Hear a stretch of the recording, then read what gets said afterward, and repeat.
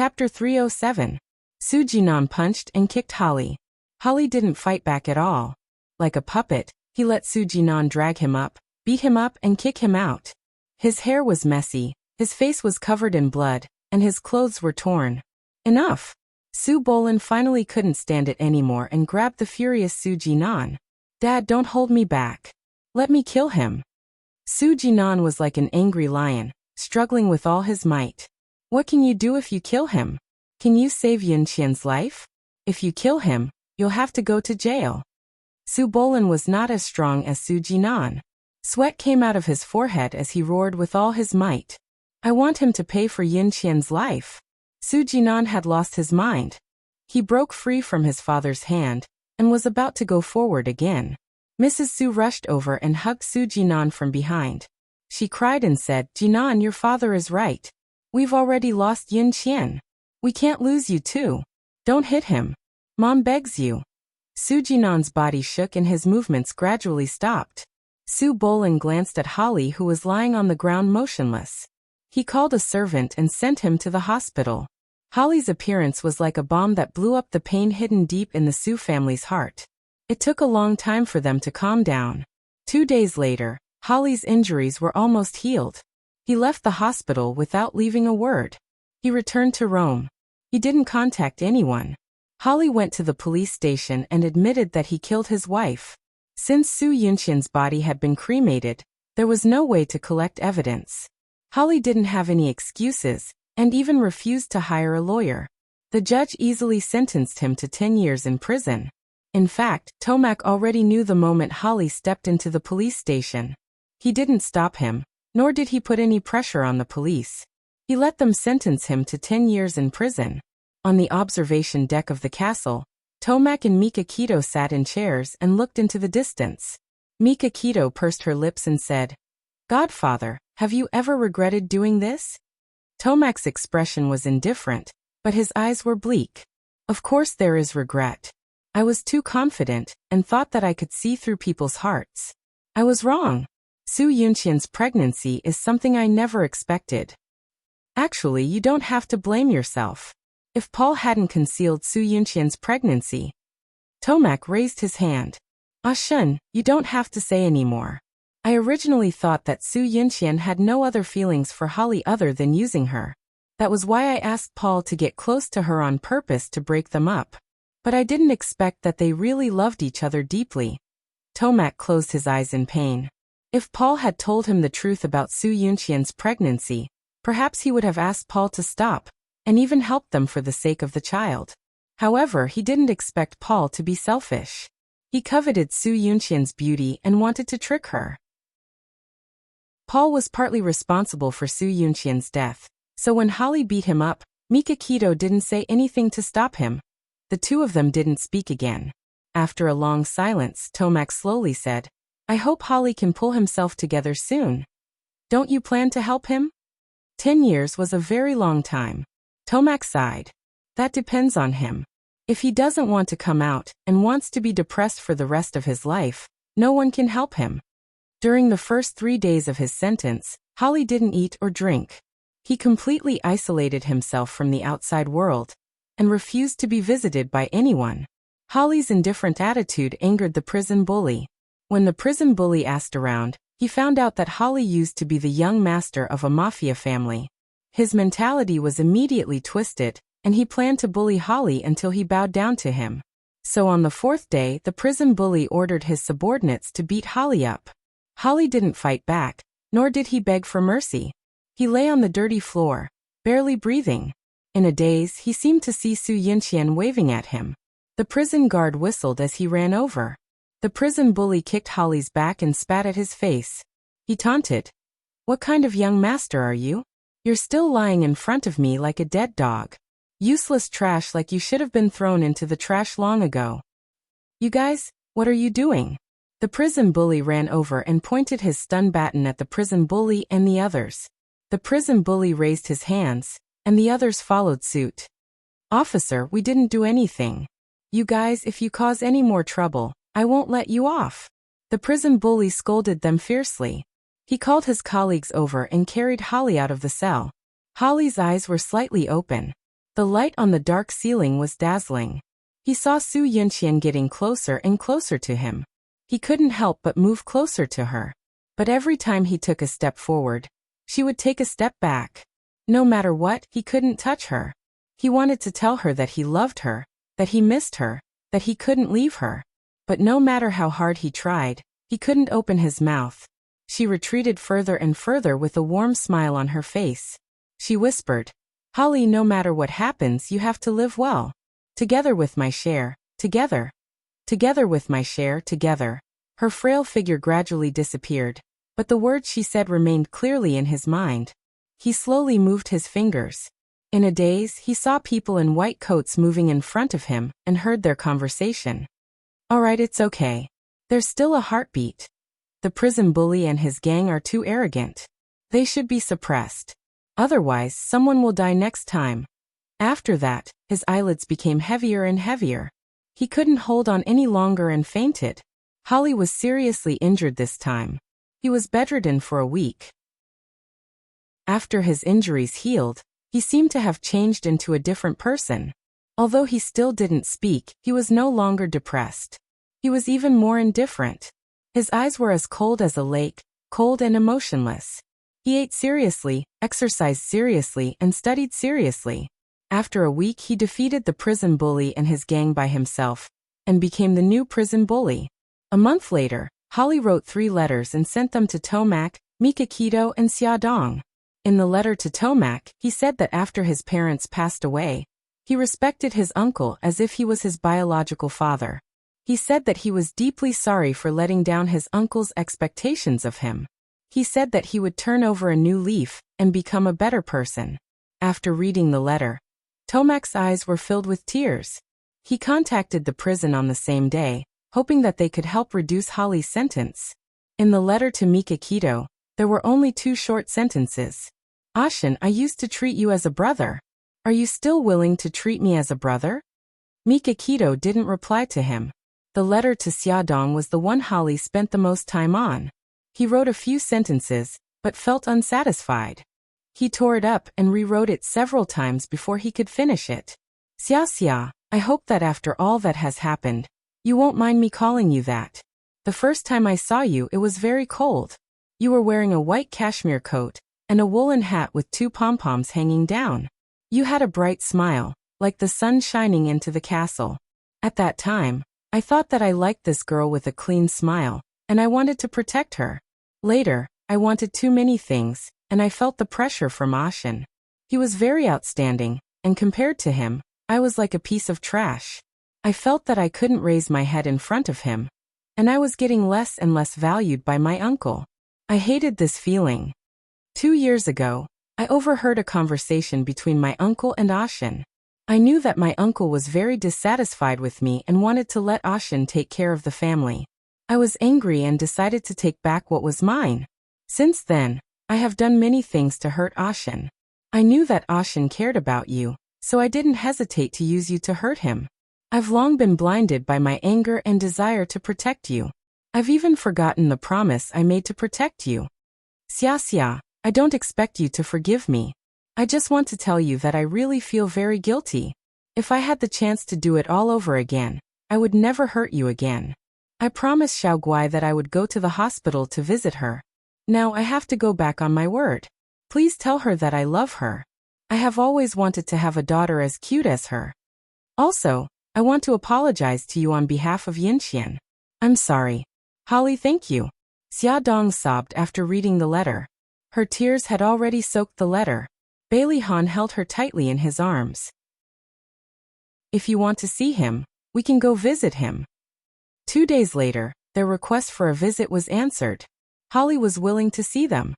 They sat across from each other through the glass, each holding a walkie-talkie in their hands. Holly had lost a lot of weight. He looked at Xiaodong with a sincere smile on his lips. Xia, I didn't expect that you would be willing to see me." Xiaodong felt a lump in her throat. She smiled. "Holly, Xiaoguai asked me to tell you that Ashin is her #1 godfather. You are her #2 godfather. She also said that if you don't want to, she will ignore you." Holly's eyes sparkled. He smiled and said, "I'm willing." Although it's only number 2, I'm willing. Xia Dong stared into his eyes and said slowly, Holly, the harm you have caused to our family is a foregone conclusion. I will not forgive you. Holly's expression darkened. He laughed self-deprecatingly. I know.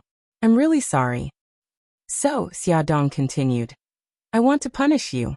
I want you to be my older brother for the rest of your life. You want to protect me and love me. Holly was slightly stunned. His eyes quickly filled with surprise.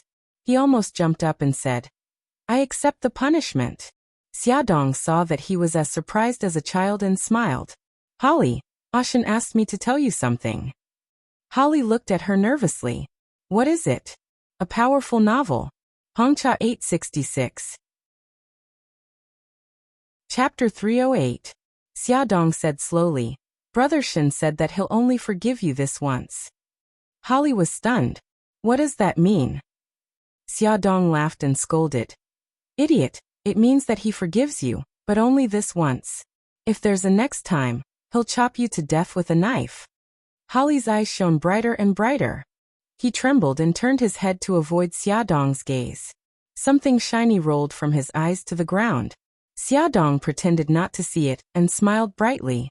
Holly, Godfather also asked me to pass a message to you. Perform well and strive for a reduction in your sentence. Come out soon.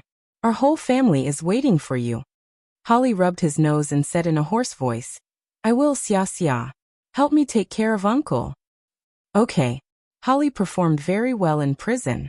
With Tomac's help, his sentence was reduced 3 times in a row and his sentence was shortened from 10 years to 5 years. During his time in prison, he had been working hard to improve himself. Just as Tomac said, he had been reborn. After he was released from prison, Mika Keto handed over the management of the Dark Knight family to him. Holly became the greatest leader of the Italian mafia after Tomac.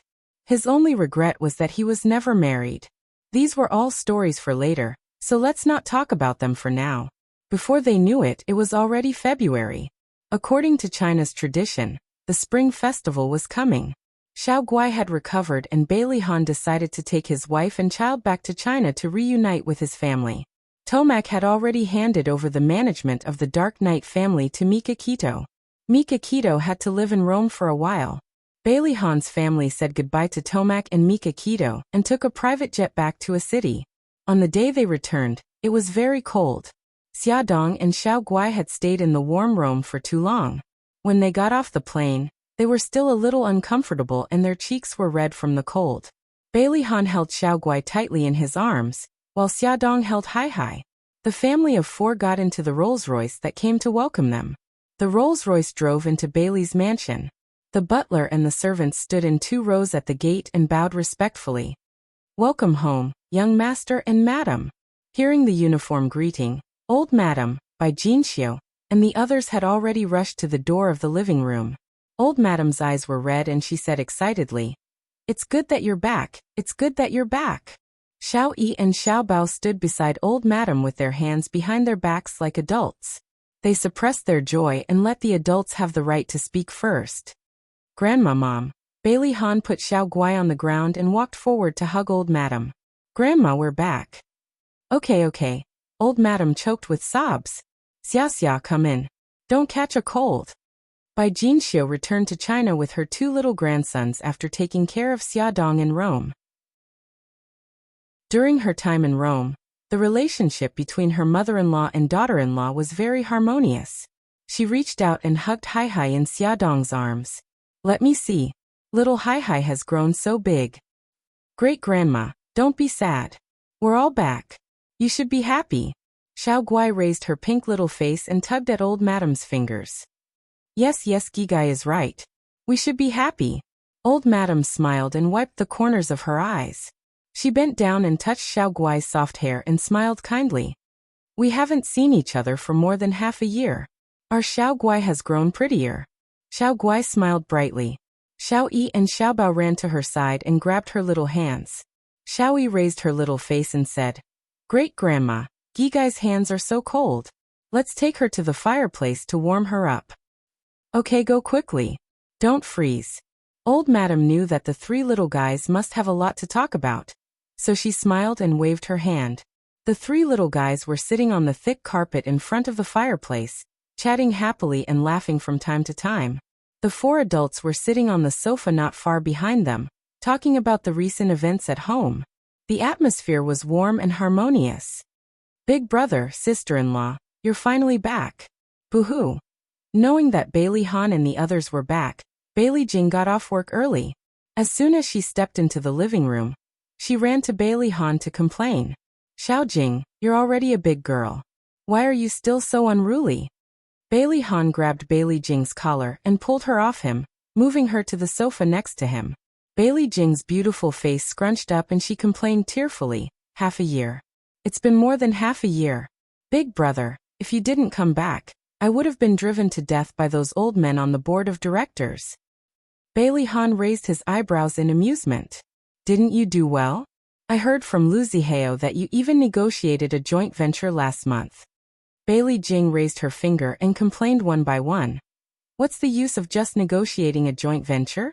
Those old men on the board of directors always use the excuse that I'm too inexperienced and too young to impeach me and kick me out. Also, they criticize me for coming to work too late and leaving too early. Hey, I'm only 10 minutes late and left 5 minutes early. Is there a need to criticize me like this? No matter what, I'm still the acting CEO. Also, they say that my clothes are too unconventional and not suitable for the company's atmosphere. Look, how am I unconventional? Do they have to force me to dress like a 50-year-old old woman? She stood up and struck a pose for Bailey Han and Xiaodong to see. Only then did Xiaodong notice that Bailey Jing was wearing a red low-cut woolen sweater, a knee-length black leather skirt, and a pair of 10-centimeter high leather boots. With her wavy hair, she looked very charming and charming. Bailey Han obviously noticed it too and his face darkened. You're not allowed to wear clothes with such a low neckline. Bailey Jing snorted. But everyone says that I look very beautiful dressed like this. Also, I don't have a boss who specifically threw a pen on the ground and asked me to pick it up. Why can't I wear this? Xiaodong couldn't help but laugh. A boss who threw a pen on the ground and asked his sexy female subordinate to pick it up. She wondered if Bailey Han had done something like this before. She turned to look at Bailey Han and teased. Hubby, have you ever thrown a pen on the ground and asked your sexy female secretary to pick it up? Bailey Han's mouth twitched. Honey, how could I do such a vulgar thing?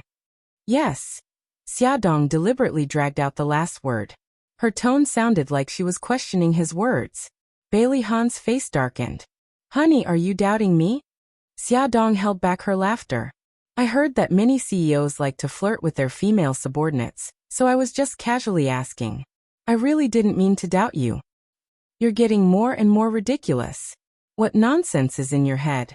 Bailey Han reached out and knocked her forehead in annoyance. Hey, isn't that how it's written on TV and in novels? Also, it's written in the newspapers. Xiaodong held her forehead and winked at Bailey Jing. Bailey Jing understood and returned her a playful smile. She picked up her handbag and was ready to slip away. She had already slipped to the staircase and thought she was in a safe zone. Unexpectedly, Bailey Han suddenly said in a deep voice, "Stop right there." Bailey Jing's face was bitter. She turned her head stiffly and laughed dryly. She pointed to the stairs. Big brother, I won't disturb you flirting with sister-in-law. I'll go upstairs first. Bailey Han's mouth twitched. Come here. Okay. Bailey Jing knew that her big brother was about to start giving her a political and ideological lesson. She moved in front of him reluctantly. Don't think that I don't know that your sister-in-law is covering for you. Bailey Han snorted with a sour expression. He pointed to the sofa opposite him. Sit down. Bailey Jing sat down with a bitter face. Big brother, you just came back and you're already lecturing me. Do you have to be so cruel?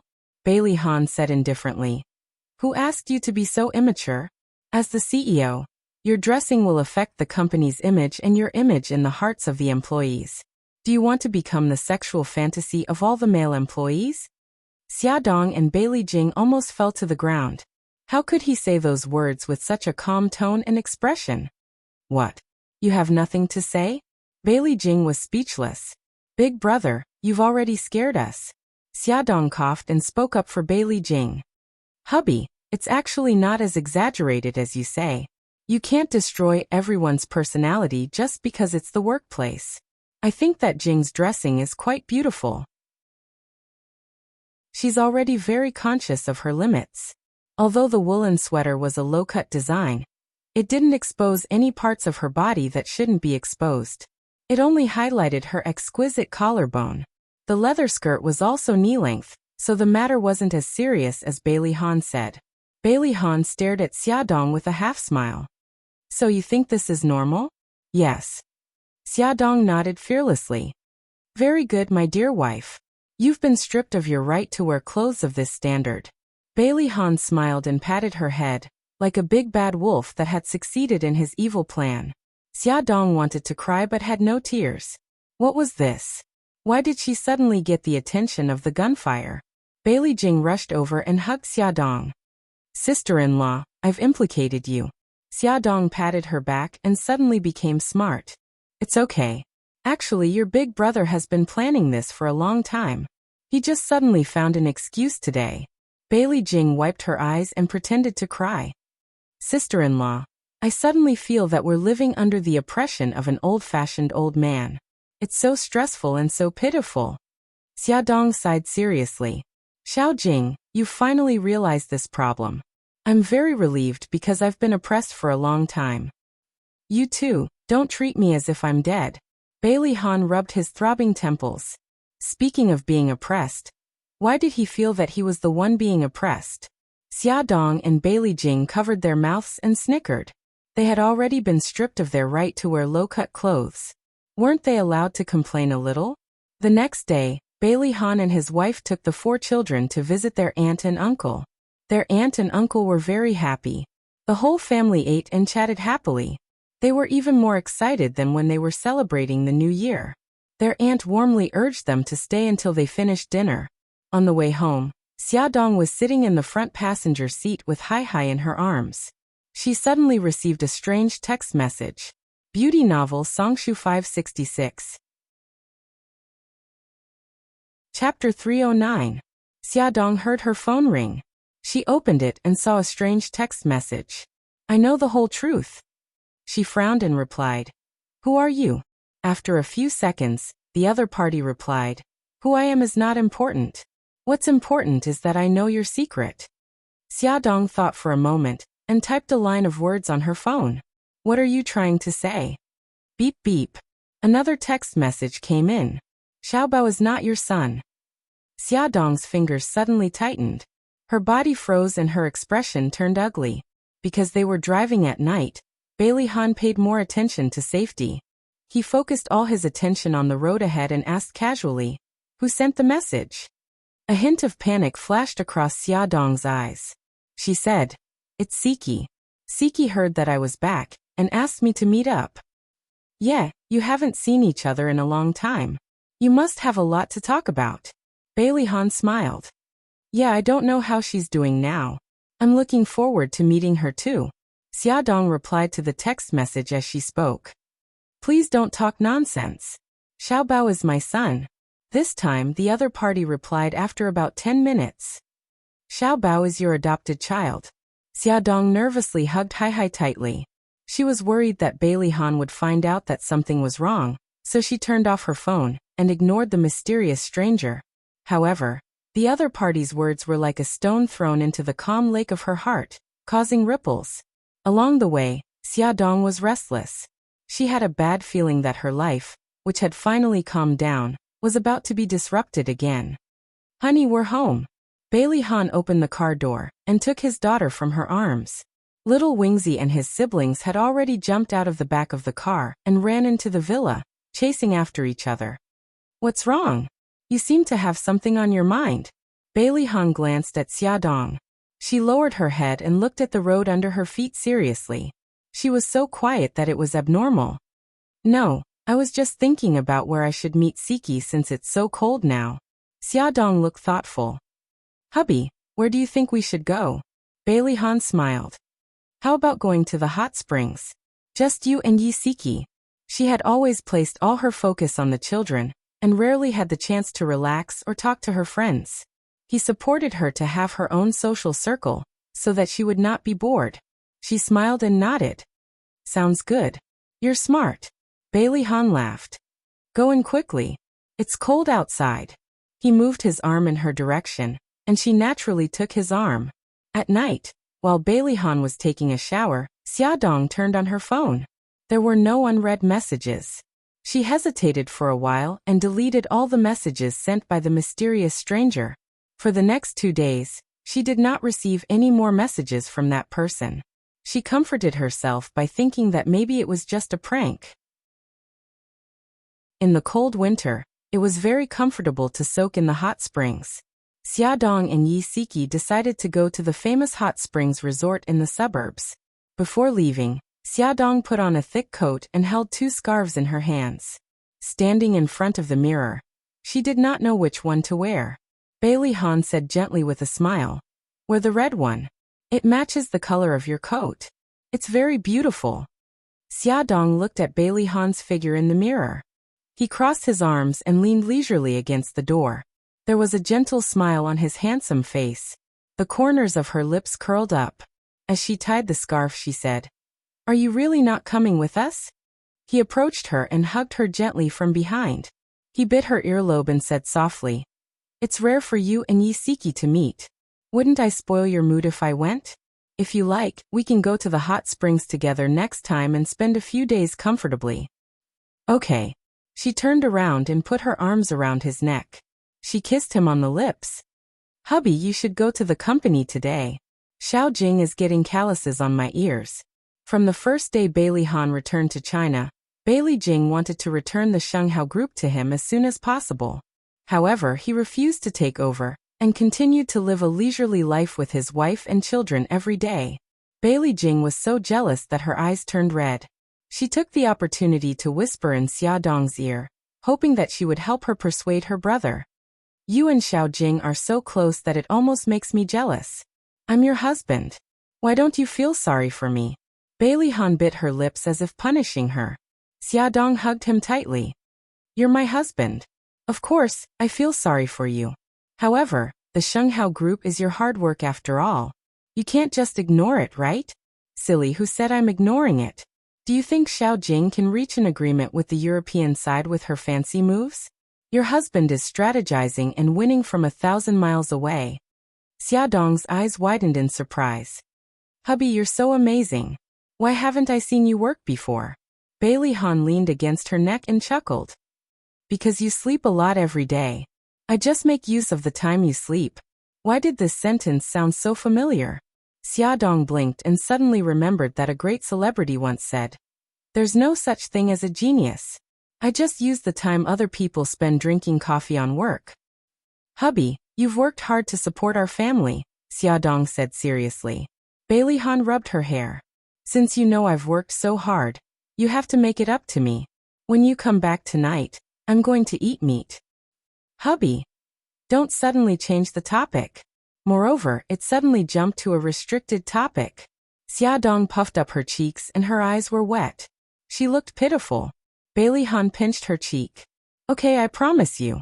I'll go to the company early so that you can report to Xiao Jing. Are you satisfied?"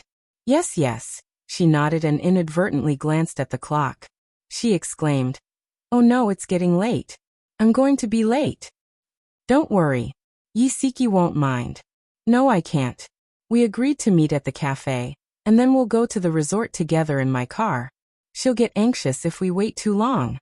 Xiaodong hurriedly picked up his handbag and stuffed his phone, wallet and other belongings into it. "I'll ask Old Chin to drive you there. Before you finish, call Old Chin in advance and ask him to pick you up."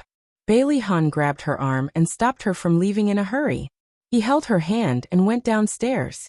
Then he called the chauffeur and gave him a few instructions. "Hubby, I'm leaving." "Okay, have fun. Call me if anything happens."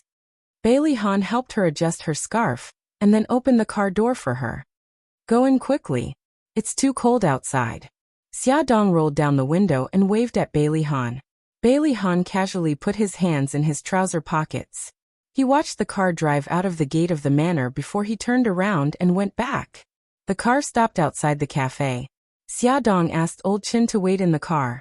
She walked into the cafe to look for Yi Siki. When she saw Yi Siki, she was shocked. Yezi, is this still you? Yi Siki stood up and looked at her with a smile. Of course it's me. Come here, and let me give you a hug. Xiaodong approached her and gave her a bear hug.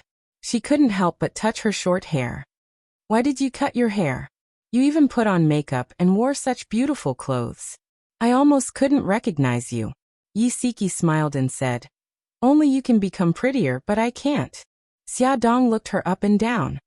Not only did you become prettier, but you also lost a lot of weight. Did you lose weight? The smile on Yi Siki's face faded, and there was an imperceptible sadness between her brows. Let's not talk about it. Let's hurry up and go. We can talk about it when we soak in the hot spring. That's true. Anyway, we have a whole day today. Xiaodong smiled and held her hand. Old Chen drove them to the hot spring resort in the suburbs. Bailey Han had already booked a room for them.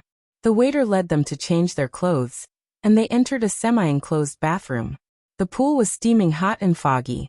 There were some grotesquely shaped rockery beside the pool. A screen with classic China landscape paintings surrounded the pool. Looking past the screen, they could see lush trees and even hear the chirping of birds. The place was filled with the smell of nature. Xiaodong and Yi Siki soaked in the hot spring. Their pores were relaxed and they sighed in comfort.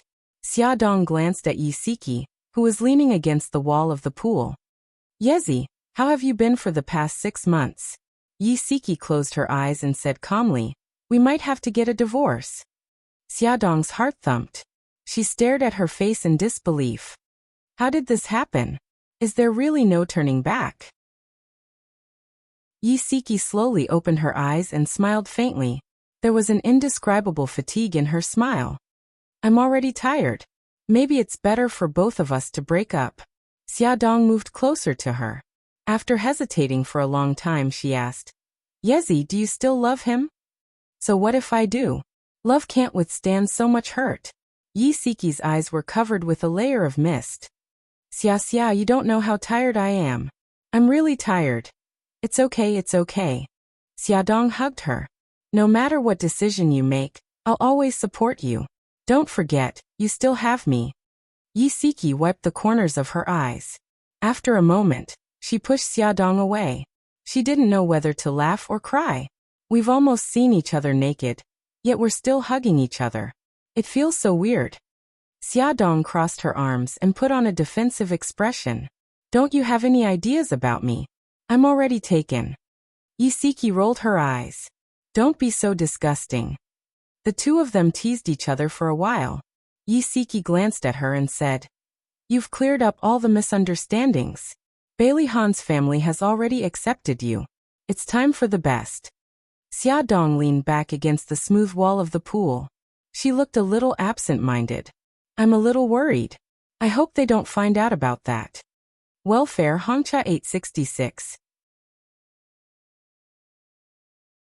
Chapter 310. Yi Siki looked puzzled. What else is there? Xiaodong pinched her forehead. Xiaobao's background. Yi Siki's expression froze.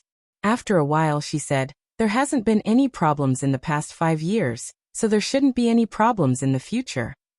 Her tone was full of uncertainty. Xiaodong looked at the woods beyond the screen. A few days ago, a mysterious person sent me a text.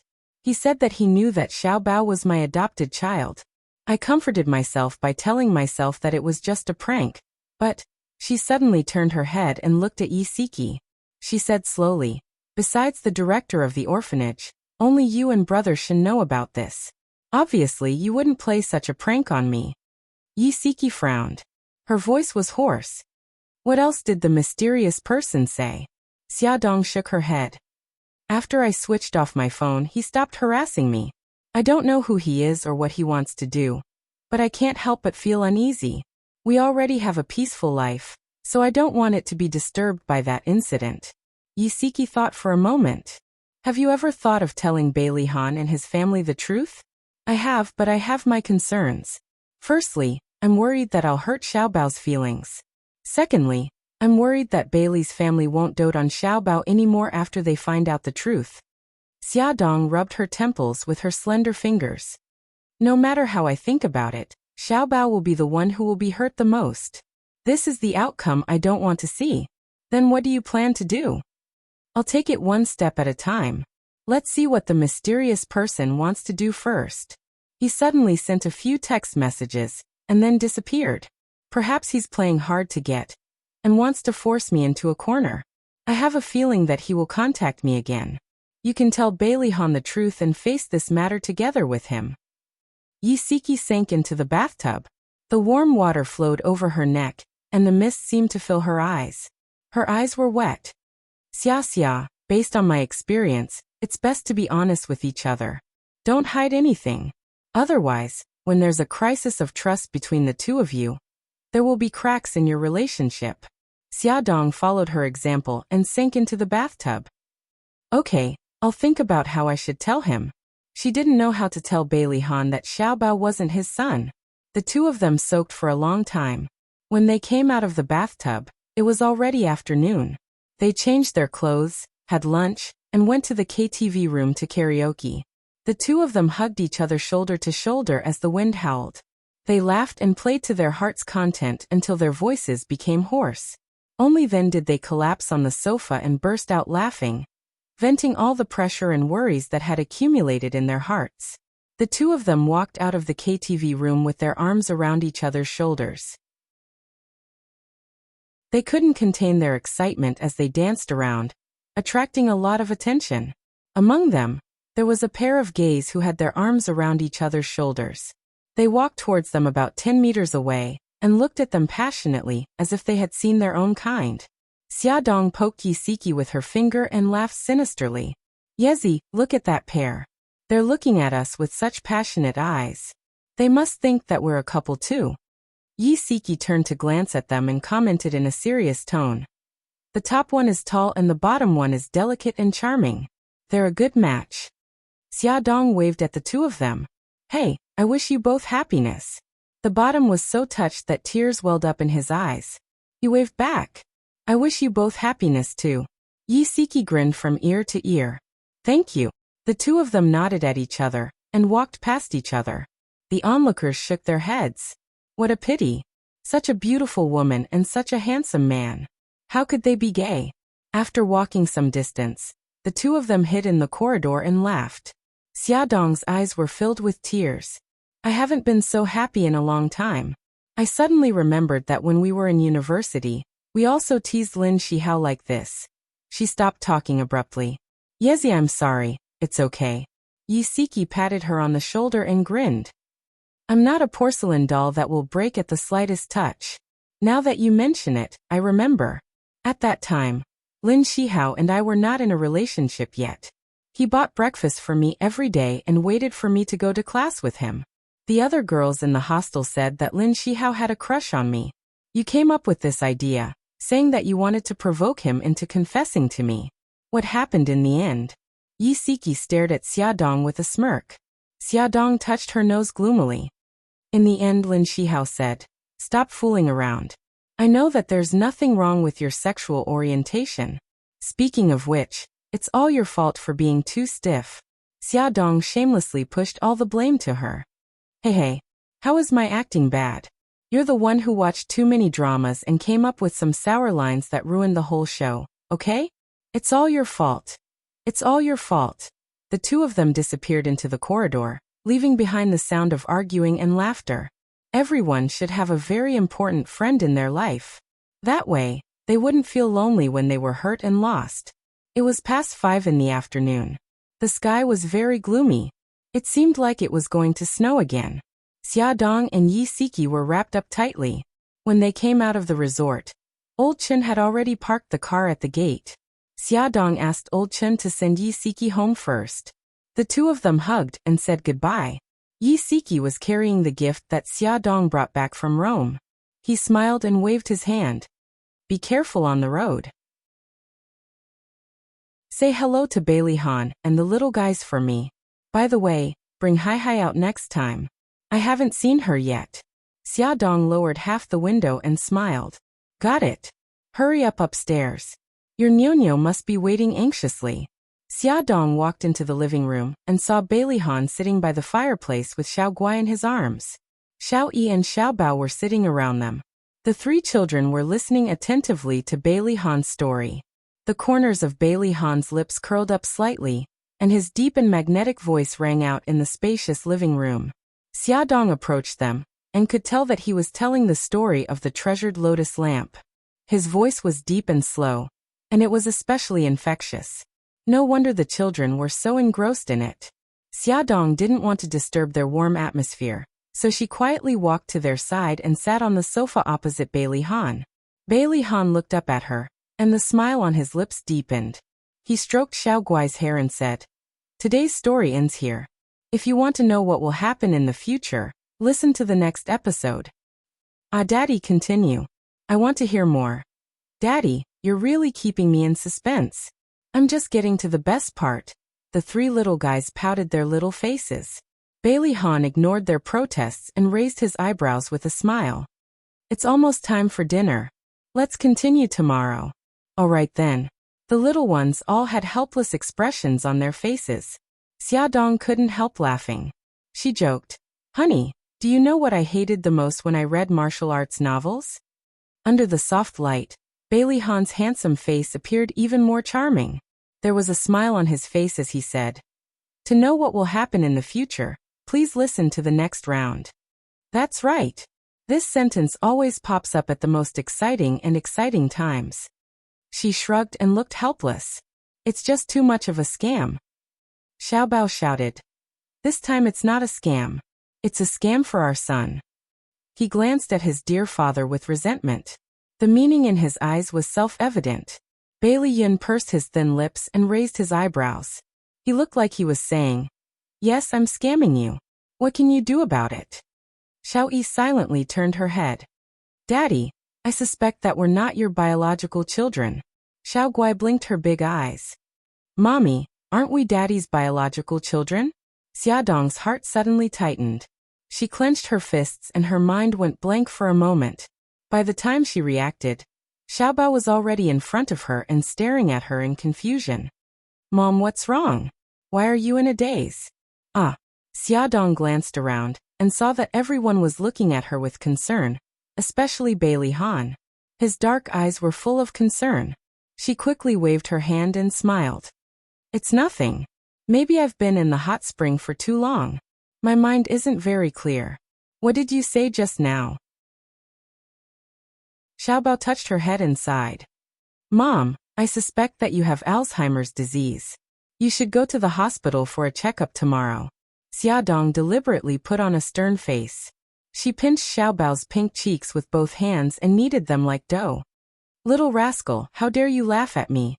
Xiao Bao's pink face was distorted by the kneading. She cried out with tears in her eyes, Dad, save me. Mom is domestic violence." "Son, I can't help you." Bailey Han coughed and stood firmly on his wife's side. He gave his son a look that said, "Good luck to you." Xiao Yi reached out and covered Xiao Guai's round eyes. She whispered, "It's so violent. It's not suitable for minors to watch." Xiao Guai cried out in surprise. "Hey brother E, you're underage too. You should cover your eyes too. Hey you guys. Do you still have any humanity left in you? How could you just stand by and watch as mom tragically kills me?" Xiao Yi said seriously. "You're wrong. How could we just stand by and watch as mommy tortures you? We've already closed our eyes." Xiao Bao blinked his big, watery eyes pitifully. "Boo. I can't live like this anymore. I want to run away from home." All right. I'm just teasing you." Xia Dong held his little face and said with a smile, "Come, let mommy give you a kiss. You'll get better soon." "No." Xiao Bao turned his head away arrogantly and raised his little chin. "Don't be angry, my good son." Xia Dong rubbed his soft hair. Her eyes were filled with warmth and love, but there was also a trace of undetectable sadness. This was the child she had raised for 5 years. Although he was not her biological child, she treated him like one. If it were not for that text message, she would have almost forgotten that Xiao Bao was a child she adopted from an orphanage. Attention Hongcha 866. Chapter 311. In the bedroom, the The soft light shone down on Xiaodong's body, outlining a warm curve. She sat sideways at the head of the bed with her head slightly lowered. She was holding something in her hand and flipping it slowly. There was a peaceful smile on her face. He couldn't bear to disturb the beautiful piece. Xiaodong felt the mattress beside her sink. Bailey Han's tall and straight body was very close to her, and the faint scent of lemon-scented shower gel wafted into her nose. "Honey, what are you looking at?" He hugged her from the side, and she leaned against his chest. "Do you want to see pictures of Xiao Bao and Xiao Guai when they were young?" She adjusted her position and placed the album on his lap. Bailey Han's gaze fell on the album. The album was very beautifully made, and it was the first time he had seen the pictures inside. There were pictures of the children at various ages. There was a picture of them when they were 6 months old. The 2 pink Xiaobao babies were placed in a wooden basin, and their 2 pairs of small hands were tightly grasping the sides of the basin. Their 2 pairs of beautiful big eyes were staring in front of them with a surprised expression. Xiaodong pointed at the picture and laughed. "Brother Shen took this picture for them. At that time, I took the rattle and shook it in front of them to attract their attention." There was a picture of Xiao Guai when they were 1 year old. She was wearing a beautiful little dress and cute cat ears on her head. Xiao Bao was wearing a small short-sleeved shirt and shorts, and he was wearing silly brown bear ears on his head. The 2 babies stood facing each other. Xiao Bao was holding a bunch of wild grass flowers in his hand, and he handed it to Xiao Guai. Xiao Guai tilted her head and looked at him with a thoughtful expression, as if she didn't understand why her brother would give her flowers. Xiaodong leaned into Bailey Han's arms and laughed. "Honey, look at them. Aren't they very cute?" Bailey Han stroked her hair, and his eyes were filled with love. "It seems that I have missed a lot of good times." She looked up at him. "It's okay. I have already recorded all the good times for you."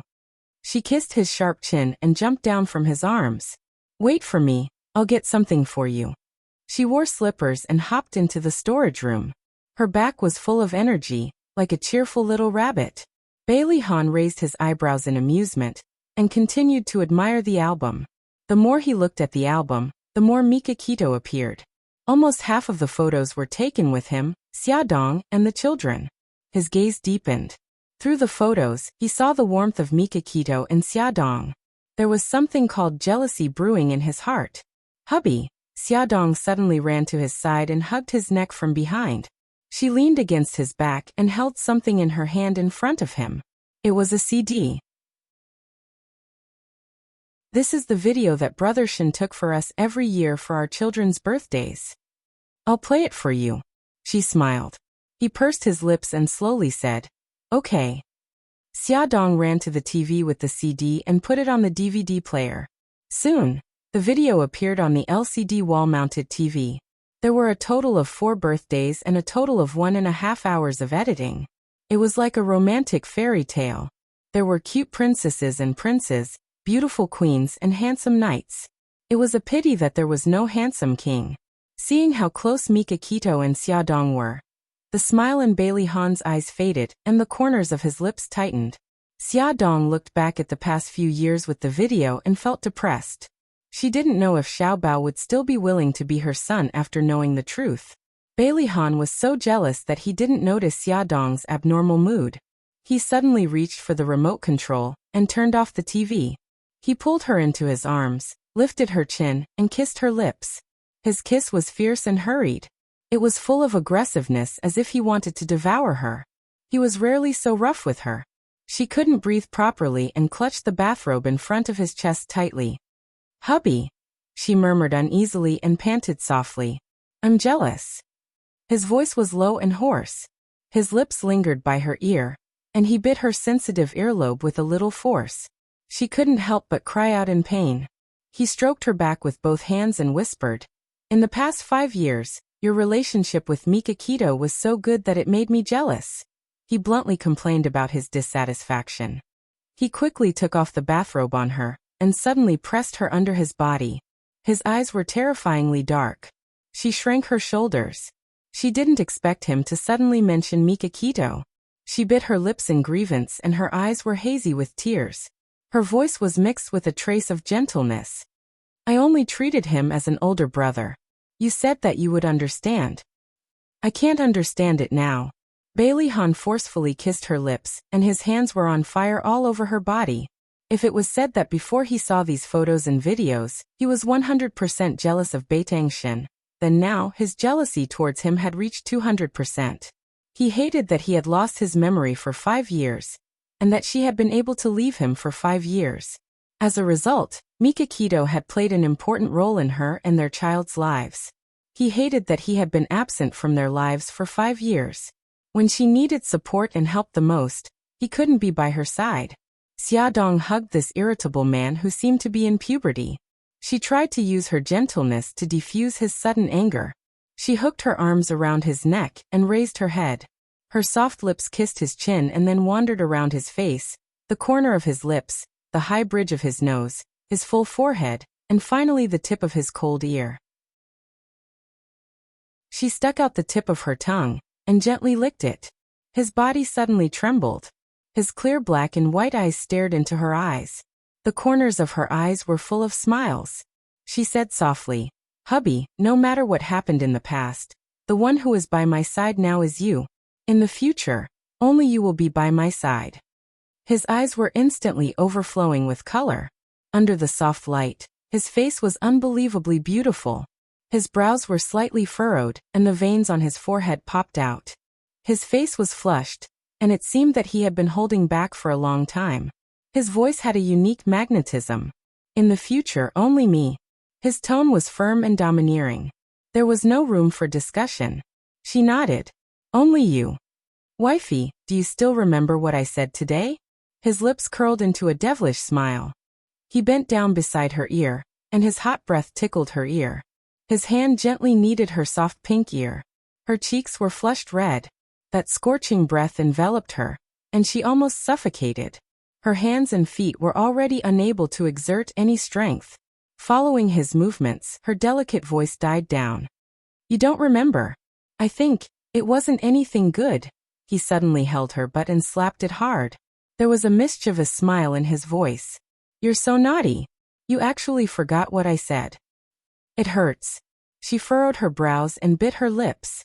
She looked like she was about to cry, and it made his heart skip a beat. He turned her over, and his voice was filled with annoyance. "Let me see." 5 clear fingerprints were left on her fair and tender skin. Her skin was delicate to begin with. Even if he held her arm tightly, it would leave a mark, not to mention his heavy slap. He wanted to be naughty, but he didn't expect that he couldn't control his strength. The tips of Bailey Han's ears were slightly red. He was extremely annoyed and bent down to kiss the clear fingerprints. Xiaodong felt something soft land on her butt. It was like a feather moving gently around the area that he had slapped. Then, the tip of a wet tongue licked her skin. She was so shocked that her back arched slightly. "Hubby, don't." She shyly moved her body, but his palm held her down tightly. He kissed her back slowly, and a numb feeling instantly rose from the bottom of her feet to the top of her head. Her body trembled violently, and her heart felt like it was about to explode. Unknowingly, he was already leaning on her back. His hot lips were against her ear, and his voice was filled with unbearable desire.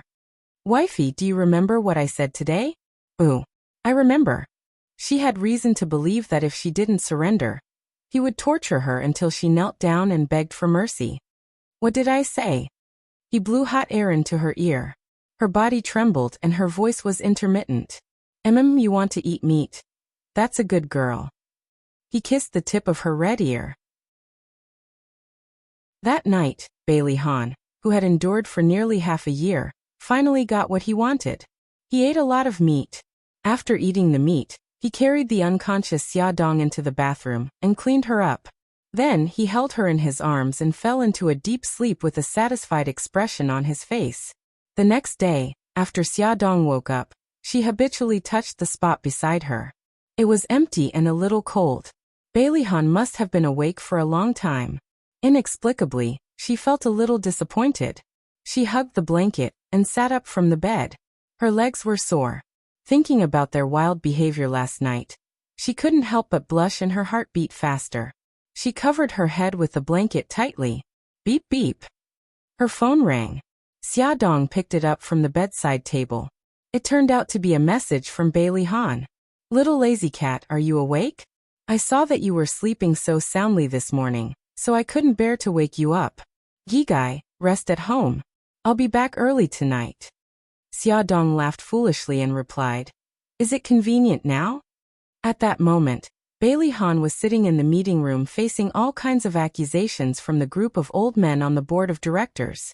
They blamed him for affecting the company's normal operations for personal matters, for letting the inexperienced Bailey Jing manage the company, and for affecting the company's performance and so on. Don't ask him why he sent a message at this time. It was because he felt that facing this group of old antiques was very boring. Also, his wife should have woken up by now. His phone vibrated with a message notification. Bailey Han glanced indifferently at a certain old antique, who was still talking nonstop, and replied calmly, It's convenient. After replying, he put the phone down on the table, and suddenly interrupted old antique. His expression was solemn as he said in a heavy voice, As far as I know, during the time that Bailey Jing has been managing the company's performance has risen by 3 points. The company's operations in all aspects are going well. If you're willing to look through the information in your hands, you'll understand that what I'm saying is true. There was the sound of awkward coughing in the meeting room, as well as the sound of someone flipping through information, and a very discordant ringtone. Wifey is calling, wifey is calling. The group of people almost banged their heads on the table. Under their strange gazes, Bailey Han calmly answered the phone and said softly, Wait a minute. He raised his head and swept his gaze over the people in the meeting room.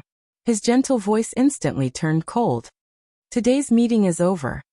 He abruptly got up, pushed his chair back, and strode out of the room. His voice was gentle again. Wifey, have you had breakfast? He hadn't deliberately lowered his voice, so everyone in the meeting room heard him. Everyone's expressions became very interesting.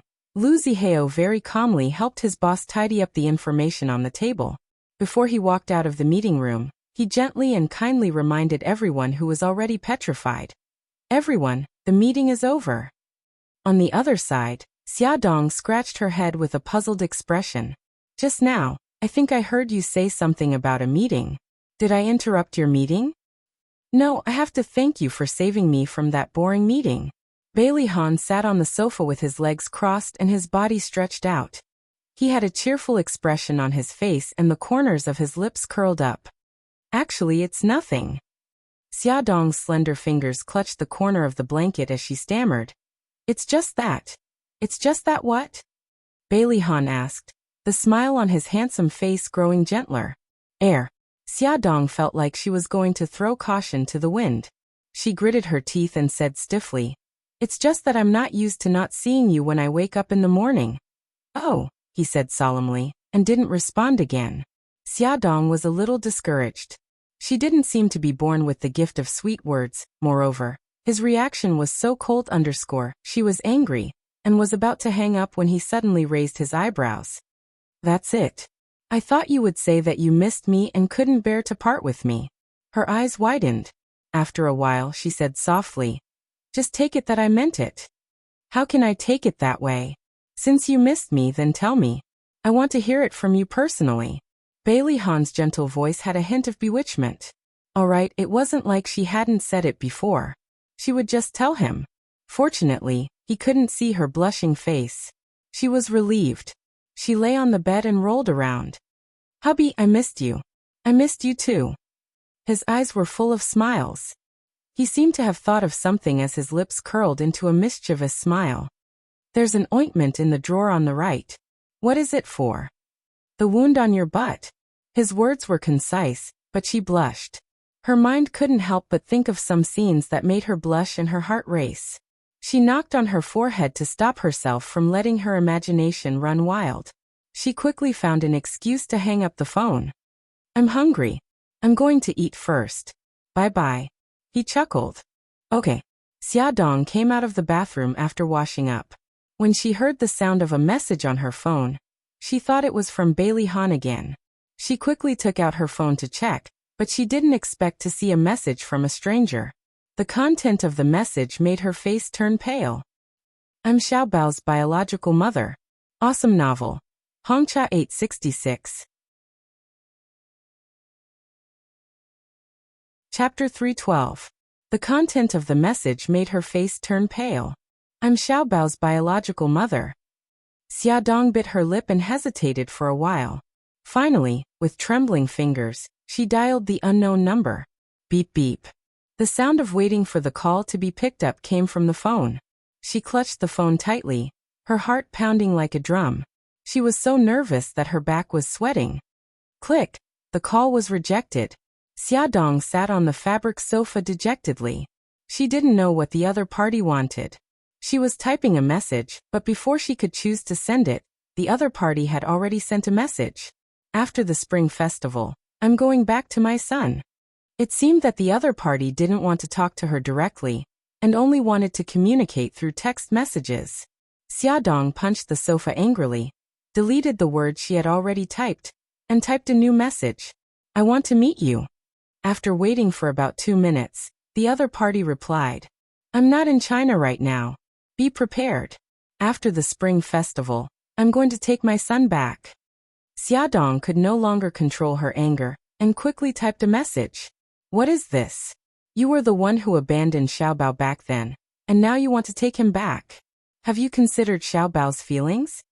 10 minutes, half an hour, there was still no reply. Xiaodong called again, but the other party had already turned off the phone. I'm so angry. Xiaodong punched the sofa fiercely. She still couldn't vent her anger, so she used the cushion as a punching bag and punched it to vent her anger. Xiaodong thought for a long time, and felt that she should first confirm whether the other party was Xiaobao's biological mother. She dug out the phone number of the orphanage in Japan from a secret notebook. After she dialed an international number, she communicated with the orphanage director in Japanese for a long time. About a week ago, a Japanese woman came to our orphanage, saying that she was looking for her lost child. I took out all the photos of the orphans from the past 5 years. The woman looked at them for a long time and finally focused on Xiaobao. She asked a lot of questions about Xiaobao. Xiaodong gritted her teeth and asked, Does that woman have any evidence to prove that she's Xiaobao's biological mother? The director said, I looked at the birth certificate in her hand at that time, and it confirmed that she had given birth to a child. She also said that her son had a small red mole on his buttocks. Xiaodong's heart sank. There was indeed a red mole on Xiaobao's butt. It seemed that the woman who had inquired about him in the orphanage was his biological mother. At that time, I gave that woman your phone number and planned to tell you about this matter, but I called your phone, and it was turned off. The director's tone was apologetic. I'm very sorry if this matter has caused you any trouble. Xiaodong rubbed her eyebrows helplessly.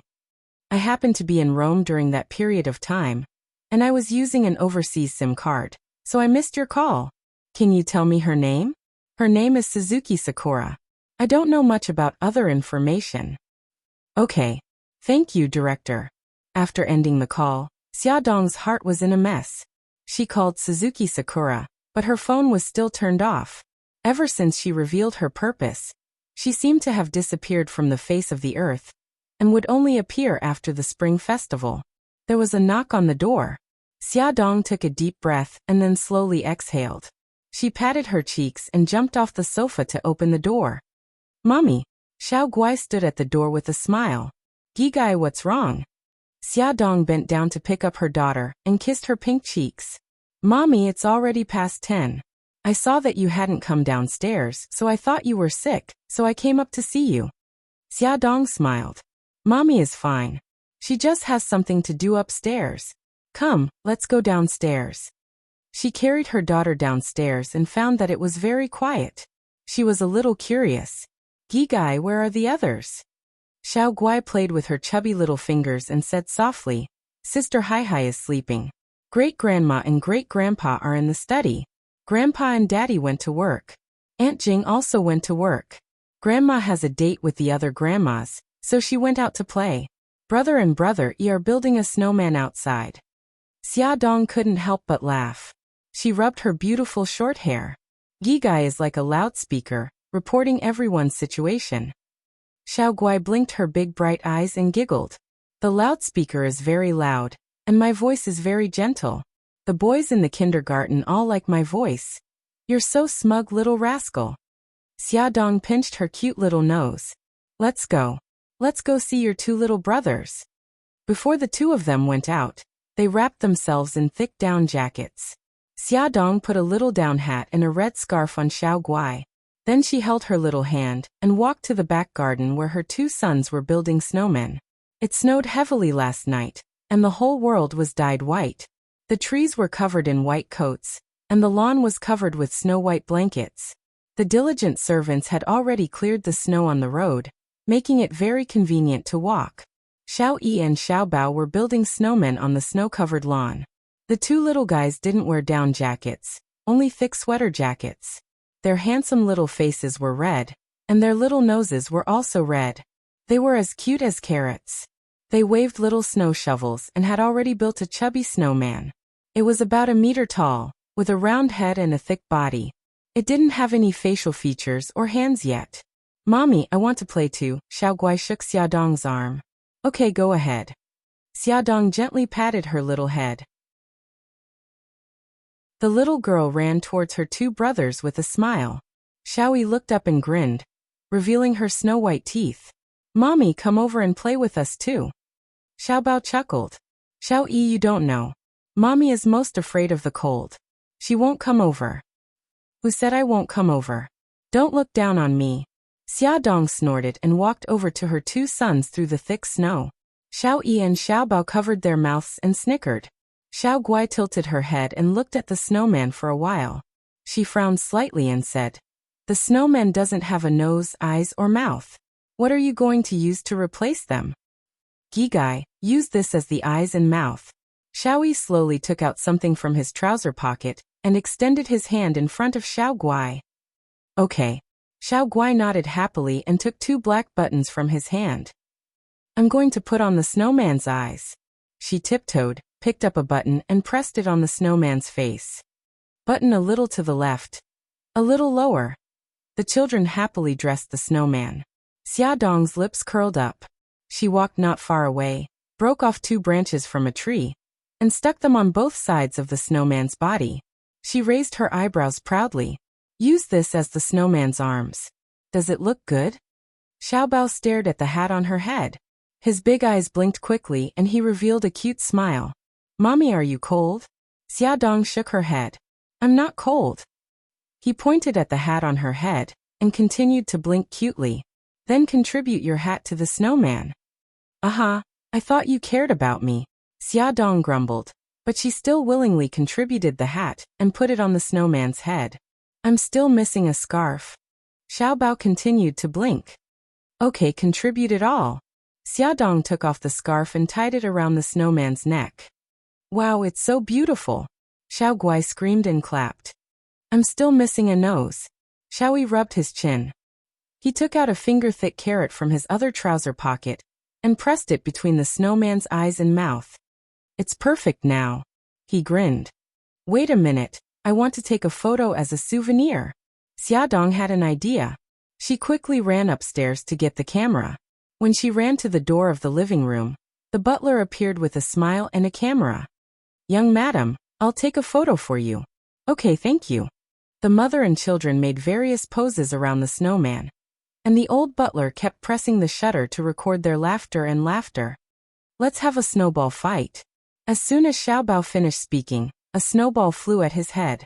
He reflexively closed his eyes, and the snowball rolled down his cheek with a plop sound. Broken snow stained his face. Ha ha. The culprit, Xiao Yi, held his stomach and laughed loudly. Wah, I want revenge. Xiao Bao angrily wiped the broken snow off his face. He quickly grabbed a handful of snow from the ground, rolled it into a ball, and threw it at Xiao Yi. Xiao Yi nimbly hid behind Xiaodong, and the snowball hit Xiaodong's abdomen. Xiao Bao, how dare you hit me? I want revenge too. Xiaodong pretended to be angry. She bent down and made a snowball from the ground. Just as she was about to attack Xiao Bao, a snowball hit her face. She wiped her face and looked at the culprit, Xiao Guai. She smiled and stuck out her tongue. Mommy, I didn't do it on purpose. Wah, you two bad children are bullying me. Xiaodong squatted on the ground shamelessly. She lowered her head and rubbed her eyes with the back of her left hand, as if she was crying sadly. Xiao Guai felt guilty and walked over with his short legs. "Mommy, don't be angry. Xiao Guai, don't be fooled. Mom must be playing tricks." Xiao Bao was far away from Xiao Guai. He wanted to stop her, but it was too late. Sure enough, Xiao Bao was right. Xiao Guai had a snowball on her face. She pouted her pink lips and looked helpless. She was so pitiful. Xiao Yi and Xiao Bao ran toward Xiao Guai. "Mommy, you're too cunning." Xiao Yi wiped the snow off Xiao Guai's face with a helpless expression. "All's fair in war," Xiaodong shamelessly said without the slightest bit of guilt. Let's unite and deal with Mommy together." Xiao Bao's suggestion was immediately approved by the other two little rascals. The three children aimed the snowballs in their hands at Xiaodong. "Wah! You guys are going too far," Xiaodong yelled as he tried to fend off the attacks. "Hee, all's fair in war," the three little rascals said in unison, using her words against her. Their laughter echoed in the cold air for a long time. Welfare Songshu 566. Chapter 313. Xiaodong didn't know how to tell Beilihan about Xiao Bao's background.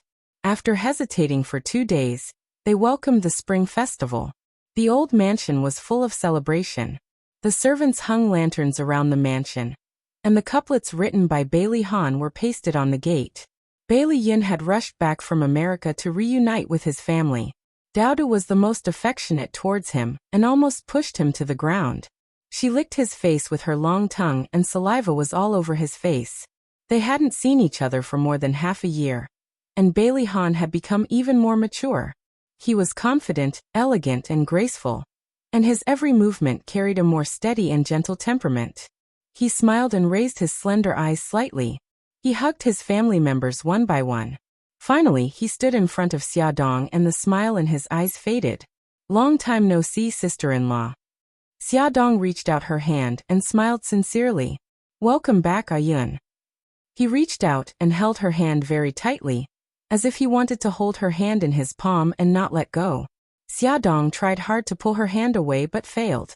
Her bright smile became unnatural, and she had to remind him. "Ayun." Bai Liyun's lips curled up slightly, and he slowly let go of her hand. Beilihan quietly put his arm around Xiaodong's shoulder and smiled. "Ayun, I heard that your business in America is doing very well. Congratulations."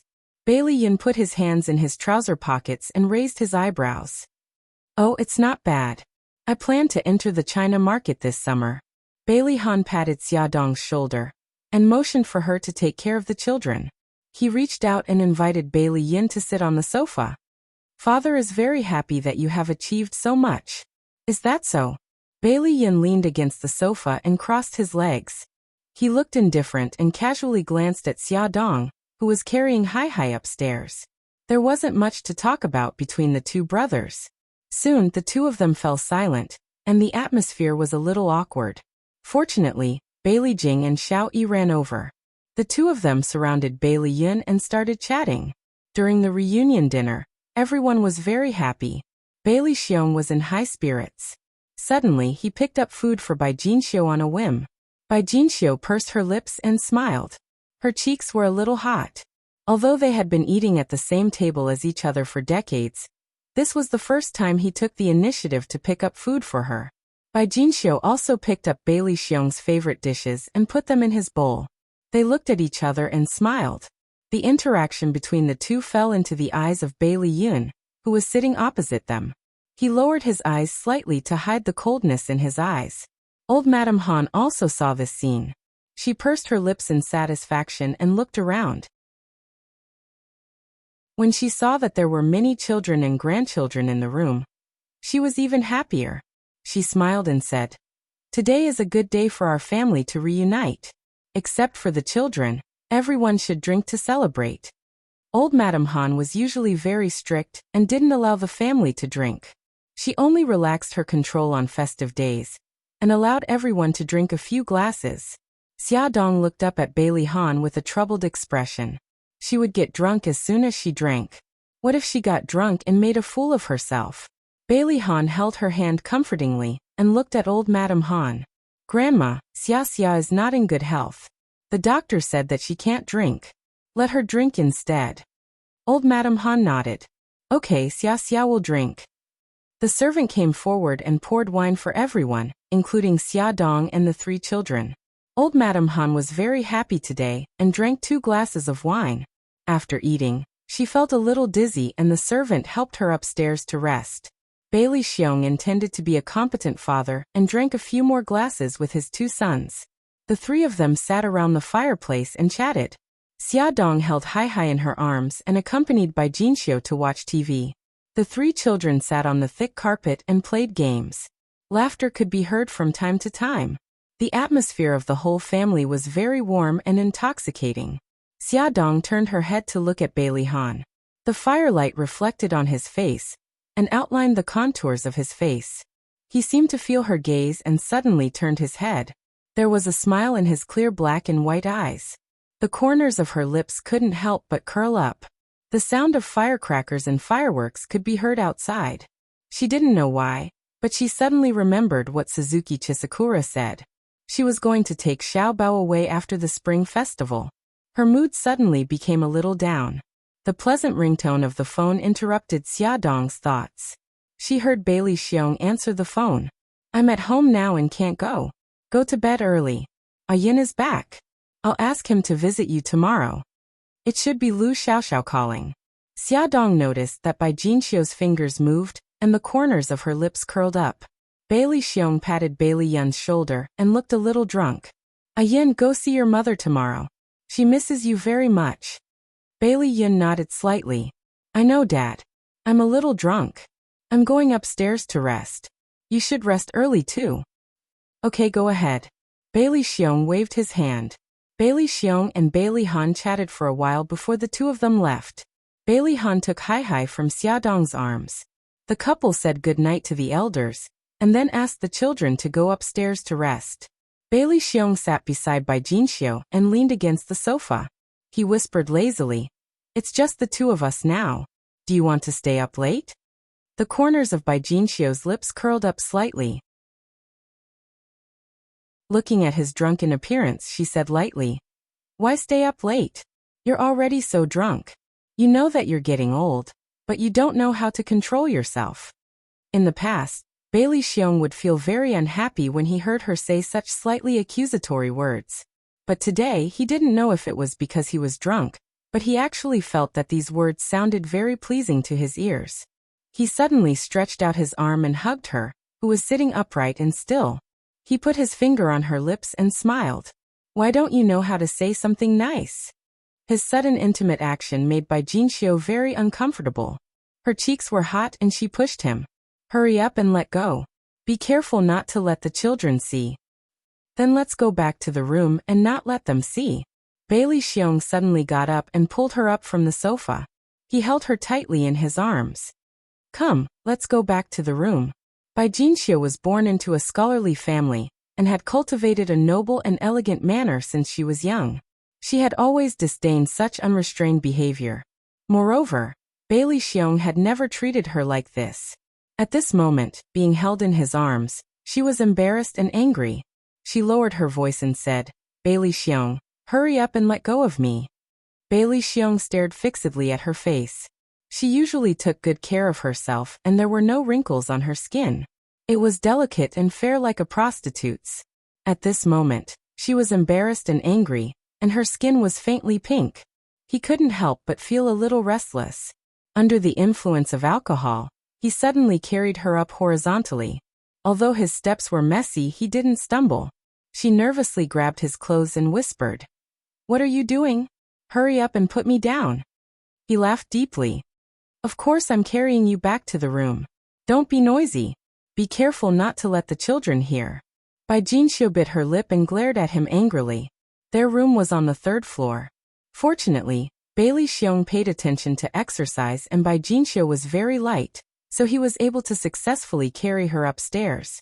After they entered the bedroom and closed the door, Bailey Yun's figure flashed out from the corner of the stairs. He stared at the door with a deep gaze and gripped the phone tightly in his hand. Hey, Yin, why are you suddenly not talking? Lu Xiaoxiao's voice came from the phone. He put the phone to his ear and said in a deep voice, I advise you to leave Bailey Xiong as soon as possible. Lu Xiaoxiao was stunned.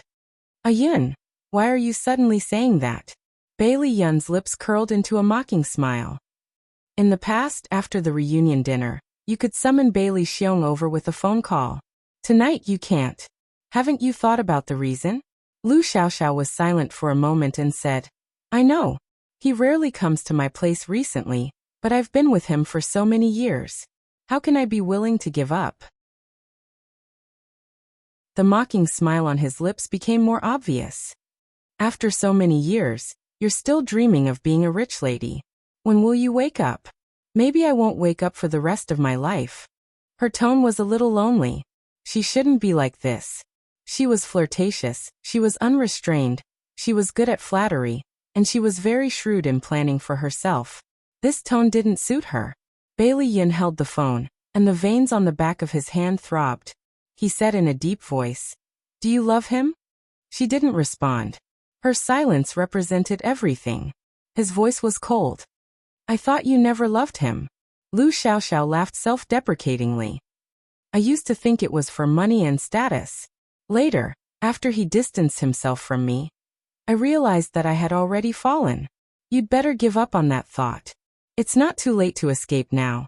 He's already being intimate with his wife.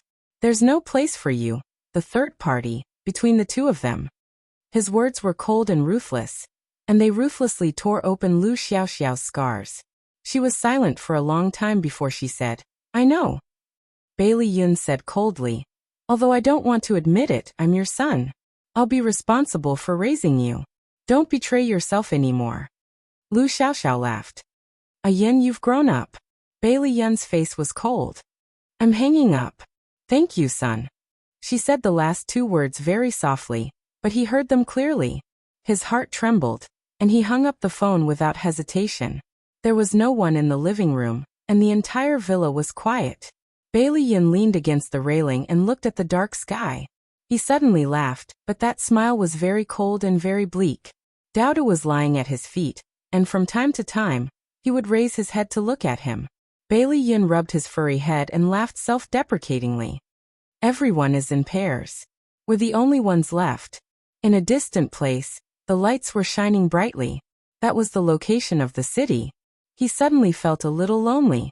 He wanted to know how many people were like him, without a home on New Year's Eve. He put on his coat, took his car keys, and drove his flashy Ferrari into the night. Charm Bar. It was very deserted, and there were only a few people. Bailey Yin sat at the bar counter, and ordered a cup of Bloody Mary. Under the dim light, the color of blood was indescribably strange. Welfare Hongcha 866.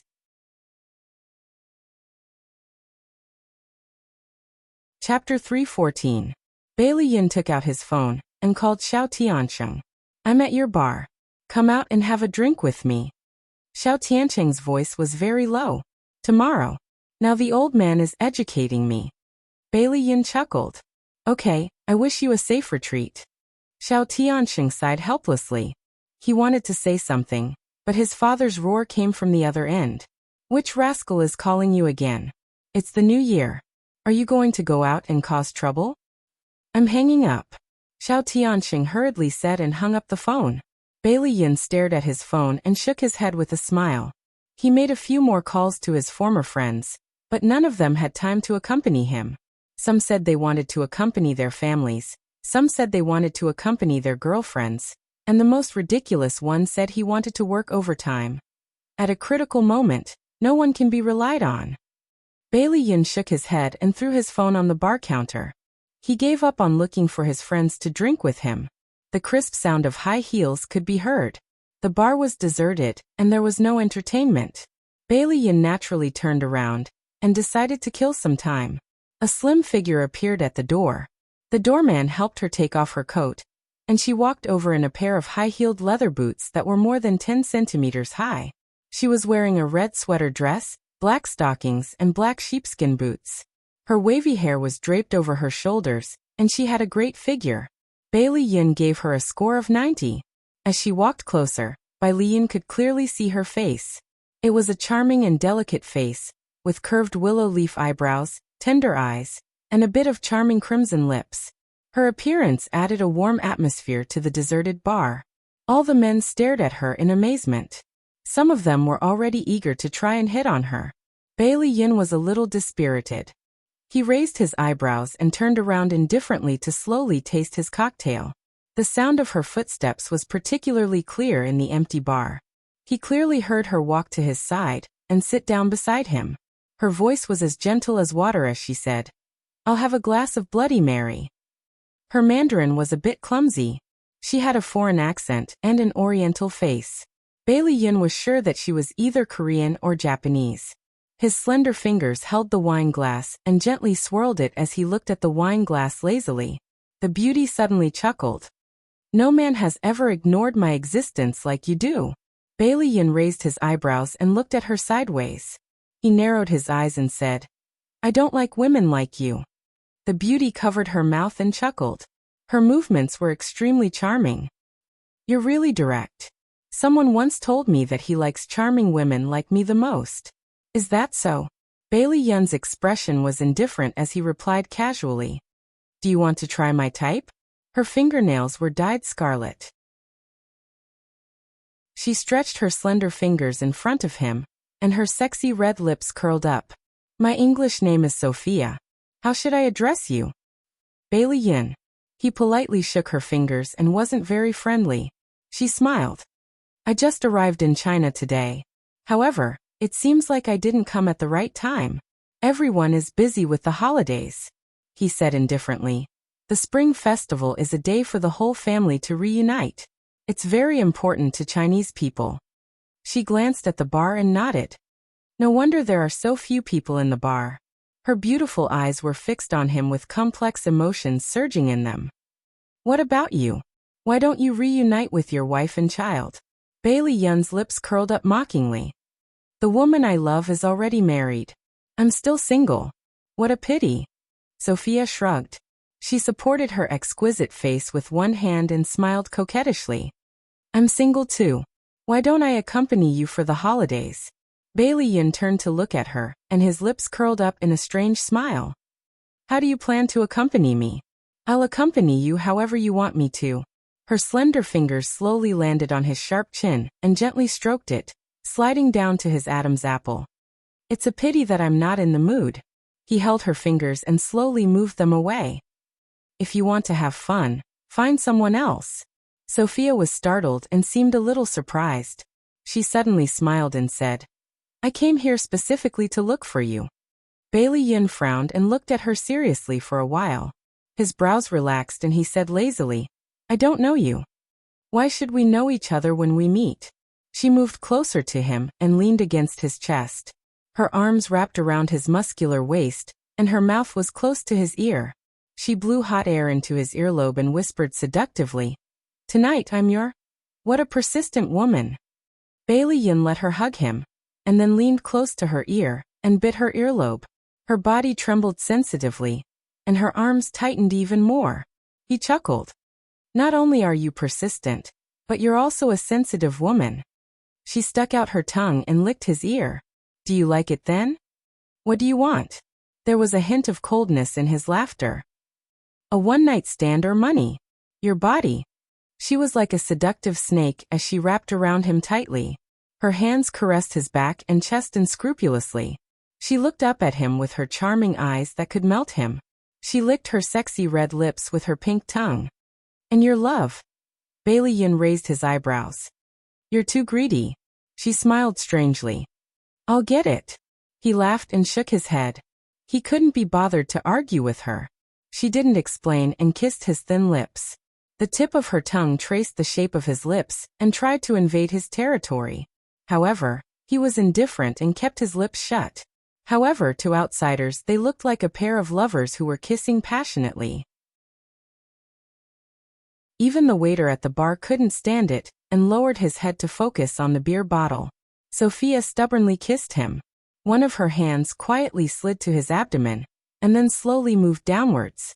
Bai Liyun's eyes were clear and cold, without the slightest hint of lust. He suddenly tightened his grip on her hand and abruptly pushed her away.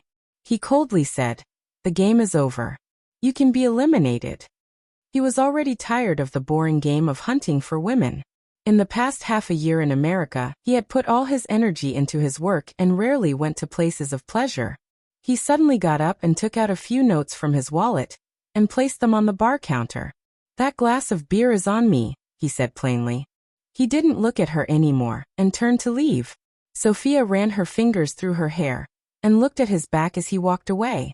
Her eyes were deep and serene, and there was a strange smile on her lips. She muttered a few words in Japanese, and it just so happened that the waiter at the bar understood Japanese. He clearly heard her say, "I didn't expect you to actually change." Bailey Yin came out of the bar and leaned against the car with his eyes closed. After he was drunk, he started the car and strolled aimlessly in the city. Suddenly, there were a few loud sounds and bright fireworks bloomed in the sky. He saw a magnificent scene through the glass and stopped the car slowly on an unknown street. He lowered the window and watched carefully. What are you doing? Let me go. Hand over all your valuables. Hurry up." The woman's scream and the man's threatening voice broke the beautiful picture. Bai Lian didn't want to meddle in other people's business, but he heard another conversation. "I've handed over all my things to you. Let me go. This little girl is not bad looking. Let us brothers have a good time." "No, get out of my way." Bai Lian opened the car door and walked towards the alley where the voice came from. He could tolerate robbery, but he couldn't tolerate men raping women.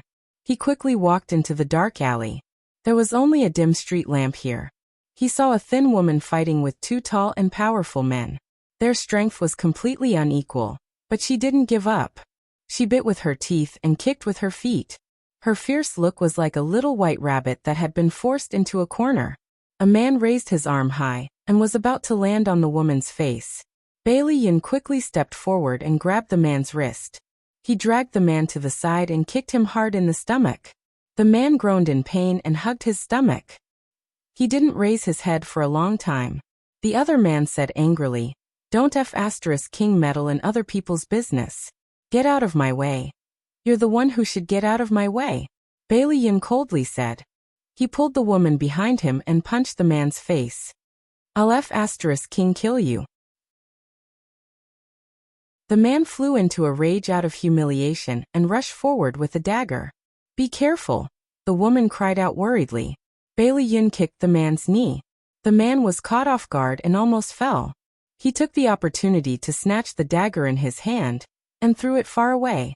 Then he flew up and kicked the man's crotch. "Ouch!" The man howled in pain. He was even louder than his companions. He hugged his lower body and rolled on the ground. "Pick up your things and go," Bailey Yin said coldly. "Oh, okay." The woman carefully picked up her handbag from the ground and followed behind Bailey Yin. They left this troublesome place. When they reached the brightly lit avenue, Bailey Yin turned around and looked at the woman behind him. He said indifferently, "Where do you live? I'll send you back." It was the middle of the night, and it was New Year's Eve. It was definitely not easy to get a taxi. The woman was stunned. She pointed at him and shouted, "Bailey Yin, it's you." Bailey Yin looked at her seriously and frowned. "Li Duobao." Yes, it's me. I didn't expect you to remember me." Li Duobao tucked her messy hair behind her ear and laughed. "I thought your voice was familiar. I didn't expect to meet an old acquaintance." Bailey Yin frowned even more. "Why are you here?" Li Duobao's round face revealed an uncomfortable expression. I'm here to see my mother. She lives behind that alley." She pointed at the place where he had taught the robber a lesson. "Let's talk in the car." Bailey Yin noticed that her cheeks were red from the cold. "Come and see." Hongcha 866. Chapter 315. Okay. Li Duobao obediently followed him into the car.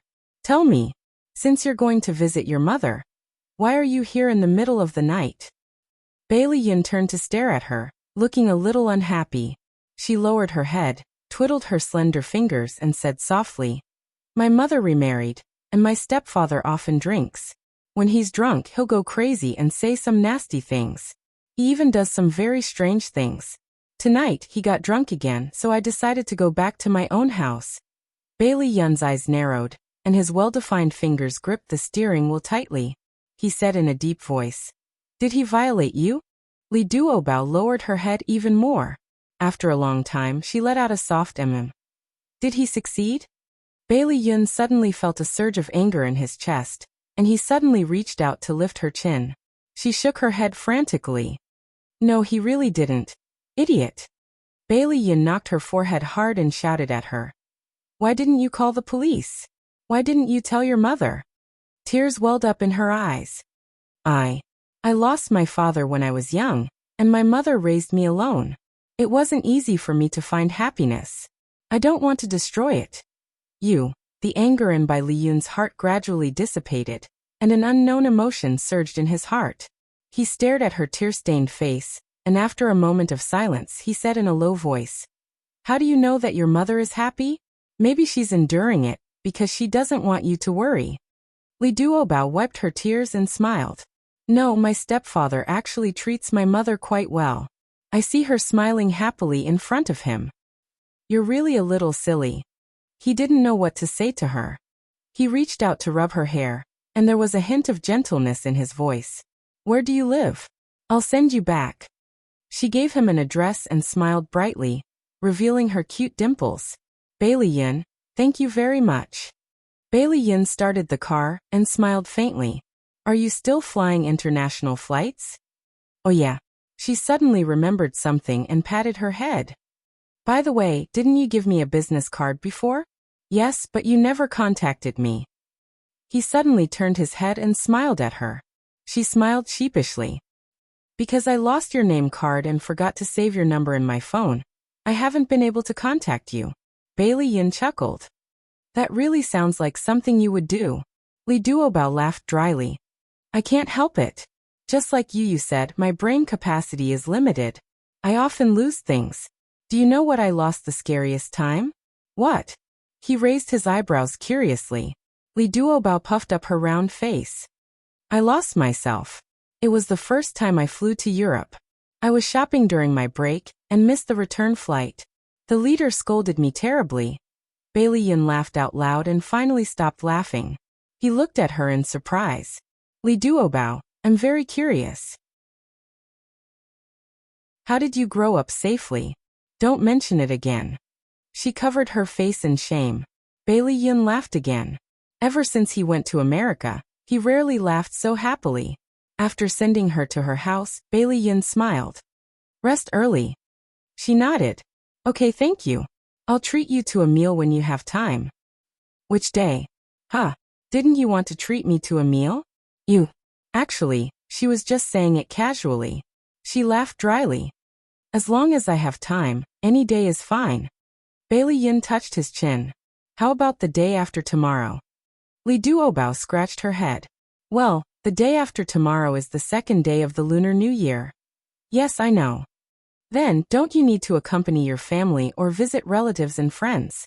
"I'm going to visit my mother tomorrow. I'm free the day after tomorrow." He looked up at her. "Do you still want to go to your stepfather's place?" No. She shook her head frantically. "Then it's settled. I'll pick you up the day after tomorrow." He opened the car door for her. Just like that, it's settled. "Oh, okay then." Li Duobao got out of the car and waved. "Goodbye. Hurry up and go home. It's already very late." "Okay, hurry up and go up." She was wearing a thick coat and looked round. Bailey Yun felt that she was very cute as she ran to the building foolishly. His lips curled into a warm smile. When Bailey Yun drove back to the old house, it was already past 1 o'clock in the morning. He slept until 10 o'clock in the morning. When he woke up, he found that his family was already gone. He asked the butler. The butler said, "Second young master, master and madam took eldest young master and his wife, as well as third miss to the Bai family. Master asked you not to forget to go to Shenghua Villa. Madam asked you to give these gifts to Mrs. Liu." The butler took a box from the table and handed it to him. He opened it and saw a pearl necklace and a pair of matching pearl earrings. Bailey Yun's eyes flashed with a touch of ridicule. Bai Jinxiu, who had always despised him and his mother, was now acting like a generous wife. She even gave his mother expensive jewelry. What was this? Showing off. Bailey Yun threw the box to the passenger seat and drove to Shenghua Villa where Lu Xiaoxiao lived. The Bai family. Bai Jinxiu's mother's family was also a very prestigious family in City A. Bai Jinxiu's grandfather, Old Master Bai, was a famous scholar in the Republic of China. Her father, Old Master Bai, was the president of a key university in a city. Xia Dong had seen Old Master Bai and Old Madam Bai at the wedding banquet. The two elders were kind, generous, and easy to get along with. So this time, she didn't have any psychological pressure to visit the Bai family with her parents-in-law. Sister, brother-in-law, you're here. Please come in. Bai Jinxiu's brother, Bai Wanli, and his wife greeted them at the gate. The adults exchanged greetings for a while. The three children politely stepped forward and bowed. They said in unison, "Uncle, Aunt, Happy New Year." Good, good. The three children are getting cuter and cuter. Madame Bai smiled and gave each of them a red envelope. The three children politely thanked her. The children of the Bai family also came forward to greet Bailey Xiong and the others. Bai Jinxiu also praised them with a smile and gave them red envelopes. Old Master Bai and Old Madam Bai were still in good health. When the two elders saw their daughter's family coming to visit, their eyebrows were full of smiles. Especially Old Madam Bai, when she saw that the relationship between her daughter and son-in-law seemed to have improved, she couldn't close her mouth. The family sat together and chatted for a while. Old Madam Bai asked Bailey Han's cousin, Bai Zhe, to lead the young people to have some fun. The elders stayed in the living room and chatted. Xiao Yi and her siblings also ran to the backyard to play under the guidance of the children of the Bai family. After lunch, Bailey Xiong accompanied his father-in-law to play chess. Old Madam Bai took her daughter into her daughter's former boudoir and secretly asked her, "I see that Xiong treats you well now.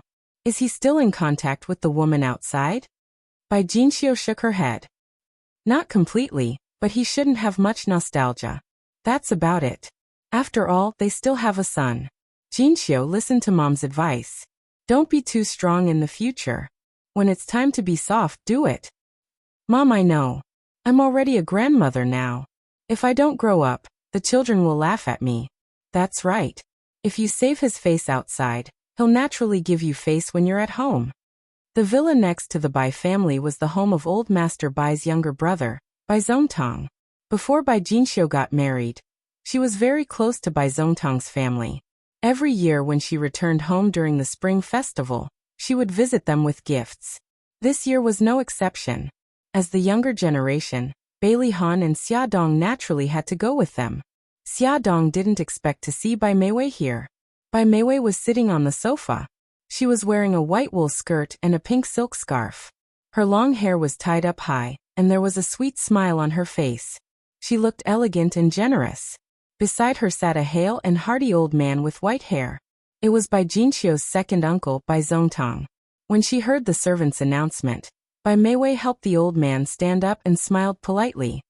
"Aunt Jinxiu, uncle-in-law, cousin Han, cousin-in-law." Xia Dong felt as if she had fallen into the clouds. What was going on? Bai Meiwei was actually Bai Zongtang's granddaughter? She was even related to her. She couldn't believe it.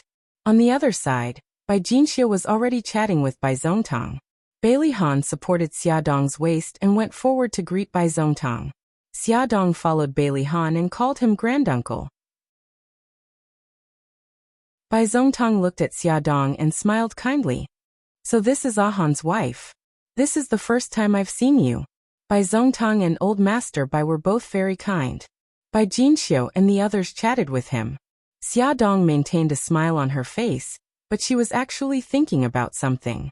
She inadvertently looked up and saw Bai Meiwei. She happened to be looking at Xia Dong with a strange expression. Xia Dong leaned against the balcony and admired the scenery. Bai Meiwei walked up behind her. "I didn't expect to see you here." Xia Dong turned to look at her. There was a kind smile on her beautiful face, but in Xia Dong's eyes, that smile was extremely dazzling. "I didn't expect it either." Bai Meiwei pursed her lips and smiled. "I heard that Yi Siki and Lin Shihao are getting a divorce." Xia Dong's eyes narrowed. Her voice was cold. "All of this is thanks to you." She smiled lightly and didn't feel guilty or embarrassed at all. A fly doesn't bite a flawless egg. If there was no problem between them, how could I have ruined it? Xiaodong sneered. Yes, someone is willing to be that disgusting fly. Even a flawless egg would have a hole in it. Since that's the case, I don't want that bad egg. Bai Meiwei's eyes flashed with anger. No matter what, I'm the winner. Add. Xinwu 799.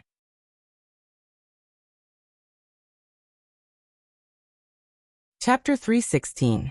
Xiaodong smirked. Are you so sure that Lin Shihao will marry you after the divorce? Bai Meiwei pursed her lips. Of course. Oh, then congratulations. You're finally going to be the mistress. Xiaodong's tone was full of sarcasm. You want to use me to make Siki sad? You're too naive. Xiaodong and Bai Meiwei didn't have much interaction to begin with, but Bai Meiwei had taken the initiative to talk to her about Yi Siki and Lin Shihao. Her intentions couldn't be more obvious. She wanted to use Xiaodong's mouth to convey these words to Siki and make her sad. Bai Meiwei's eyes flashed and she smirked. You two are really good sisters. Xiaodong chuckled. A person like you is only fit to be friends with Su Xingchen. What's the saying again? Birds of a feather flock together. Bai Meiwei clenched her fists. Her eyes were filled with anger, as though she was trying her best to suppress it. Xiaodong said mildly, Bai Meiwei, I really sympathize with you. After Xiaodong said this, she ignored her and walked past her. Bai Meiwei's sharp voice came from behind her. What do you mean? Xiaodong didn't even turn her head as she said coldly. Am I not clear enough? Are you a trash collector? You pick up the things that others throw away like they're treasures. So I sympathize with you. She walked straight ahead. Bai Meiwei was so angry that her whole body was trembling. Her hands were clenched into fists. Xiaodong walked out of the room, and Bai Lihan appeared from the doorway in a flash. He held her waist, and with a smirk on his lips, he said in a low voice, I'm starting to feel lucky that my wife's sharp tongue isn't used against me. Humph, Xiaodong snorted coldly. Because she was in a bad mood, she vented her anger on him and pinched his waist. Men are all bad. As long as the red flag at home doesn't fall, the red flag outside is always swaying. Honey, you've wronged me. The man standing in front of you is definitely a good man. Bai Lihan hugged her tightly and led her down the stairs. Xiaodong looked up at him with a gentle smile on his handsome face, as if he would tolerate her no matter how she threw a tantrum. She couldn't help but rub his face and snorted. Your performance is not bad for the time being, but you still have to go through a long-term test. He stroked her hair as if he was comforting a pet. Don't worry. The sun and the moon can bear witness to my feelings for you. Mushy. She rolled her eyes at him, but the corners of her lips curled up. After returning home, Xiaodong was still brooding over this matter. Hubby, I didn't expect that Bai Meiwei and you were actually relatives. Why didn't you tell me before? You're still thinking about this? Bai Lihan helped her take off her coat and hung it on the hanger. I don't like her. I hate her. It was this hateful woman who caused the breakdown of Siki and Lin Shihao's relationship. You never asked about it. Why did I remember to tell you about those irrelevant people? Bai Lihan ruffled her hair helplessly. Don't be angry, okay? Irrelevant people? Aren't you relatives? Xiaodong glared at him. Her father, Bai Jiyao, is just an adopted son of my maternal uncle and grandfather. He rarely interacts with us. Bai Meiwei is even more out of the question. I almost forgot that I had a relative like her. Bai Lihan kissed her cheek. Do you feel better now? Yeah, a little better. She opened her arms and hugged him, rubbing against his chest. She gritted her teeth and said, I hate mistresses. I hate mistresses too. Let's not talk to her anymore. He sat on the sofa and helped her onto his lap. Yeah, okay. Something seemed to be wrong. Xiaodong suddenly looked down and realized that someone was burying his head in her neck. The corner of her mouth twitched. Hubby, what are you doing? It's obvious that I'm planting strawberries. He sucked on the delicate skin of her neck. She was speechless. I'm talking to you very seriously now. He continued to plant strawberries. I'm also proving my loyalty to you very seriously. His hand caressed her soft skin, and she couldn't help but shiver. You don't have to do this to prove your loyalty. Of course you do. because it only reacts to you. He deliberately rubbed that hot part of his body against her waist. Xiaodong's cheeks were red, and she couldn't help but hug his waist. Who knows? You and Su Yinqian have been together for so many years. Are you jealous? Bailey Han bit her red lips, and his laughter was deep and pleasant. I'm not jealous. Xiaodong turned her head away, not wanting to let him have his way. Unexpectedly, her earlobe rubbed against his lips. He licked it gently, and an electric shock immediately passed through her body. His hands became even more unrestrained, and his low voice was bewitching. Back then you didn't just steal my clothes, you also stole something else. What? She raised her beautiful neck, and her eyes were a little dazed.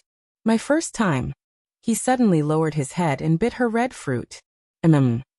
She trembled sensitively, and her hands hugged him tightly, but her mouth was still unforgiving. Even if what you said is true, in those 5 years, you didn't touch Su Yinqian? Can you bear it? That's why I said it only has feelings for you. He held her waist and adjusted his position. No way, it's so magical.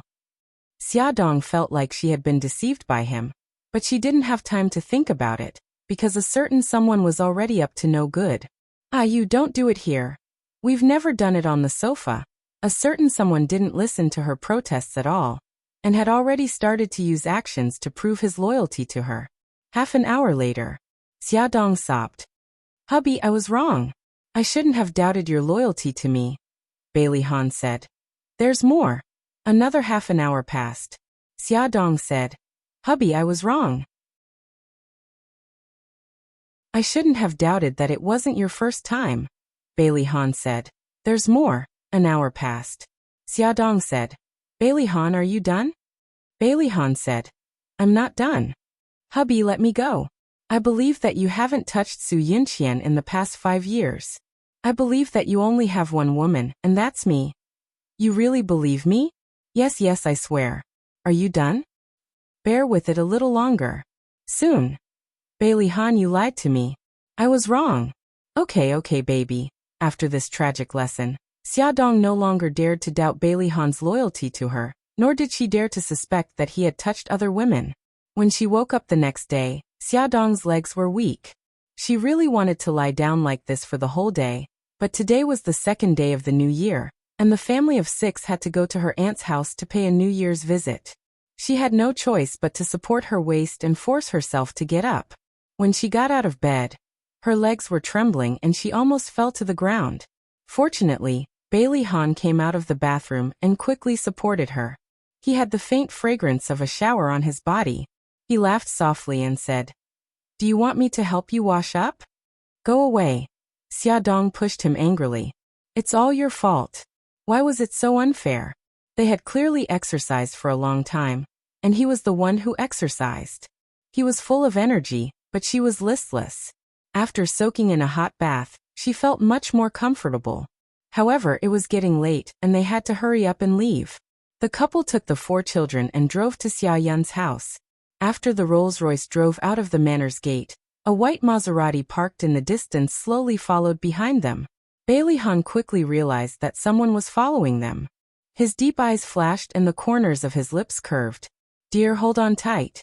And the 3 little guys behind us, sit tight. Xiaobao shouted. Dad, what are you doing? Bailey Han chuckled. Getting rid of the annoying flies behind us. Someone is following us? Xiaobao craned her neck and looked back. She saw a white Maserati not far from them. Everyone sit tight. Bailey Han sped up and the car immediately flew out like an arrow. They were already not far from the city, and the number of cars started to increase. He shuttled through the traffic with ease and took a few turns. When he finally drove to the main road, the person behind the car had already disappeared. Dad, have you gotten into trouble again recently? Xiaobao's beautiful big eyes blinked. Bailey Han chuckled. Recently, I've angered the group of old men on the board of directors at most. They won't go so far as to follow me. Xiaodong pursed her lips and her expression did not look too good. She suspected that the person following behind them might be Xiaobao's biological mother, Suzuki Qian Sakura. Suzuki Qian Sakura had said that after the spring festival, she would take Xiaobao away, so it was very likely that she had already arrived in a city. Bailey Han glanced at Xiaodong. Dear. Ah. Xiaodong looked up blankly. What's wrong with you? You don't look too good. Xiaodong smiled. It's nothing. Maybe the car was driving too fast just now. I feel a little uncomfortable. Do you want to stop and rest for a while? Bailey Han looked worried. It's okay, I'm much better now. Besides, we're almost at Aunt's house. Xiaodong quickly changed the topic. Hubby, I heard from Aunt that cousin Gao Feng has also come back to visit his family this year. Didn't you say that he works at the American National Defense Research Institution? Is the American side willing to let him return? It was already incredible that the American government was willing to use Chinese people to do that kind of confidential research work, let alone let him return to visit his family. Yes, I also think it's very strange, but this also shows that cousin is very powerful. Otherwise, the American government would not agree to let him return to China in order to appease him. Xiaodong's brows were filled with pride. When she was young, Gao Feng was her idol. This was the first time Gao Feng had returned to China to visit his family after going abroad. This time, not only did he come back, he also brought his wife, a beautiful American woman, Joanna, who was also his colleague. It was said that they had just gotten married last year. Because the government kept it a secret, Gao Feng was not allowed to tell his family. After a year of hard work, Gao Feng persuaded the authorities to bring his wife back to China to visit his family. Welfare Hongcha 866.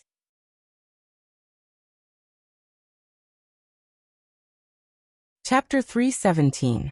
Although Xiaodong and Gao Feng hadn't seen each other for 7 years, they quickly warmed up to each other because of their blood ties. In order to get closer to her husband's family, Xiao Anna had specially learned Chinese for a period of time. Although she wasn't very fluent, she could communicate with everyone. She especially liked children. When others were chatting, she would hang out with Xiao Yi and the other 3 little guys. She spoke broken Chinese and played games with them. The children laughed kindly and helped her to correct her pronunciation. She would smile brightly and say thank you with perfect pronunciation, making everyone laugh. The family was happy and harmonious, and the laughter was endless. When they parted, Xiaodong was a little reluctant. Gao Feng hugged her and said goodbye with a gentle smile. Xia, I'm often not in China. I'll have to trouble you to take care of Mom and Dad. Xiaodong said with a smile. Cousin, you're treating me like an outsider. In my heart, Aunt and Uncle are my biological parents. I'll definitely take good care of them. Don't worry and work hard abroad. Don't embarrass the Chinese. Gao Feng nodded and turned his gaze to Bailey Han. Han, treat Xia well. Bailey Han smiled. I will. After Xiao Anna said goodbye to the couple, she hugged the 3 children reluctantly. On the way home, the Maserati didn't appear again. Xiaodong also made up her mind that she would tell Bailey Han the truth tonight. On the other side, Bailey Yin had already driven out. He had already arranged a meeting place with Li Duobao. When his car drove to the meeting place, he saw a girl in a yellow wool coat standing by the street. She wore a pink hat, her neat fringe covered her eyebrows, and a white scarf wrapped around her neck. She stood there obediently with a peaceful smile on her lips. She was like a bright ray of sunshine in the cold winter, attracting the attention of passers-by. Bailey Yin opened the car door and walked to her side. He said with a hint of reproach, "Why didn't you wait inside? It's so cold outside." Behind her was a cafe. Li Duobao stuck out his tongue. "I was afraid that you wouldn't be able to find me." Bailey Yin raised his eyebrows. "I'm not an idiot like you." It seemed that the more familiar he was with her, the more he liked to provoke her. She pouted but did not refute. "Why aren't you talking?" Li Duobao frowned. "Because you're telling the truth.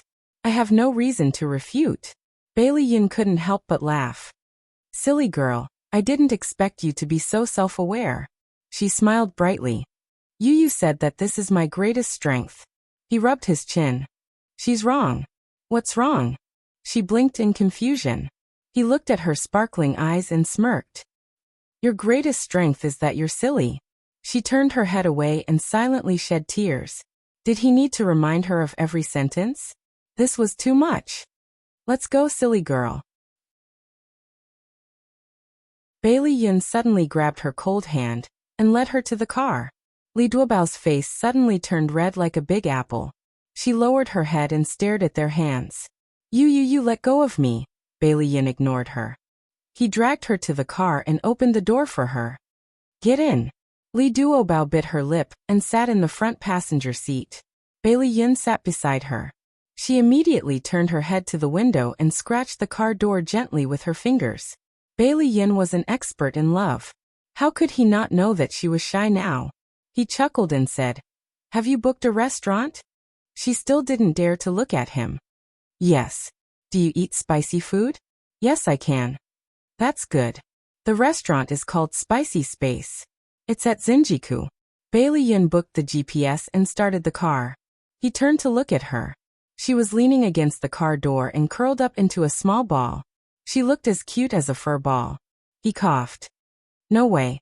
Didn't I just touch your hand? Do you have to stay so far away from me? She was silent for a while and said gloomily, "Other than my father, you're the first man to hold my hand." Bailey Yin was stunned. Haven't you been in love before? He still remembered the story she had told him before. The man she had a crush on had confessed to her because of a bet with someone else. He thought that she was pretty and had a good personality.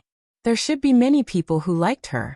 She lowered her head and said in a muffled voice, "I've only been in love once. That was the time I told you. He has never held my hand." He thought for a while and apologized solemnly. "I'm sorry." She said, "Oh." He frowned. "What does "oh" mean?" "It means that I've forgiven you." She suddenly turned her head and looked at him seriously with her clear black and white eyes. "Bai Liyun, don't do this again. I'll misunderstand." Although she was silly, she was still a girl. She would also misunderstand because of some of his actions. Her serious expression was very similar to a certain person's. Their silly looks were also very similar. Out of the blue, Bai Liyun said something that shocked even himself. "Li Duobao, let's go out." Li Duobao's eyes widened. You say that again." She thought she had heard wrongly. Bailey Yin pursed his lips. He had already realized that he had said something unbelievable. However, since it wasn't that person, it didn't matter who it was. He said slowly, "Let's date." Li Duobao trembled. She hadn't heard wrongly. She rejected him without hesitation. "I object." Bailey Yin looked at her in surprise. "Why? I'm handsome, rich and likable. What's wrong with that?" Li Duobao almost fainted. "That's the problem. You're handsome, rich and likable. Why do you like me? I don't want to play emotional games with you." Bai Liyun's deep eyes stared at her. The corners of his lips curled up. He didn't expect this silly girl to be so smart. "Okay, pretend I didn't say that. That's good. In short, I'm not a casual person." Li Duobao was too shocked and patted her little heart. Bailey Yin didn't say anything else until the car arrived at the destination. He opened the car door for her and suddenly whispered in her ear, "You deserve better." "What do you mean?" Li Duobao frowned. She didn't understand why he said that. He smiled but didn't say anything. He walked straight ahead. She quickly chased after him. The Spicy Space was a hot pot restaurant. It wasn't big, but it wasn't small either.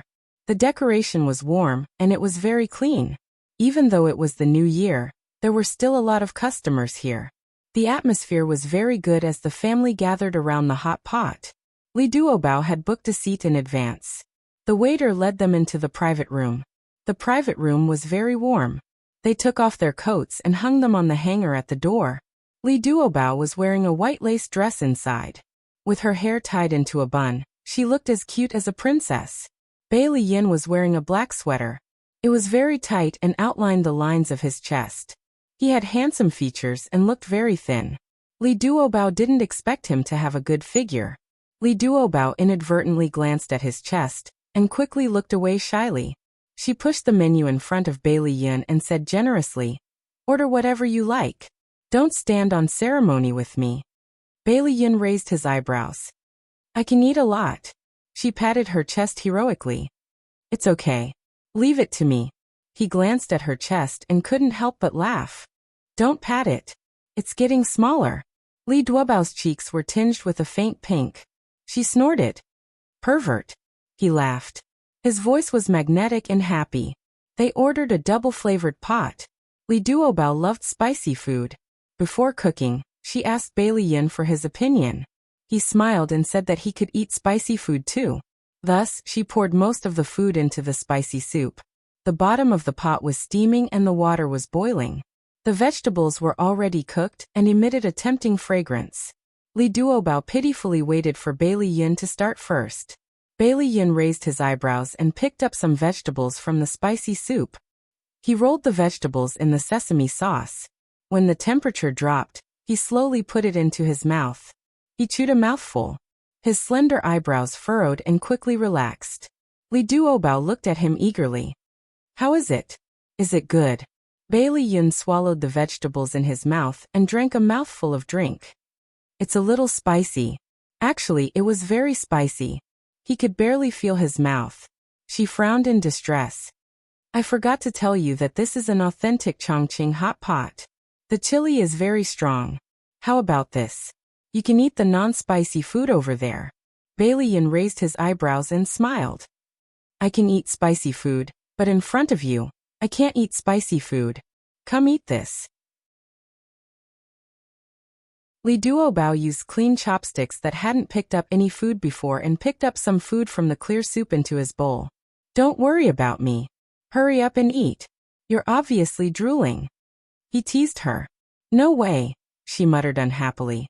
Her chopsticks had already reached into the red soup and picked up a large portion of it into her bowl. Wow, it's so delicious. It's so spicy. Li Duobao ate contentedly. Her eyes were sparkling, and her pink lips were red from the spiciness. It was as if she had been kissed hard. Bailey Yin was drinking water. He was agitated by this sudden thought and almost choked. He tilted his head and coughed nonstop. Li Duobao quickly put down her chopsticks and patted his back. Then she pulled his ear. Are you better now? Bailey Yin stopped coughing. His handsome face was red from coughing, and his eyes were misty as he stared at her. She felt uncomfortable being stared at by him. She let go of her hand embarrassedly. I'm sorry. When I was young I choked. My mother helped me pull my ear. She said it helped relieve the pain. He grinned. No wonder. I suddenly feel that you look like my mother. It hurts my self-esteem. Li Duobao moved her but silently and sat back in her seat. Attention Songshu 566.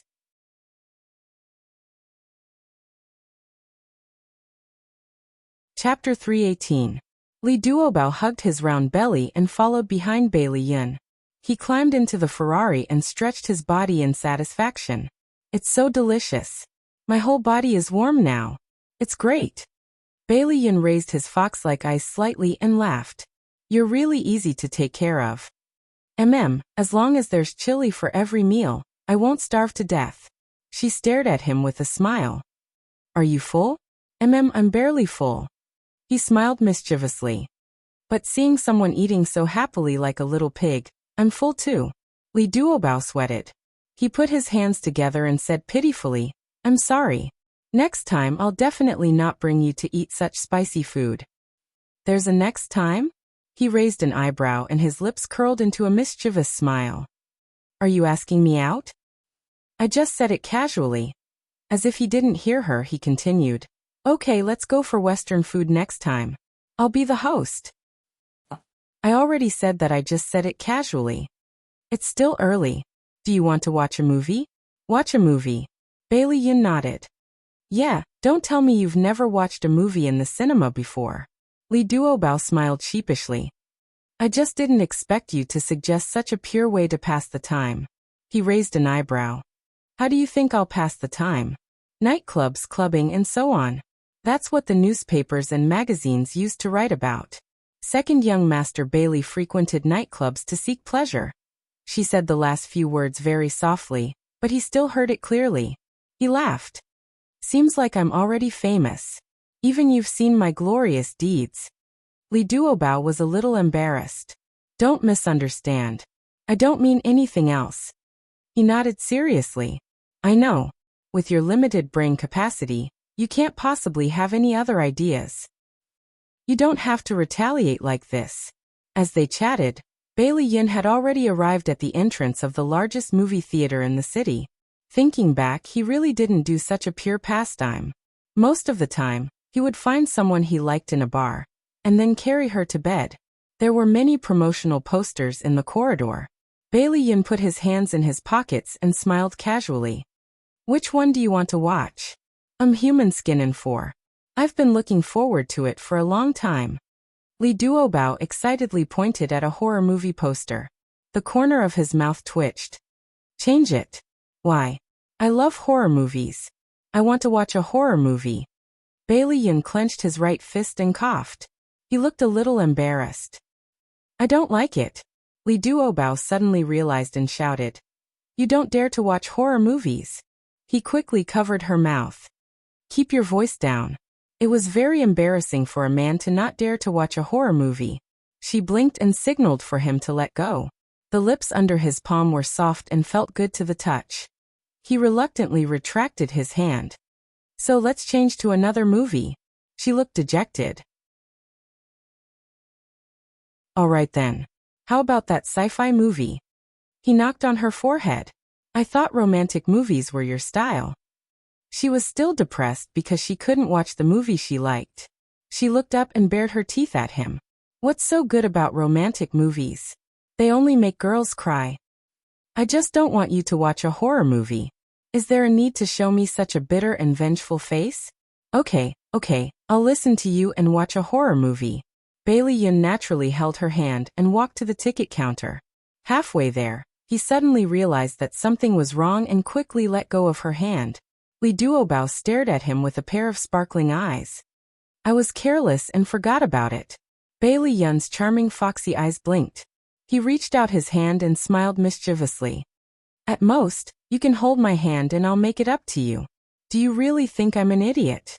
Li Duobao slapped his hand away and rushed forward like a cannonball. He quickly jogged to catch up with her. Don't be angry. I didn't do it on purpose. She suddenly stopped in her tracks and quickly turned around. He ran too fast and couldn't stop in time. His hard chest bumped into her small nose. She covered her nose and wailed. I'm sorry. Let me see if there's a nosebleed. He hurriedly cupped her face, grabbed her hand, and moved it away from her face. Her nose was red, but fortunately, there was no nosebleed. She was in so much pain that her face scrunched up. She gritted her teeth and complained. Why are you so close to me? Don't be angry. Be good. He stroked her hair as if he was stroking Dowdu, soothing her hair. She stared at him with her big beautiful eyes. Take your hand back. I'm okay. 2 steps away from me. I'm okay. He moved according to her instructions. He was so obedient that he didn't look like Bailey Yin at all. The two of them walked to the ticket counter. Li Duobao took out his wallet. Miss, please give me 2 adult tickets for X-Men. Okay, let's go. She turned around and waved the movie tickets in her hand. He looked at her deeply. Didn't you say you wanted to watch a horror movie? She puffed up her cheeks. Didn't you say you didn't like it? A warm smile appeared in his eyes, and the corners of his lips curled up. Bailey Yin held popcorn in one hand and a drink in the other. He shuttled through the dark cinema with her and found a seat. It was a 3D movie, and the visual effects were quite good. The scene was grand, and Li Duobao was attracted by the exciting plot. He almost forgot about the popcorn in his hand. Bailey Yin reached out to grab a handful of popcorn from her arms from time to time, and chewed happily. Seeing that she was attracted by the movie, he had the idea of pranking her. He pinched a piece of popcorn in his hand and quietly put it to her lips. He whispered, "Open your mouth." She stared at the screen and didn't even look at his hand. Gigai opened her mouth, but he didn't put the popcorn in her mouth. Instead, he suddenly retracted his hand and put it in his own mouth. Li Duobao waited for a while, but there was no movement. She turned around and saw a certain someone chewing popcorn happily. His eyes were sparkling as he stared at her and smiled. He was obviously proud of his successful prank. Childish, she said angrily. She grabbed a handful of popcorn from the paper bag and chewed it as if she was taking revenge. The Ferrari stopped below Li Duobao's house. After the two of them said goodbye, Li Duobao waved and turned to leave. Bailey Yin looked at her round back and suddenly shouted, Li Duobao. Huh? She looked back at him with a blank face. A warm smile appeared in his eyes, and his voice was gentle and magnetic. Thank you. I haven't been so happy in a long time. She was stunned. Her eyes curved and two cute dimples appeared on her face. You're welcome. She waved again and hummed a tune as she ran away.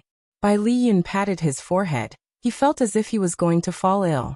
He actually felt that this silly chick was very cute. Bailey Yin drove the Ferrari back to the old mansion and hummed a tune as he walked upstairs. His phone suddenly rang. It was an unfamiliar number, and a familiar woman's voice came from it. Bailey Yin, I want to see you. Bailey Yin said lazily. There are many women who want to see me. Tell me a reason why I must see you. The woman chuckled. We met at Seductive Charm.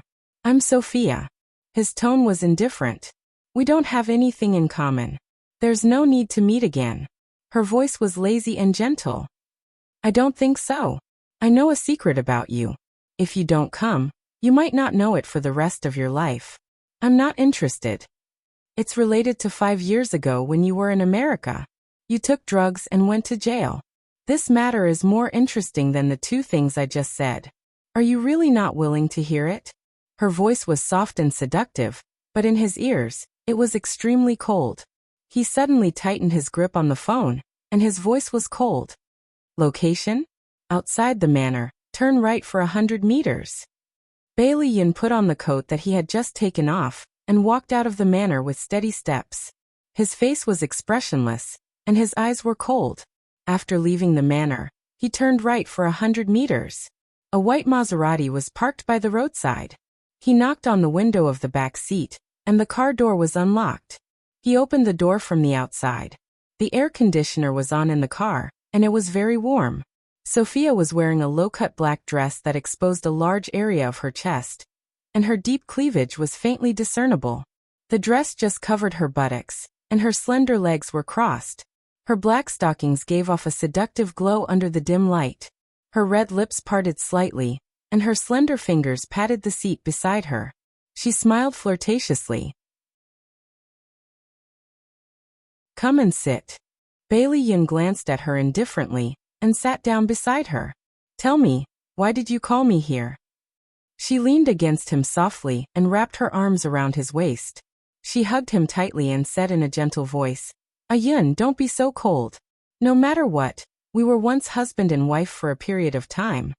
Bailey Yun's body stiffened, and he suddenly reached out, pinched her chin, and pulled her face closer to the light to look at it carefully. It was a very delicate and beautiful face, but unfortunately, he did not have any impression of it. His slender fox eyes narrowed dangerously. Who are you? She chuckled. You already don't remember my English name, but do you still remember my Japanese name? I'm Suzuki Chien Sakura. You used to call me Chien Sakura. Suzuki Chien Sakura. Bailey Yin frowned, and tried hard to dig out the name in his mind. It seemed a little familiar, but he could not remember. You actually can't remember me. Sigh, I'm so sad. Suzuki Chien Sakura hugged him and leaned her head on his chest. Yun, it seems that you used to have too many women. Bailey Yin did not deny it. When he was first sent to America by Bailey's family, he lived a very long life of debauchery. He took drugs, had promiscuous relationships, gambled, and mingled with people in the underworld. He had done all these things, and the number of women he had slept with was uncountable. Add Xinwu 799.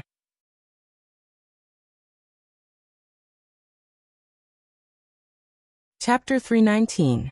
Her slender fingers were nimbly caressing his chest as they wandered about. Bailey Yin grabbed her wrist and said, So you're saying that you're the woman I had a one-night stand with before? Suzuki Chien Sakura looked up and blew hot air into his ear. She chuckled. It wasn't a one-night stand. We fooled around for at least a month.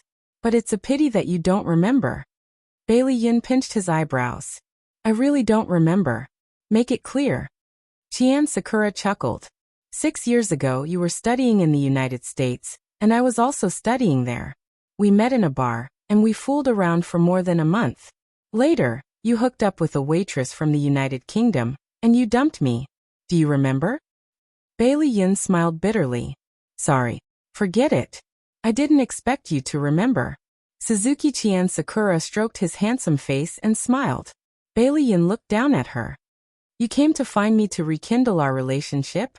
She narrowed her eyes and there was a strange glint in them. That's only one of my goals. There's another goal. I want to tell you something. He raised his eyebrows and motioned for her to continue. She smiled ambiguously and stroked his lips. There was once when you didn't wear a condom, and I forgot to take the morning after pill. I got pregnant. Bailey Yun's eyes narrowed and he said. And then?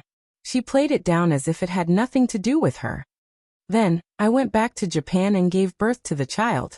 He's already 5 years old now. Bailey Yun felt as if he had been struck by lightning. His heart almost stopped beating, and all the blood in his body rushed to his head. His fingers trembled slightly. After a while, he found his voice. You're saying that I already have a child now? Yes, it's a son. Are you happy? She wrapped her soft body around him. He pushed her away abruptly. His gaze was fierce and malicious as he pinched her chin with one hand. What are you trying to do by telling me all this now? A sharp pain came from her chin, and she couldn't help but frown. It hurts. Loosen up a little. Answer me, he roared. He didn't loosen his grip, but instead increased it. She sucked in a few breaths of cold air, and said while enduring the pain, the child is already grown up. He can't live without a father. How about we start over? Impossible. He refused without hesitation. Why? You liked me a lot back then. Her eyes were misty, making her look pitiful. However, there was no pity in his heart. He sneered and said, back then? Don't you know what kind of person I was back then? It was just a game. How could he have fallen in love with her? I advise you to dispel those thoughts as soon as possible. He flung her away and took out a handkerchief from his pocket. He carefully wiped his fingers as if they were stained with something dirty. Suzuki Chisakura clenched her fists. Don't tell me you don't care about your son anymore? Bailey Yin opened the car door and stepped out. He turned back to look at her. In the darkness, his expression couldn't be seen clearly. I'll give you a sum of alimony. How much do you want? Just tell me. Suzuki Chisakura jumped out of the car agitatedly. No, I don't want money. I just want our family of 3 to be reunited. He tidied his clothes slowly and said indifferently, You're thinking too much. Think of a sum and let me know within 3 days. He didn't look at her anymore and turned to leave. She called his name a few times, but he ignored her. She angrily returned to the car and slammed the door. Bailey Yin looked calm on the surface, but his mind was in a mess. He actually had a 5-year-old son. He couldn't believe it. No, he had to calm down. He had no impression of this woman. Even if they had lived together before, it didn't mean that what she said was true. When she contacted him again, he had to get her to show him evidence. Even if he comforted himself like this, Bailey Yin was still annoyed. He took a bottle of wine and a wine glass from the wine rack and screwed it up in his bedroom. On the other side, Xia Dong was also annoyed and uneasy. She wrung her fingers and sat at the head of the bed, waiting for Bailey Han to come out of the bathroom. Bailey Han was wearing a bathrobe. He wiped his hair with a towel and sat at the head of the bed. Honey, why aren't you asleep yet? She bit her lip. Hubby, I have something to tell you. He looked into her eyes. Speak. I'm listening. She opened her mouth, but couldn't say the words. In the end, she pulled his sleeve with a sad face. Hubby, if I'm hiding something from you, and it's very important, will you be angry with me? Bailey Han put the towel aside and stroked her hair. He said softly, If you don't want to say it, then don't. Tell me when you've thought it through. She shook her head.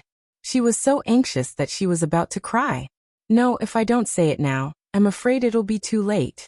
What if that woman named Suzuki Chisakura suddenly came to the house and made a scene, saying that Xiaobao was her child? What should she do? Bailey Han reached out and hugged her. He comforted her. I won't be angry. Tell me what happened. You can't be angry. Okay, I won't be angry. Xia Dong closed her eyes and told him everything in one go. When Grandma took Xiaoyi away from my arms, I was very sad and kept thinking about him. In the end, Brother Shin came up with an idea. We went to the orphanage to adopt a child about the same age as Xiaoyi. This way, I could ease my longing for Xiao Yi. That child was Xiao Bao. Now Xiao Bao's biological mother came looking for Xiao Bao. She wants Xiao Bao back. That's what happened. Hubby, you promised me that you wouldn't be angry. She grabbed onto his bathrobe pitifully, not daring to open her eyes to look at him. But she could feel that Bailey Han's entire body had stiffened. He held her hand very tightly. He kept silent. After about 10 seconds, his body started to tremble slightly.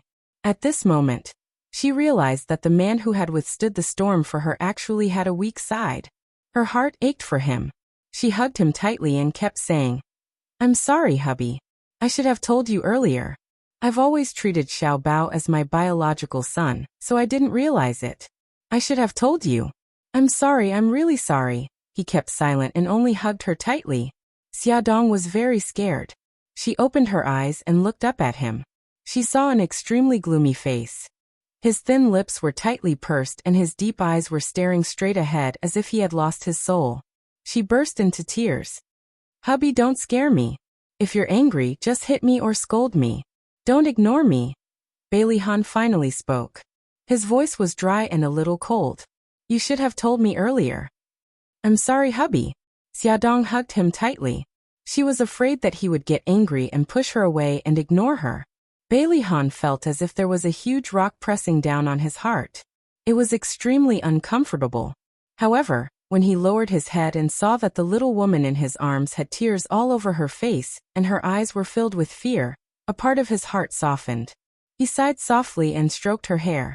His voice also became gentler. "Don't cry, hubby."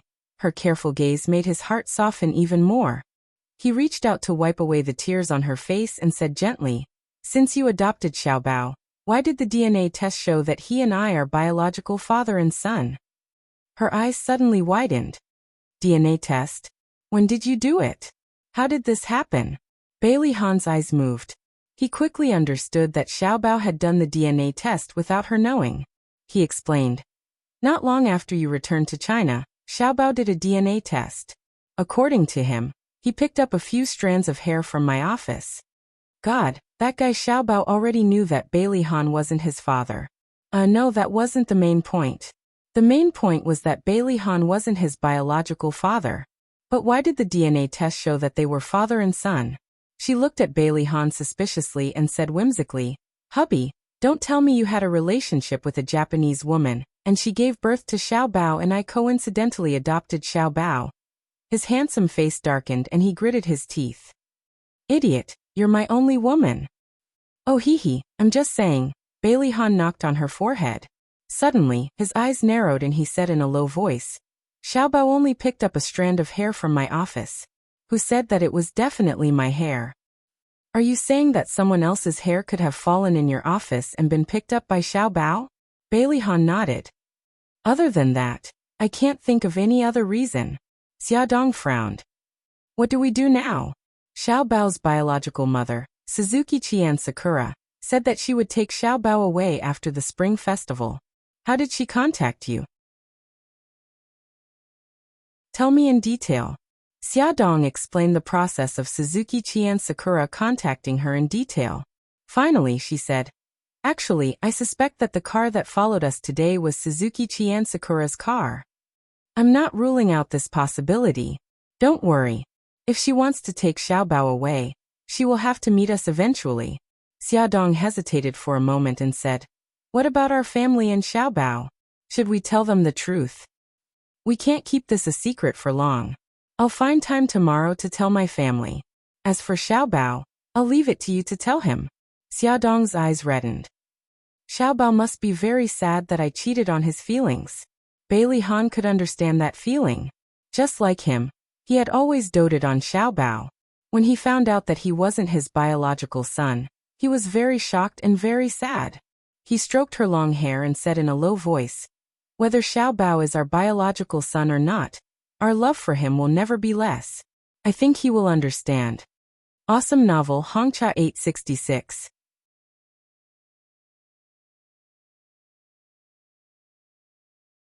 Chapter 320. In the study. Old Madam Dowager, Bailey Xiong, Bai Jinxiu and Bai Li Han sat together. Old Madam Dowager said, Han, why did you call us here? Bai Li Han focused and told them about Xiao Bao's background. This was like a bolt from the blue, shocking everyone. Old Madam Dowager and the others did not recover from their shock for a long time. How could this be? Are you kidding? Bai Jinxiu stared at her son in disbelief. Didn't you do a paternity test? Bai Li Han pinched the space between his eyebrows. Xiao Bao just picked up a few strands of hair from my office. I don't think those strands of hair are mine. Bai Li Xiong frowned and was in a very bad mood. Then whose are they? The people who come in and out of your office are basically people from your company. Xiao Bao was adopted by Xia Xia from Japan. How could it be so coincidental that his father is related to your company? Besides the company's employees, there are also business partners who come in and out of my office. It's not easy to check them one by one. The most important thing now is that Suzuki Chisakura wants to take Xiao Bao away. Can we let her take him away? No. Old Madam Dowager, who had been silent all this time, suddenly slammed her hand on the table and said angrily, in my heart, Xiao Bao is a descendant of the Bailey family.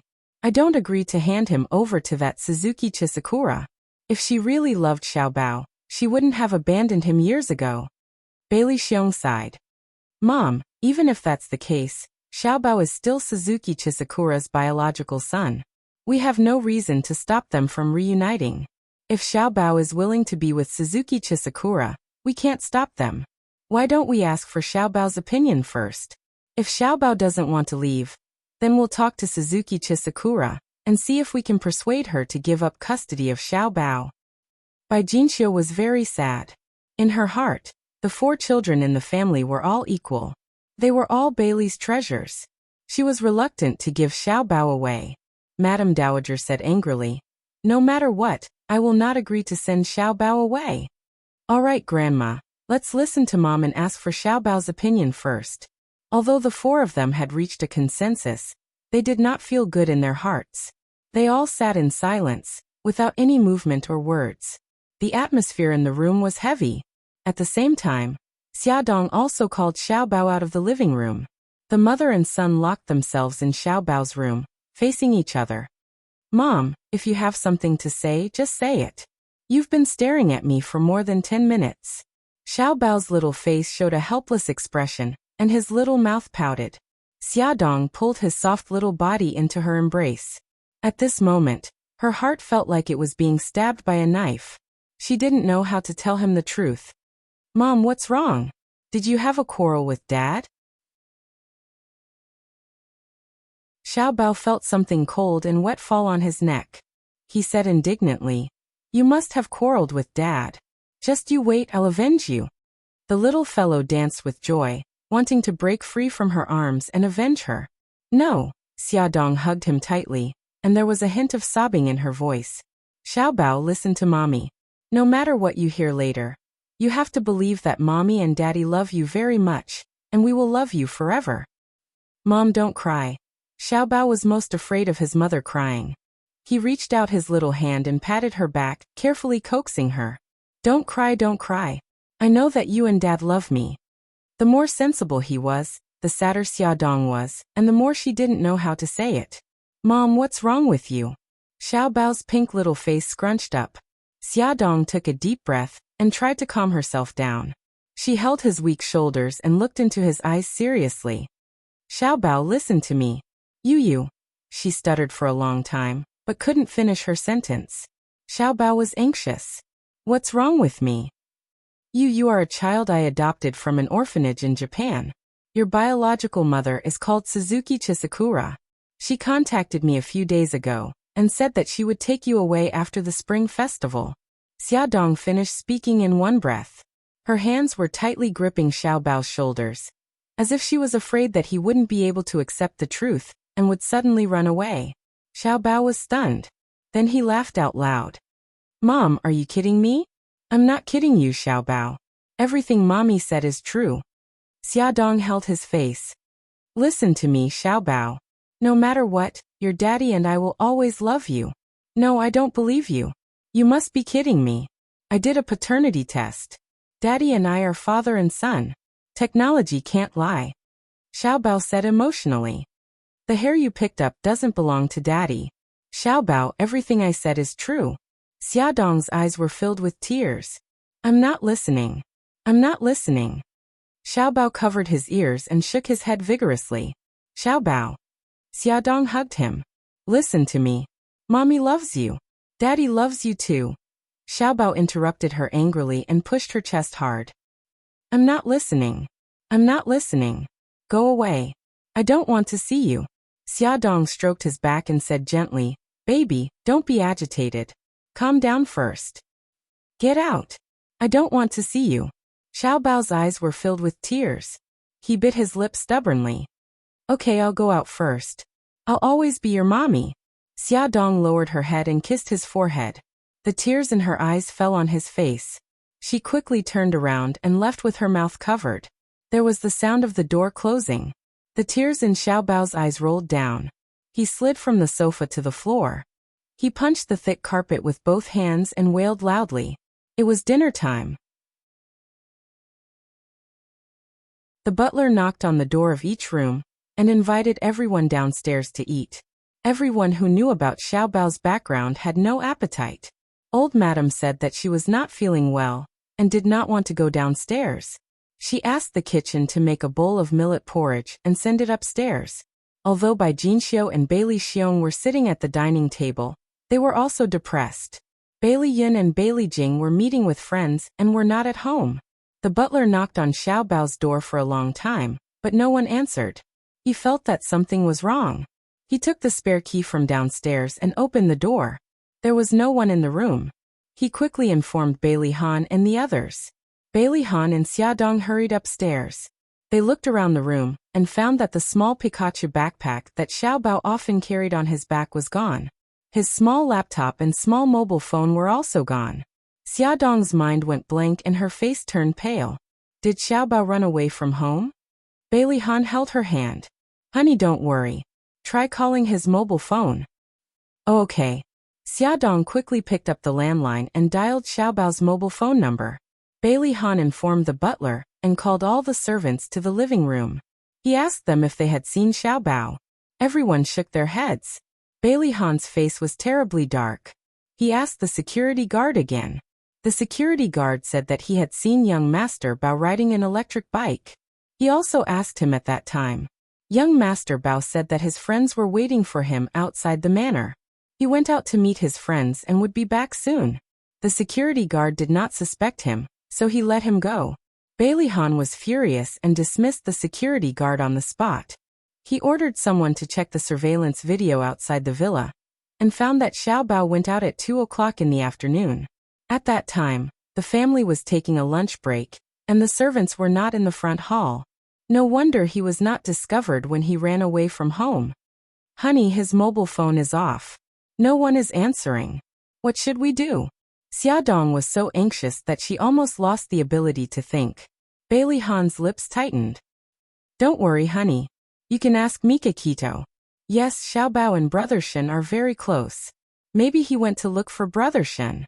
Xiaodong's fingers were trembling when she dialed the number. After 2 rings, the call was connected. The first thing she said was, Brother Shen, did Xiaobao look for you? Mika Kito said in a low voice. No. What's wrong? Xiaodong was so anxious that she was about to cry. Xiaobao found out about his identity. He ran away from home. I don't know where he went. If he contacts you, you must keep him calm.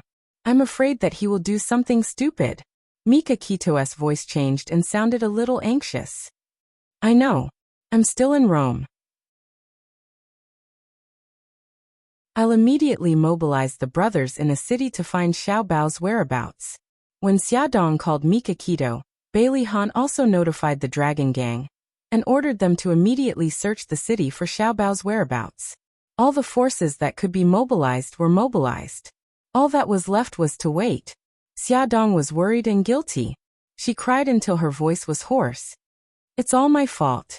If I had been by his side, he wouldn't have had the chance to escape. Bailey Han put his arm around her shoulder and comforted her in a low voice. Honey, don't blame yourself.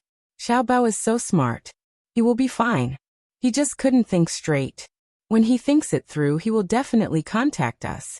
What if he doesn't contact us? Although he's smart, he's still so young. What if he meets bad people? Honey, we love Xiaobao, and Xiaobao loves us very much. He was just being impulsive.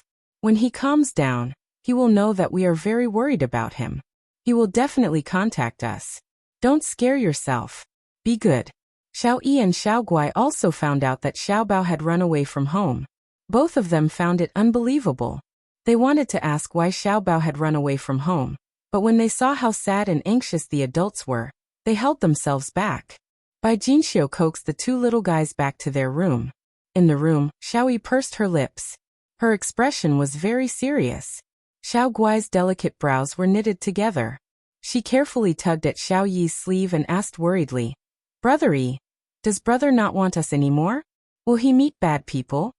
Xiao Yi sighed maturely and stroked Xiao Guai's hair. "I don't know either. What happened? Why did Xiaobao run away from home? Although he is naughty, he doesn't seem like someone who would do such a thing." Awesome Novel Songshu 566.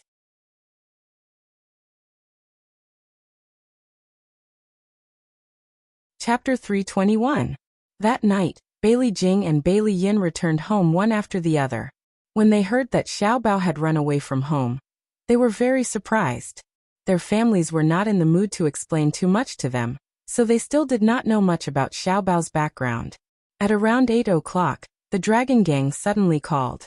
They checked the exit records and found that Xiaobao had bought a plane ticket to Rome. Bailey Han thought carefully.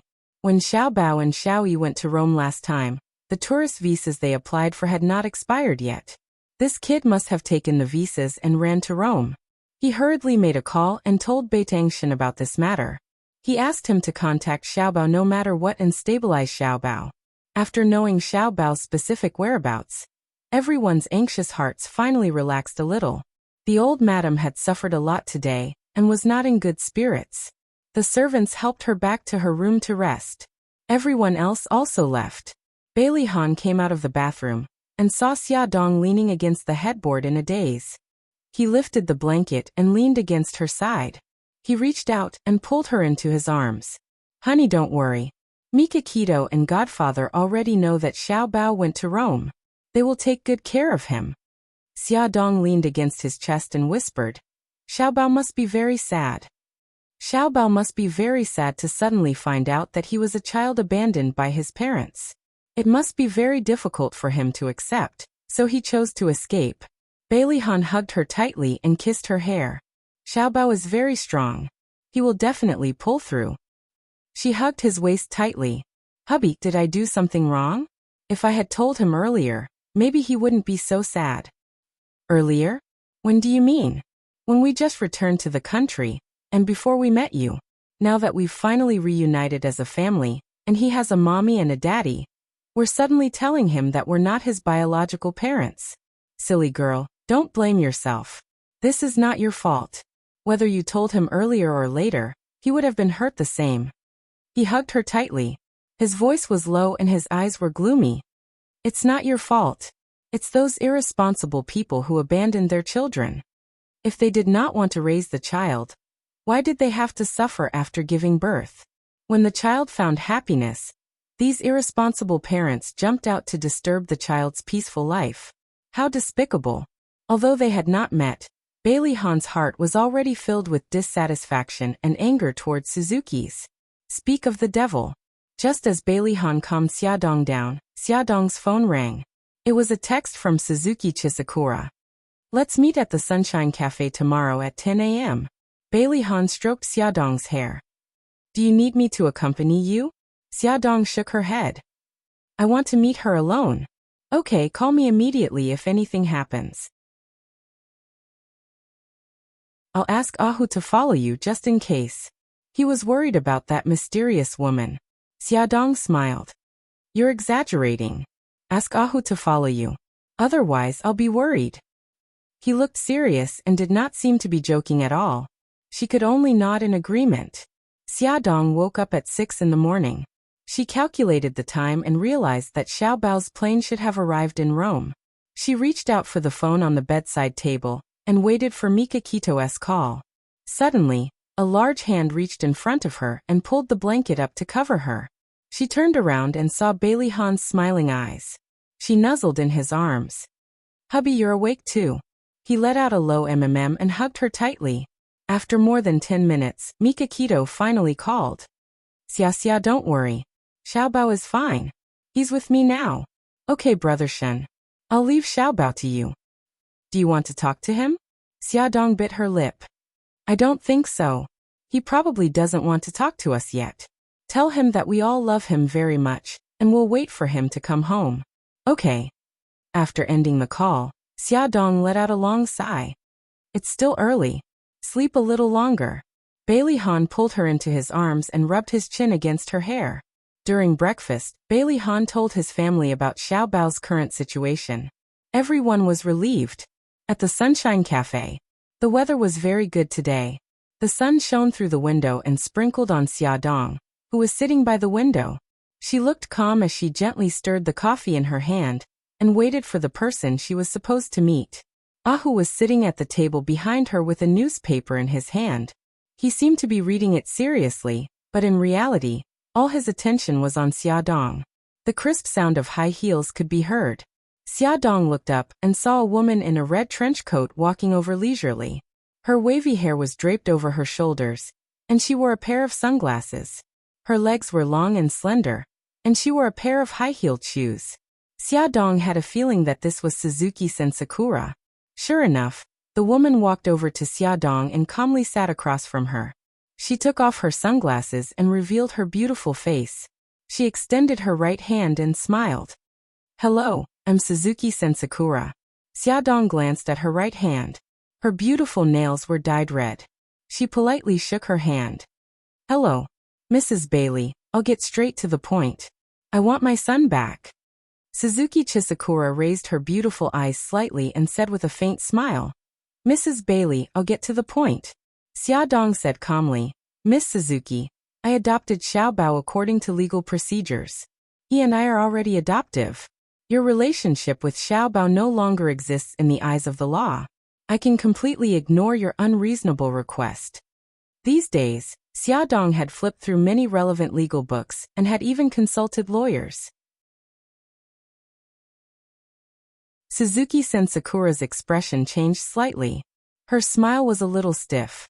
"Are you saying that you're not willing to return Xiaobao to me?" Xiaodong took a sip of coffee. "If you're really doing this for Xiaobao's sake, you shouldn't have made such a request. Xiaobao is living very happily in our home.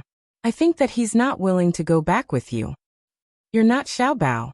How do you know what he's thinking?" "I'm his biological mother. Blood is thicker than water. I believe that he'll definitely choose to be with me." Xiaodong's lips curved into a cold smile. "Blood is thicker than water. If that's the case, why did you abandon him back then? Do you know how much damage this will cause to him?" Suzuki-sen Sakura's fingers tightened around the coffee cup. Her knuckles turned white. "You don't understand what kind of discrimination a single mother will face. My parents even cut ties with me. At that time, I had no choice but to send him to the orphanage." Xiaodong's eyes moved slightly. After a moment of silence, she said, "I can understand the pain of having a child out of wedlock because I was born out of wedlock myself. However, I've never thought of abandoning my children. I'm telling you this not to blame you or anything. I just want to tell you that I love my children. For their sake, I don't mind being mocked. I think that Xiaobao being with me is the best choice for him. If you really love him, you should think about him." Suzuki-sen Sakura didn't look surprised. Before she decided to take back the children, she had done a lot of research on Xiaodong and the Bailey family. Of course, she also knew that she had a child out of wedlock. She said calmly, "As far as I know, the Bailey family has a rule that only the eldest son can inherit the family business. In the future, the Bailey Group and the Shenghao Group will belong to Bailey E. Xiaobao won't get anything. As for me, I'm already financially capable, and I only have one child. If Xiaobao marries me, he'll be able to inherit a large amount of money in the future." Xiaodong looked at her steadily. "Other than money, what else can you give him?" Suzuki-sen Sakura smiled. "I love him." Xiaodong smiled. "In that case, we'll let Xiaobao choose for himself." Suzuki-san Sakura raised her eyebrows. Okay, but I want to meet Xiaobao. You've already cultivated a relationship with him. I also need time to cultivate a relationship with him.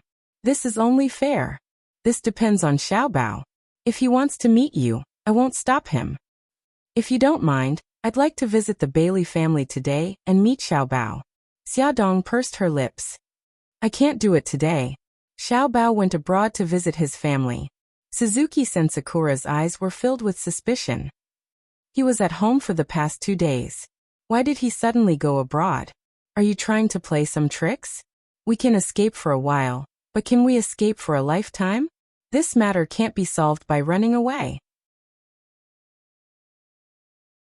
Xiaobao is only going abroad for a short time. He'll be back soon. Okay, I'll believe you for the time being. After Xiaodong returned home, she repeated her conversation with Suzuki-sen Sakura to old Madame Gu and the others. Old Madame Gu was quite indignant. Since we've already established a legal relationship with Xiaobao, Suzuki-sen Sakura and Xiaobao are no longer legally related. Why did we agree to let her see Xiaobao? I say, it's better to keep her out. Bai Jinxiu comforted her. Mom, don't say such things out of anger. I think Xia Xia's approach is more appropriate. We can settle this through negotiation. This way, Xiaobao won't be hurt. Xiaobao is a very smart child. He will make a wise choice. If he really wants to reunite with his biological parents, we'll only make him hate us if we stop him, won't we? Old Madame Gu sighed. I know, but Xiaobao has run away from home. Does that mean he doesn't want to stay in this family anymore? I just can't bear to part with him. Xiaodong's gaze was firm. No, he won't. I believe in Xiaobao. Grandmamam, let's just give him some time. He'll come around. She had lived with Xiaobao for 5 years and knew him better than anyone else. He had run away from home because he couldn't accept his background, not because he hated the Bailey family. Beauty novel Shinwu 799.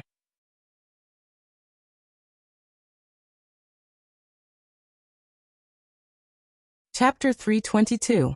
Rome. The sun was setting in the west, and the willow branches swayed gently. The golden sunlight spread over the lake. Occasionally, the wind would blow, and the lake would ripple with broken golden light. Xiaobao sat quietly on the grass by the lake. His small figure was dyed with a layer of golden light by the setting sun. There was a fishing rod by his feet, and the long fishing line was hanging in the lake. For a long time there was no movement. Mika Kito was wearing casual clothes.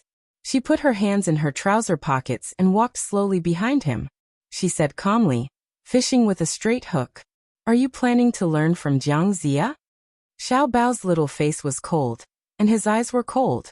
He said angrily, I don't want you to care.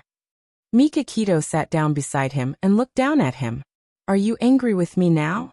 Xiaobao turned his head away. I didn't expect you to lie to me with Mom. Mika Kito turned his little head back. We didn't lie to you. We just hid some things from you. Xiaobao, we hid it from you because we didn't want you to get hurt. Xiaobao's pink face puffed up, and tears welled up in his eyes. If that woman didn't appear, were you planning to hide it from me forever? Yes.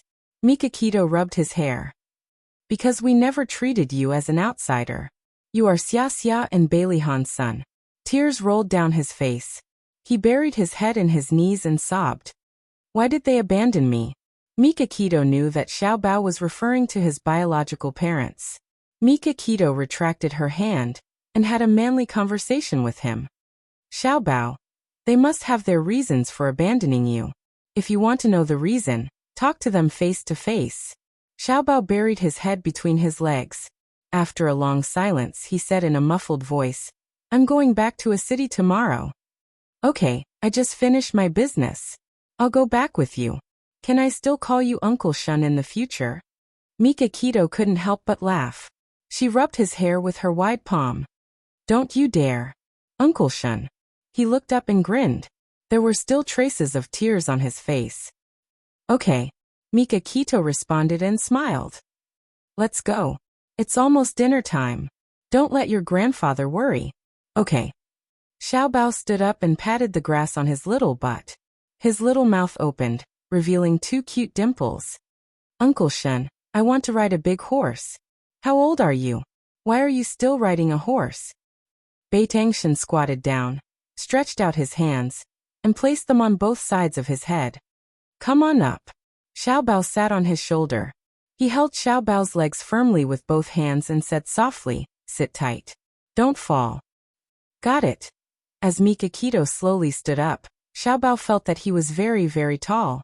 His vision had also become wider, and his mood had also become brighter. He laughed loudly. Uncle Shunrun. Kid, sit tight. Mikakito's lips curled up. She held on to his legs and started running on the grass. Ah, Xiao Bao shouted loudly. His voice echoed throughout the valley. 2 days later, at the Bailey mansion, the old lady sat expressionlessly at the head of the table. Xiaodong sat beside her, and across from them sat Suzuki-chan Sakura. She was elegantly holding a teacup and gently sipping from it. She put down her teacup and smiled. Madam Mrs. Bailey, I'm here today to thank you for taking care of Xiao Bao, and also to see Xiao Bao. Miss Suzuki, before you see Xiao Bao, we have to reach an agreement. We'll give Xiao Bao the freedom to choose. Once he makes a choice, the other party can't force Xiao Bao to change his mind. What do you think? Suzuki-chan Sakura laughed softly. Madam, I can't agree to this condition. I'm Xiao Bao's biological mother. I have the right to take him away. If I encounter any obstacles, I'll ask for legal aid. Xiaodong's pupils constricted. She didn't expect this woman to be so cunning. She actually changed her mind. She had a feeling that this matter wouldn't be easily resolved. The old lady's expression changed. Back then, we agreed to let you meet Xiao Bao because you agreed to let him choose. Since you've changed your mind, we won't abide by the agreement. Miss Suzuki, please leave. Suzuki-chan Sakura smiled faintly. She didn't seem to take it to heart. She stood up from her seat. Then I won't disturb you. The old lady's face darkened. Butler, see the guest out. Miss Suzuki, this way please. Suzuki-chan Sakura and the butler had already reached the entrance when hurried footsteps could be heard coming from upstairs. Soon they were downstairs. Xiao Bao's small figure appeared at the top of the stairs. He shouted, wait a minute. Xiao Bao, why are you down here? Xiaodong hurriedly got up and walked towards him. Suzuki-chan Sakura slowly turned around and looked at the child standing at the top of the stairs. He was handsome and his fists were tightly clenched. Although he tried to maintain a calm expression, she could see the uneasiness in his eyes. She pursed her lips and smiled. Xiao Bao, you already know who I am, don't you? Xiao Bao's chest rose and fell rapidly. He gritted his teeth. I want to talk to you. Suzuki-chan Sakura looked at the old lady, whose face was ashen, and then at Xiaodong, who was in a daze. Finally she nodded. Okay. Xiao Bao turned his head away and looked at the old lady and Xiaodong. Great-grandma, mommy, I want to talk to her. They had no choice but to nod. Xiao Bao said coldly, come with me. He walked up the stairs with his short legs. Suzuki-chan Sakura pursed her lips and followed behind him. The two of them entered Xiao Bao's room. Suzuki-chan Sakura looked at his room carefully. It was decorated in a very mature style, and didn't look like a child's room at all. She looked at Xiao Bao. He was only 5 years old, but he was like an adult. He was calm and rational. She almost couldn't believe that this was her child. The mother and son sat facing each other, and the atmosphere was very tense. Suzuki-chan Sakura coughed to break the tense atmosphere. Xiao Bao, mommy wants you to come back to Japan with me. Xiao Bao stared at her coldly. Who is my father? Suzuki-chan Sakura was stunned. She smiled faintly. You'll see him soon. He didn't want to dwell on this question anymore. He clenched his fists tightly and his eyes were burning with anger. Why did you abandon me? She looked bitter. I got pregnant out of wedlock. My parents felt that it was an insult to their family and chased me out. I had nothing and couldn't support you. So you abandoned me. What about that man? Why didn't he take responsibility? Xiao Bao gritted his teeth. She shook her head. He didn't know about your existence. Xiao Bao, I know I've let you down, so let me make it up to you, okay? Come back to Japan with me. I'll love you well. She reached out and wanted to hug him. He pushed her away angrily. If you really loved me, you wouldn't have abandoned me. I was really at my wit's end at that time.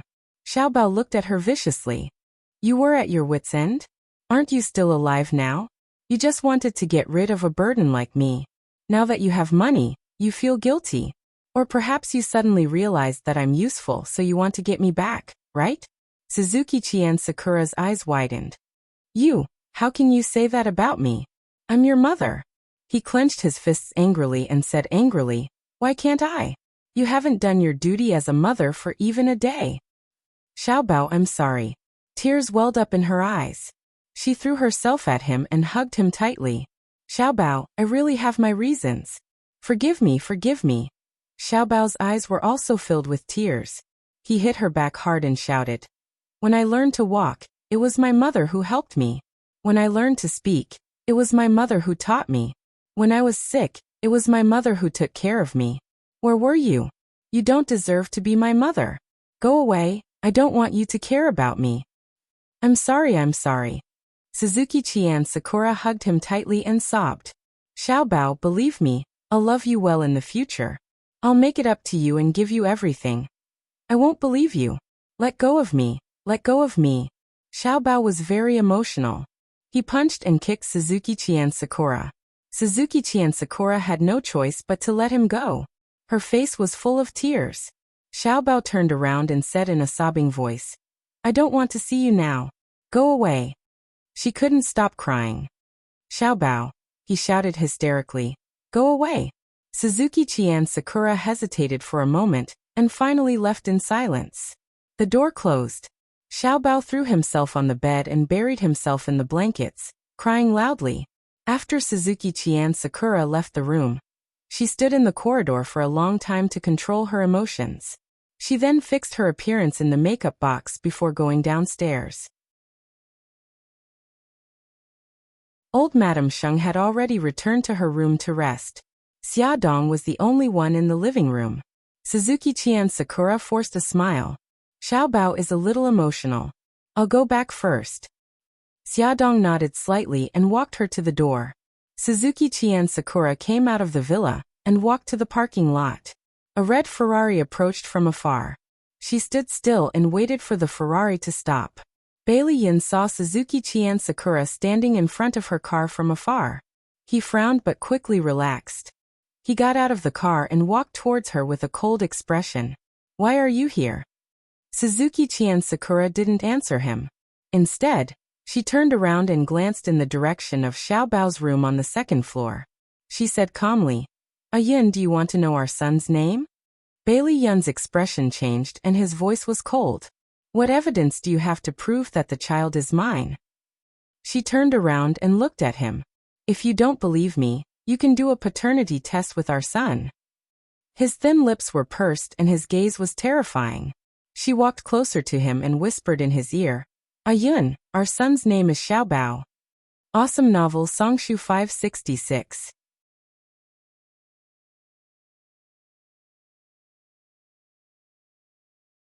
Chapter 323.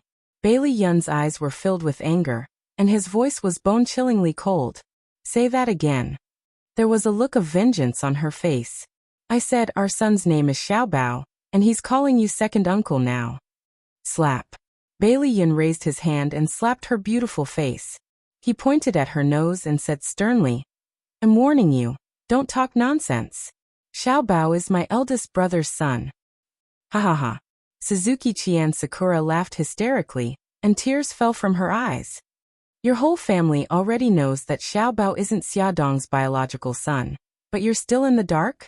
Do you know why I'm here today? I'm here to reunite with Xiaobao. Bailey Yun felt as if he had been struck by lightning, and his heart was about to stop beating. His fingers were trembling, and the blood in his body seemed to have frozen. He suddenly abandoned Suzuki Chien Sakura and rushed towards the villa. His entire body was emitting a malicious and cold aura, and he barged into the living room like a hurricane. Xia Dong was startled to see him suddenly appear and said, Yun, you're back. His face was ashen, and his eyes were fixed on her. Let me ask you, is Xiaobao your biological son? Xia Dong suddenly remembered that Bailey Yun did not know about Xiaobao's background, and pursed her lips. Xiaobao is a child I adopted. Bailey Yun's expression became more and more unsightly. Who is his biological mother? Suzuki Chian Sakura. His body suddenly froze. It's her, it's really her. No, it's impossible, I don't believe it. He turned and ran upstairs, his footsteps messy and hurried, as if there was a ferocious beast chasing after him. Xiaodong took a few steps forward and asked worriedly, Yin, what's wrong? What responded to her was the sound of his increasingly hurried footsteps. Bailey Yin rushed to Xiaobao's room and knocked on the door. Xiaobao, open the door. Xiaobao was crying in his blanket. He did not want to see anyone at all. When he heard him knocking on the door, he curled up into a ball and covered his ears tightly. Xiaobao, hurry up and open the door. Bailey Yin anxiously kicked the door. Xiaobao ignored him and continued to cry under the blanket. Bailey Yin was angry and anxious. He shouted for the housekeeper, took the spare key, and opened the door. He immediately saw Xiaobao curled up into a ball on the bed. He quickly stepped forward and pulled the blanket off her body. With both hands, he scooped Xiaobao up from the bed. What are you doing? Let me go. Xiaobao was in a bad mood. He was suddenly pulled out of the quilt, and was so angry that he punched and kicked him. Behave yourself. Bailey Yin carried him on his shoulder and slapped his little butt twice. He ran downstairs as fast as he could. Where are you taking me? Hurry up and let me go. In the blink of an eye, Bailey Yin ran downstairs with Xiaobao on his shoulder. Bailey Yin did not say a word and only focused on running forward. Xiaodong heard the commotion and quickly ran forward to stop him. Yin, what are you doing? It's none of your business. I'm taking Xiaobao somewhere. Bailey Yin said coldly. He held the punching and kicking Xiaobao tightly and walked straight out of the villa. Mom, save me. I don't want to go with him. Xiaobao shouted as he pounded Bailey Yin's shoulder. He was very fast. Xiaodong could only trot to catch up. Yin, let's sit down and talk. Don't scare the child. Bailey Yin suddenly stopped and stared coldly at Xiaobao. Xiaobao, do you want to know who your biological father is? Xiaobao was stunned. He said again, if you want to, then come with me. After saying this, he continued to walk forward. Xiaobao did not struggle anymore. Xiaodong wanted to chase after him, but Xiaobao said, Mom, it's okay. I'll go with second uncle. She could only stop and watch as Bailey Yin threw Xiaobao into the Ferrari. Bailey Yin took Xiaobao to a paternity test hospital. He carried Xiaobao and barged into an office. He said to the doctor, who looked surprised, we want to do a paternity test. Xiaobao turned his head and stared at Bailey Yin. His little face was filled with astonishment. Bailey Yin pursed his thin lips and looked very upset. The doctor quickly said, do you have an appointment? Bailey Yin said sternly, cut the crap. I want to do it now. He exuded a cold aura. His eyes were red and fierce. The doctor had an illusion that he was like a ferocious beast that could pounce on him and tear him apart at any time. He wiped the cold sweat off his forehead and smiled. Okay, please leave a sample. Blood, hair, oral mucosa. Choose one. Bailey Yin pulled out a few strands of hair from his head and put them in the small bag in the nurse's hand. He lowered his head and stared at Xiaobao with his dark eyes. He said in a deep voice, pull out a few strands of your hair. Xiaobao was already confused by his own guess. Without any words, he pulled out a few strands of his hair and put them in another small bag. The doctor said, Sir, please register now. We will come out with the test results in a week. Bailey Yin put Xiaobao down on the ground. He filled in the form and asked, I will only give you 2 days. I want the results in 2 days. This is impossible. Bailey Yin slammed the pen on the table. 100,000. Give me the results in 2 days. If you can't do it, I will change to another hospital immediately. The doctor picked up the registration form and saw the 3 words Bailey Yin written on it. He suddenly thought of the biggest Bailey family in a city. His heart thumped, and he quickly squeezed out a smile. Yes. We will come out with the test results as soon as possible. Bailey Yin stared at him coldly. This matter must be kept secret. If you dare to leak a word, your appraisal institution will be closed down. Understood. We will keep it secret. The doctor was more and more certain that the other party was from the Bailey family. Otherwise, who would have such a big tone? Coming out of the office, Bai Lian walked in front. Xiaobao lowered his head and walked behind him. The two of them, one big and one small, did not speak.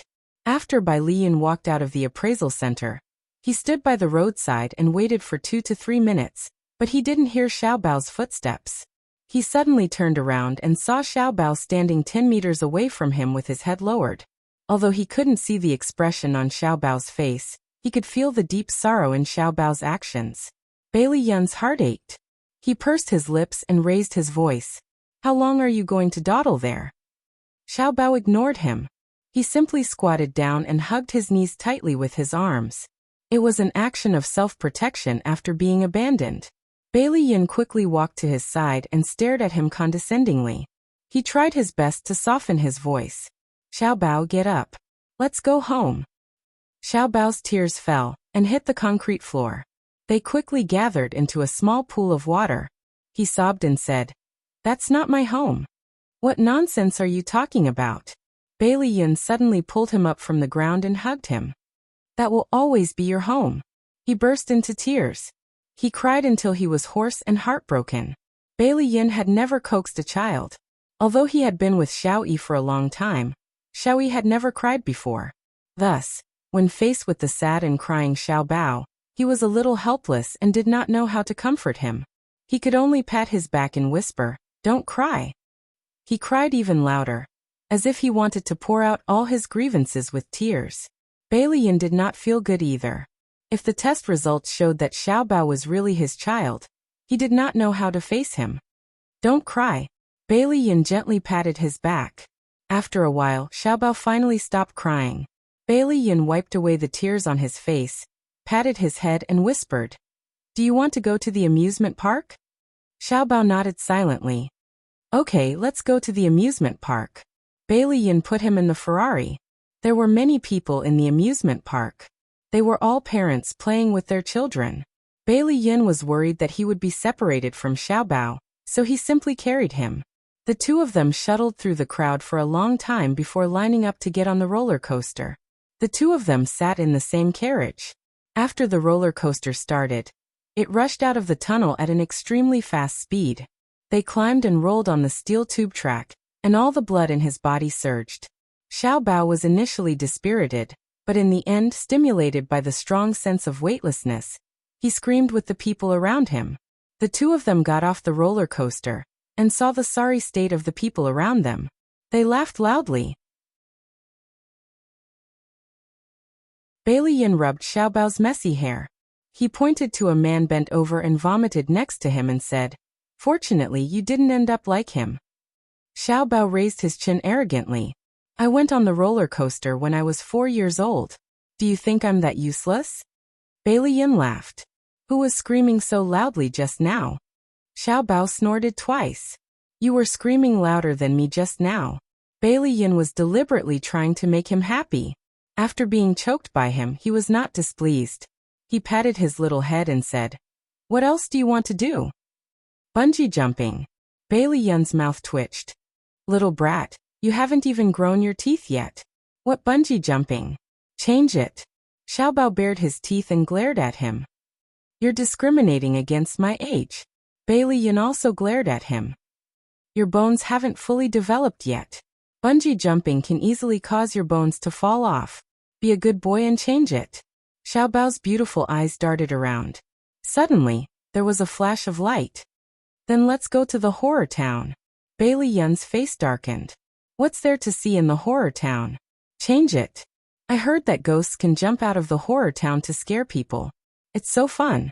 Some of my classmates have been here before. Let's go in and take a look." Xiaobao blinked his big eyes and acted cute. Hearing this, Bai Lian could not agree to it. No, such a young child. What if he gets scared by the horror town? Xiaobao stared at him for a while and suddenly laughed. "Second uncle, are you scared?" "Scared? What a joke. Why would I be scared?" Bai Lian patted his chest righteously. "Your second uncle has the most guts. Then let's go to the horror town. If you don't agree, it means that you're a coward." Xiao Bao looked at him proudly with an "I've seen through you" expression. Bailey Yun gritted his teeth and rubbed his cheeks. Okay, let's go. I'm not scared of you. He held Xiao Bao's hand and walked forward. Xiao Bao covered his mouth and laughed secretly. So second uncle was afraid of ghosts. Ha ha ha. The horror town was not just for show. It was so scary. The ghosts and monsters here weren't rigid stone sculptures, they could move. In the dark room, the sound effects of horror movies were playing. From time to time, white ghosts would float above or behind them. There were also ghosts with long hair combing their long hair in front of a mirror. The mirror reflected a bloody face. Bailey Yun was about to vomit. He held Xiao Bao's hand tighter and tighter. Cold sweat broke out on his back. He quickened his pace, intending to get out of here as soon as possible. Suddenly, an arm patted him heavily on the shoulder. His body trembled. He did not dare to look back and said with a trembling voice, "Xiao Bao, look. What's behind me?" There was no response. Xiao Bao. Bailey Yun's heart tightened. He could not care about anything else. He quickly turned around and lowered his head. Xiao Bao was standing in front of him. He was holding his right hand, and his left hand was holding a small snake. The small snake was still wiggling. Bailey Yun shouted anxiously, "Xiao Bao, throw it away." Xiao Bao chuckled. "Second uncle, don't be nervous. This is fake. Look, doesn't it look real?" Bailey Yun bent down to look at the snake in his hand. It was indeed fake. He relaxed and could not help but grumble. "Of all the things to play with, you had to play with a snake. You almost scared me to death." As he spoke, he tugged at Xiao Bao's arm. "Let's go. Let's get out of here." After taking a few steps, he suddenly felt that something was wrong. "Xiao Bao, who was patting my shoulder just now?" Xiao Bao was very surprised. Did someone pat your shoulder? I didn't see anyone." Bailey Yun's body froze. All the hair on his body stood on end.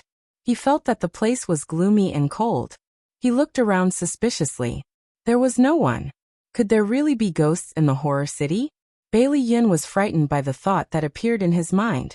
He suddenly bent down, picked up Xiao Bao, and ran out quickly. "Second uncle, what are you doing? Don't run." Xiao Bao was held tightly by his arms. He could barely breathe. "This place is gloomy. It's too strange. Let's get out of here quickly." Bailey Yun hurriedly explained and continued to run forward. Don't run. There are no ghosts." Xiao Bao knew that his timid second uncle must have been frightened by the hand that patted him just now. Hey Bailey Yun, don't run. It's me." Suddenly, a familiar voice entered Bailey Yun's ears. He held Xiao Bao in his arms and stopped. He saw a white figure running towards them. "Bailey Yun, it's me, Li Duo Bao. I didn't expect you to be so timid." Bailey Yun was so angry that he almost vomited blood. 10 minutes later, the three of them were sitting in a hot drink shop in the amusement park. Bailey Yun's face was gloomy like the sky before a storm. He used a straw to poke the lemon in his lemon tea. He completely ignored Li Duo Bao and Xiao Bao. Come and see. Shimu 799.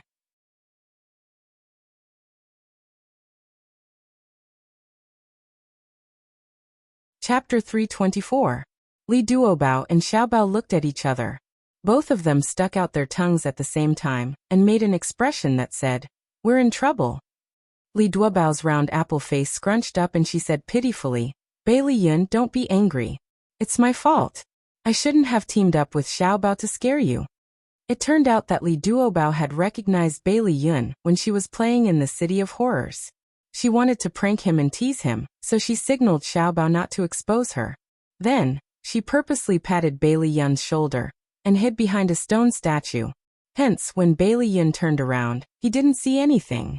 Bailey Yun poked his lemon hard and ignored her. Li Duo Bao pouted and turned to look at Xiao Bao. She winked and said, "What should I do? He's ignoring me." Xiao Bao shrugged and sighed silently. "I sympathize with you, but I don't know what to do either." Li Duo Bao bit her lip awkwardly.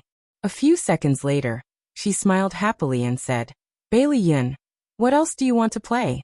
Let's play together." Xiao Bao was drinking a drink and almost choked by her jumping nerves. Bailey Yun looked up and glanced at her coldly. His tone was extremely displeased. "I'm still angry. Oh, I'm sorry. Don't be angry. A man has to be magnanimous. Li Duobao put her hands together and smiled ingratiatingly. How about this? Let's have lunch together. I'll treat you as an apology, okay? Bailey Yun glared at her. You still want to eat hot pot? She quickly waved her hands. No hot pot, no hot pot. You can eat whatever you want, he said coldly, looking down on her. Really? Aren't you afraid that we'll be greedy and make you go bankrupt? It's just a meal. We won't go bankrupt. Li Duobao laughed foolishly. Xiaobao could not help but facepalm. He had a premonition that a little white rabbit had jumped into a trap. Sure enough, Bailey Yun suddenly grinned. He put down the straw in his hand and nodded contentedly. Well, you treat us at noon. The location is Century Brocade. Century Brocade was the best hotel in a city. The dishes there were ridiculously expensive. Li Duobao almost fell on the table and looked at Bailey Yun with tears in his eyes. He looked very pitiful. Bailey Yun's lips curled into an elegant and charming smile. His voice was extremely gentle. What's wrong? Li Duobao was speechless. He pursed his lips and said, It's nothing. Century Brocade it is. She really wanted to slap her own mouth right now. She would really go bankrupt from eating this meal. Because she was worried about her wallet, Li Duobao wasn't interested in the following entertainment activities. When Bailey Yun saw this, the corner of his lips curled up. This girl's emotions were written all over her face, and it was really fun to tease her. He was completely unaware that the scene of him peeking at Li Duobao had fallen into Xiaobao's eyes. When they came out of the amusement park, it was already lunchtime. Bailey Yun drove while Li Duobao accompanied Xiaobao in the back seat. She thought that Bailey Yun would spontaneously drive the car to Century Brocade, so she didn't pay attention to the route. Instead, she played a game with Xiaobao. When the car stopped, she looked out of the window and said in surprise, This doesn't seem to be Century Brocade. Bailey Yun, you're going the wrong way. Fool, do you really think I'm going to kill you? Bailey Yun opened the car door for her and smiled. Hurry up and get out of the car. The food in this private restaurant is very good. Oh, okay. Li Duobao jumped out of the car first and reached out to carry Xiaobao. Xiaobao refused. No need. I can get out by myself. Xiaobao jumped out of the car and walked in front like a little adult with her chest puffed out and her head raised. Li Duobao looked at Xiaobao and then at Bailey Yun. You and your brother must look a lot alike. Bailey Yun was surprised. Why do you say that? She giggled. Because Xiaobao looks a lot like you. In the end, it's still because you look a lot like your brother, isn't it? Bailey Yun's expression froze. Let's go. Xiaobao has already gone in. In the private room, Bailey Yun and the other two had just finished ordering when Xia Dong called. She sounded a little worried. Yin, are you guys okay? We're fine. I took Xiaobao to the amusement park. We're at the restaurant now, and we're planning to eat. Okay, I got it. Then you guys eat. I'll hang up first. Bailey Yun glanced at Xiaobao. It's your mommy. Xiaobao said, Oh. Li Duobao realized that the atmosphere between them was a little strange. Her gaze shifted between the two of them, and finally landed on Bailey Yun. She smiled and said, Bailey Yun, when are you going back to New York? Maybe we can even be on the same plane. Bailey Yun took a sip of tea and said indifferently, The time hasn't been set yet. There's something I need to deal with. Oh, I see. There was a moment of silence and the atmosphere was a little awkward. Xiaobao suddenly looked up at Li Duobao and an innocent and cute smile appeared on her little face. Sister, do you have a boyfriend? Li Duobao smiled embarrassedly. Not yet. Sister, you're so beautiful. There must be a lot of people pursuing you. The little guy's eyes were bright and full of gossip. Bailey Yun suddenly put down his teacup and looked at Li Duobao, obviously waiting for her answer. That. Li Duobao rubbed her nose awkwardly. You can say that. Sometimes on the plane I meet some passengers who give me their business cards. Sister, you're so popular. Why don't you date them? Bailey Yun's eyes moved and his thin lips pursed. I don't think I feel anything. Li Duobao had a complicated expression on her face. She was a little distressed and a little confused. I don't know what's wrong. I just don't feel anything. Oh. Xiaobao nodded in understanding. Her bright eyes glanced at Bai Liyun, who seemed to be deep in thought. She had already guessed something. The waiter served the dishes and the topic didn't continue. After they were full, Li Duobao called the waiter over and was about to pay the bill. However, Bai Liyun was one step ahead of her and handed the bank card to the waiter. Li Duobao didn't want to. She took the card and was about to return it to him. Didn't we agree that I'll treat you? Stop fooling around. You can treat me next time. Bai Liyun handed the card back to the waiter. It didn't look good pushing it back and forth. Li Duobao didn't insist and put away her card. All right then, I'll treat you next time. Xiaobao cast a disdainful glance at Bai Liyun. It was that simple. He had laid the foundation for the next date. A love expert was indeed a love expert. In the next second, Xiaobao frowned because he thought of a serious problem. If his second uncle was really his father, then what was going on between him and Suzuki Qian Sakura? Should he support his biological parents being together? Or should he support Bai Liyun and Li Duobao being together? Damn it, why was he thinking so much? If Bai Liyun was really his father, he should hate him. Why did he care so much about him? After eating, they strolled around the streets. The two adults and the child looked like a family of three. When Li Duobao saw the ice cream shop, she held Xiaobao's hand and ran forward quickly. The two of them leaned on the glass counter and stared at the beautiful ice cream inside. Then they turned around in unison, blinked their beautiful big eyes, and said in unison, "I want to eat ice cream." Bai Liyun didn't know whether to laugh or cry. Li Duobao, how old are you?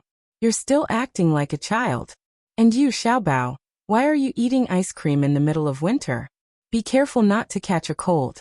Li Duobao and Xiaobao looked at each other and nodded firmly, completely ignoring Bai Liyun. Li Duobao took out a bill from her wallet and said, 2 ice creams, 1 strawberry flavor, 1. She looked down at Xiaobao. Xiaobao, what flavor do you want? Xiaobao smiled sweetly. Pineapple flavor. 1 strawberry flavor, 1 pineapple flavor, thank you. Li Duobao handed the bill to the cashier. Hey you two, how dare you ignore me? Bai Liyun took a few steps forward and stared at the two of them with an unhappy expression. Next to them, an old lady who was buying ice cream with her grandson said with a smile, "Young man, if your wife and child want to eat ice cream, let them eat it. It's okay to eat it once in a while." Li Duobao's face turned red and she stuttered as she explained, "Auntie, I'm not. Wife." Bai Liyun suddenly interrupted her. On his handsome face, there was a gentle smile. "Since you want to eat it, then eat it. Auntie is right. It's okay to eat it once in a while. That's right, girl. Your husband is so handsome, ha ha ha." The old lady laughed boldly. Li Duobao's cheeks were red. She wanted to explain, but Bai Liyun had already taken the ice cream from the cashier and put it in her mouth. "Wife, your ice cream." "Io, the two of you are so sweet." The old lady smiled like a flower. "Auntie, we'll be leaving first. I hope you're in a good mood today." Bai Liyun smiled brightly at the old lady. He dragged Li Duobao and Xiaobao out of the ice cream shop in a hurry. "What are you doing?" Outside the ice cream shop, Li Duobao shook off Bai Liyun's hand and said angrily, "Why didn't you let me explain? Why did you let people misunderstand?" Bai Liyun raised his eyebrows. There was a mischievous smile on his lips. "Explain?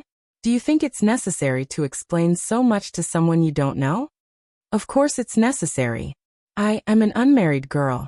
I was misunderstood to be married. I also have such a big child. Shouldn't I explain?" Bai Liyun's face turned ugly. "Do you think that Xiaobao and I have insulted your reputation? Do you discriminate against single men with children?" "Of course not. Bai Liyun, can you be more reasonable? We're not talking about the same thing, okay? I'm the one being unreasonable. I shouldn't have pestered you. Are you satisfied now?" I don't want to talk to you. You're pissing me off." Xiaobao licked her ice cream silently. She did not intend to get involved in their boring quarrel. Awesome novel Xinwu 799.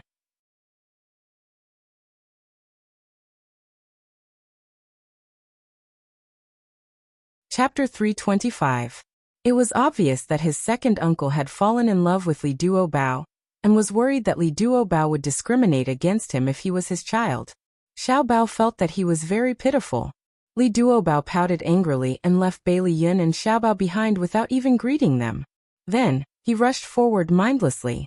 Bai Liyun was also angry. He suddenly grabbed Xiao Bao's arm and walked in the opposite direction. "Let's go home." Xiao Bao looked back at Li Duobao's angry back and sighed helplessly. "Second uncle, are you really not going to chase after her?" "Chase after what? What's there to chase after?" Bai Liyun was so angry that smoke was coming out of his head. He despised Xiao Bao for walking too slowly, so he simply picked him up and walked forward quickly. Xiao Bao felt even more helpless and dragged out his voice.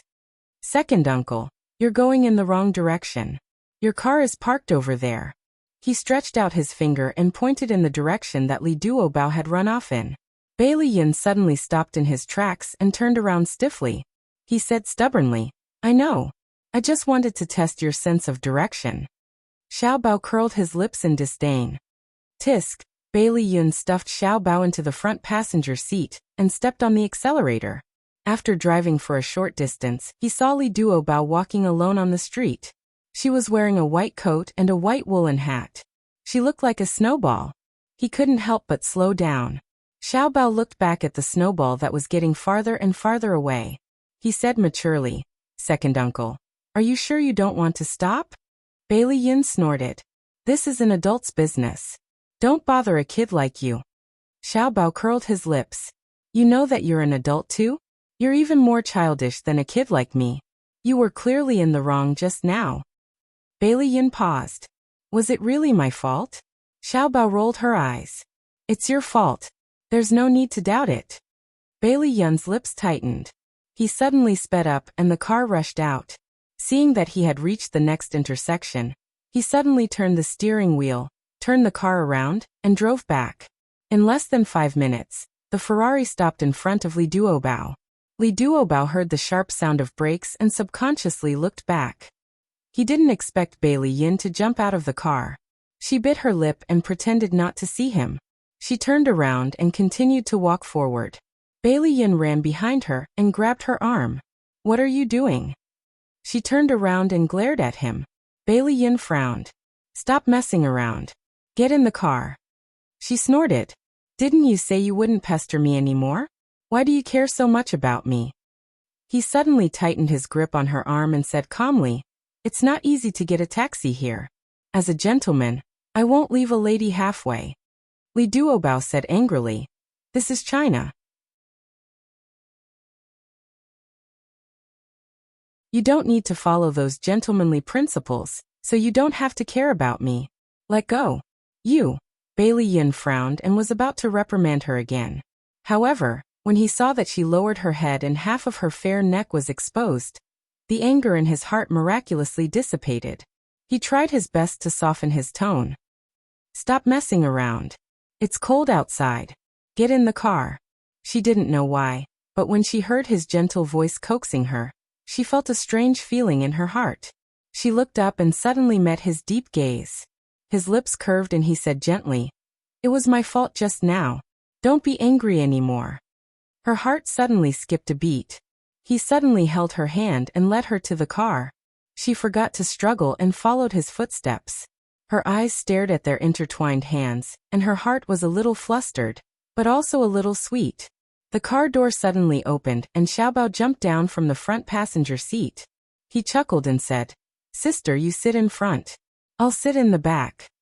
He wiggled his little butt and climbed into the back seat. Li Duobao glanced at Bai Liyun and pursed her lips. She pushed his hand away and bent down to get into the back seat as well. She sat beside Xiao Bao.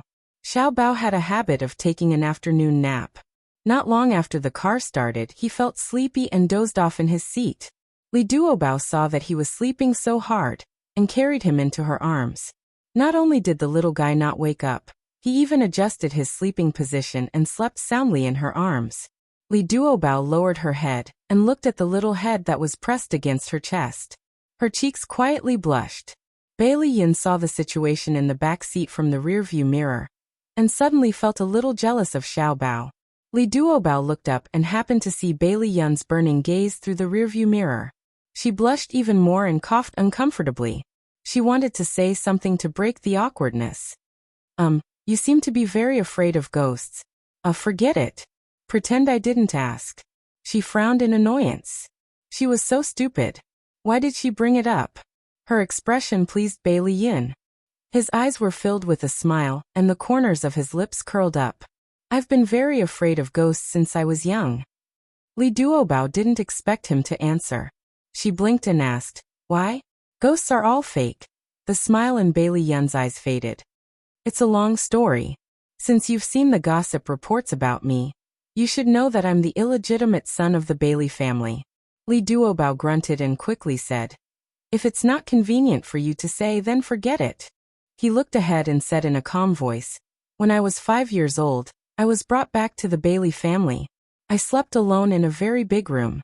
It was cold and gloomy. I missed my mother, but I didn't dare to cry because I would be hated by my family. Li Duobao looked at his handsome face through the rearview mirror. His expression was indifferent, as if he was talking about someone else's story. She felt a little sour in her heart. He pursed his thin lips and continued, one night, it was raining heavily. There was no one at home. They had all gone to attend old Master Bai's birthday party. I was hiding under the blanket alone. Suddenly, I saw a scary face appear by the window. Lightning flashed, and I saw that the face was covered in blood. A pair of black eyes were staring at me. Li Duobao was shocked. What happened next? Bailey Yun gripped the steering wheel tightly and his voice changed. Later, I heard that someone had invaded that night and wanted to steal something valuable. In the end, he accidentally fell and injured his head, so his face was covered in blood. He didn't give up and climbed up to the second floor, which was outside my window. In the end, I found him. She asked nervously. What about you? How are you? He was stunned.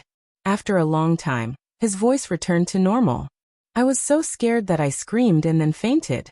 After that, I became afraid of things like ghosts. Li Duobao bit her lip and felt a little uncomfortable. A 5 or 6-year-old child was at the age where he was full of fantasies. It was inevitable that he would let his imagination run wild when he lived alone in an empty house. Coupled with his family's neglect of him, his young heart was even more sensitive. When he saw a face covered in blood, he mistook it for a ghost and was left with a psychological shadow. She said impulsively, I'm not afraid of ghosts. If you're scared in the future, you can look for me. His eyes were filled with warmth and his lips curved. What if I'm so scared that I can't sleep in the middle of the night? She said without hesitation, call me. I'll tell you a joke. He chuckled. You said it.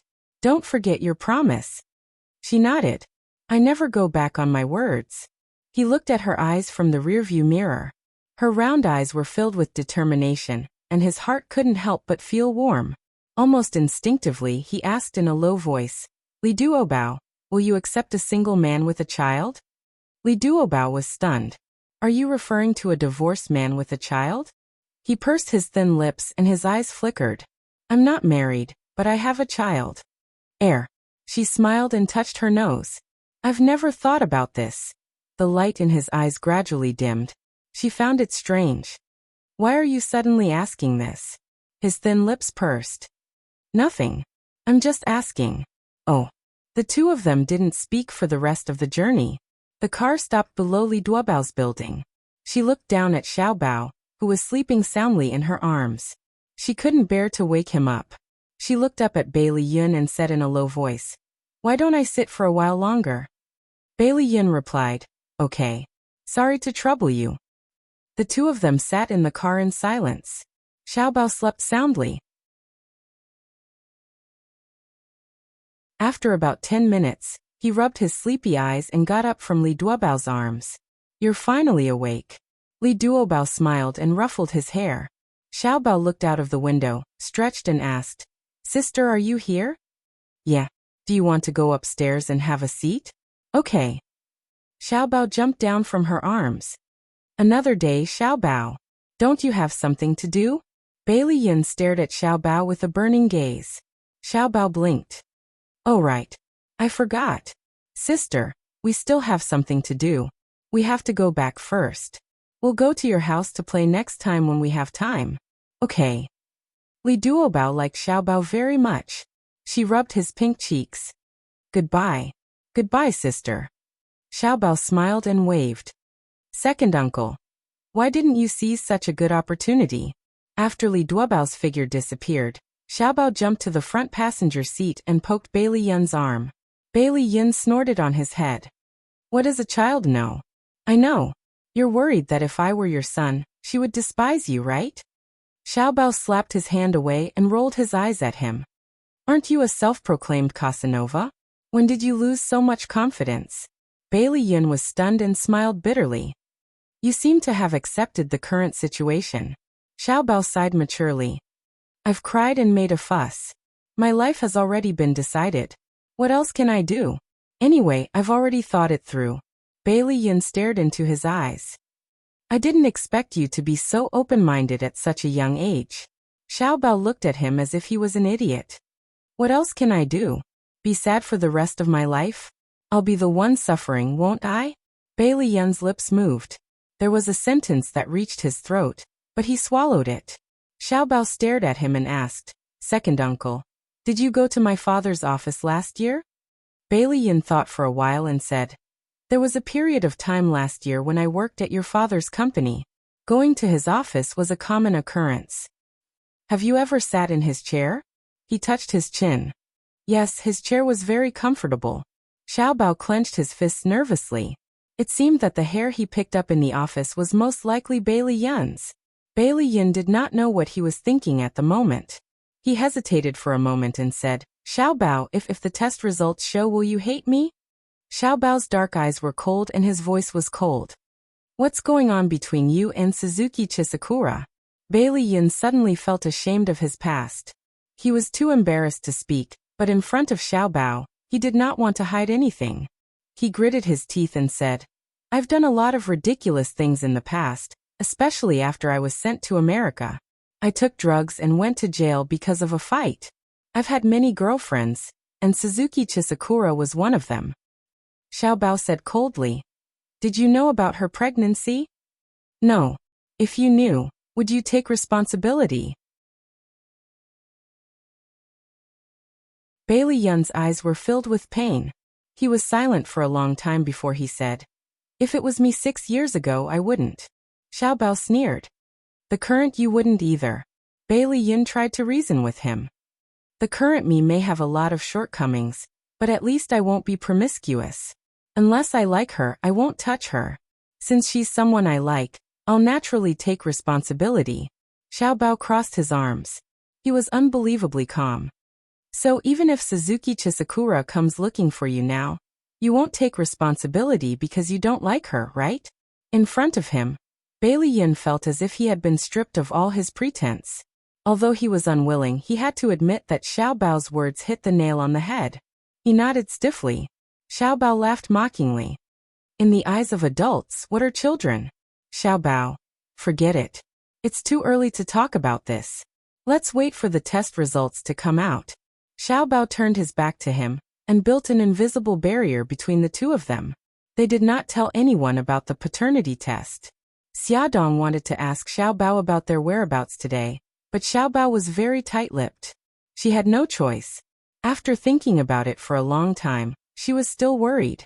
She called Mikakito and asked him to investigate Suzuki Chisakura's background. She felt that this woman was not simple, and was worried that she would play tricks. The next day, Bailey's family received a letter from Suzuki Chisakura's lawyer.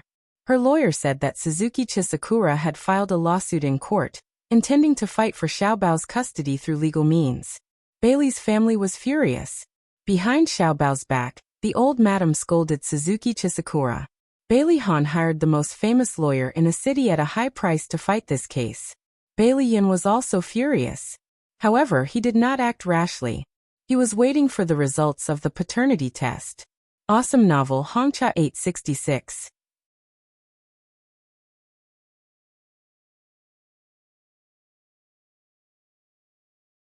Chapter 326.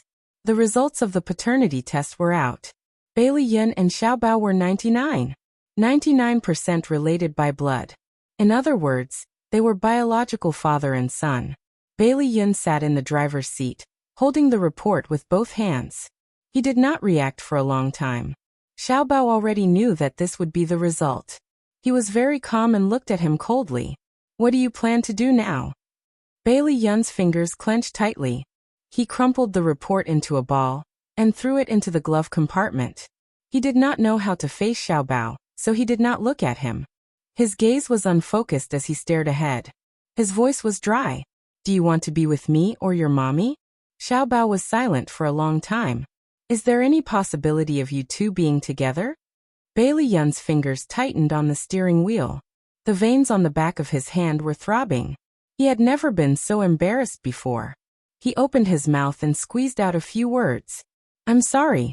Sorry, it was impossible for them to be together. In fact, Xiao Bao had already expected this. He could tell that Bailey Yun had feelings for Li Duobao. However, no matter how smart he was just a child. He wanted to have a complete family with his biological parents. Xiao Bao turned around.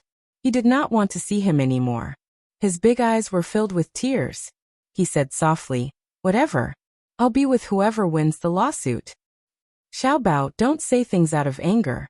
Bailey Yun suddenly turned his shoulders. When he saw the tears in Xiao Bao's eyes, he was stunned. Then he hugged his weak little body tightly. His voice was pained. I'm sorry, Xiao Bao. I'm very sorry. Xiao Bao's tears fell. He said in a sobbing voice. What do you have to be sorry for? Anyway, I'm just the product of your youth. Give me back my parents. I don't want you. I don't want you at all. I'm sorry. It's all my fault. Bailey Yun's eyes were also filled with tears. He hugged Xiao Bao tightly. Xiao Bao, follow me. Although I don't know how to be a good father, I will work hard and make it up to you. Trust me. Xiao Bao wailed in his arms. As he cried, he pounded on his back and cried, I don't want you guys.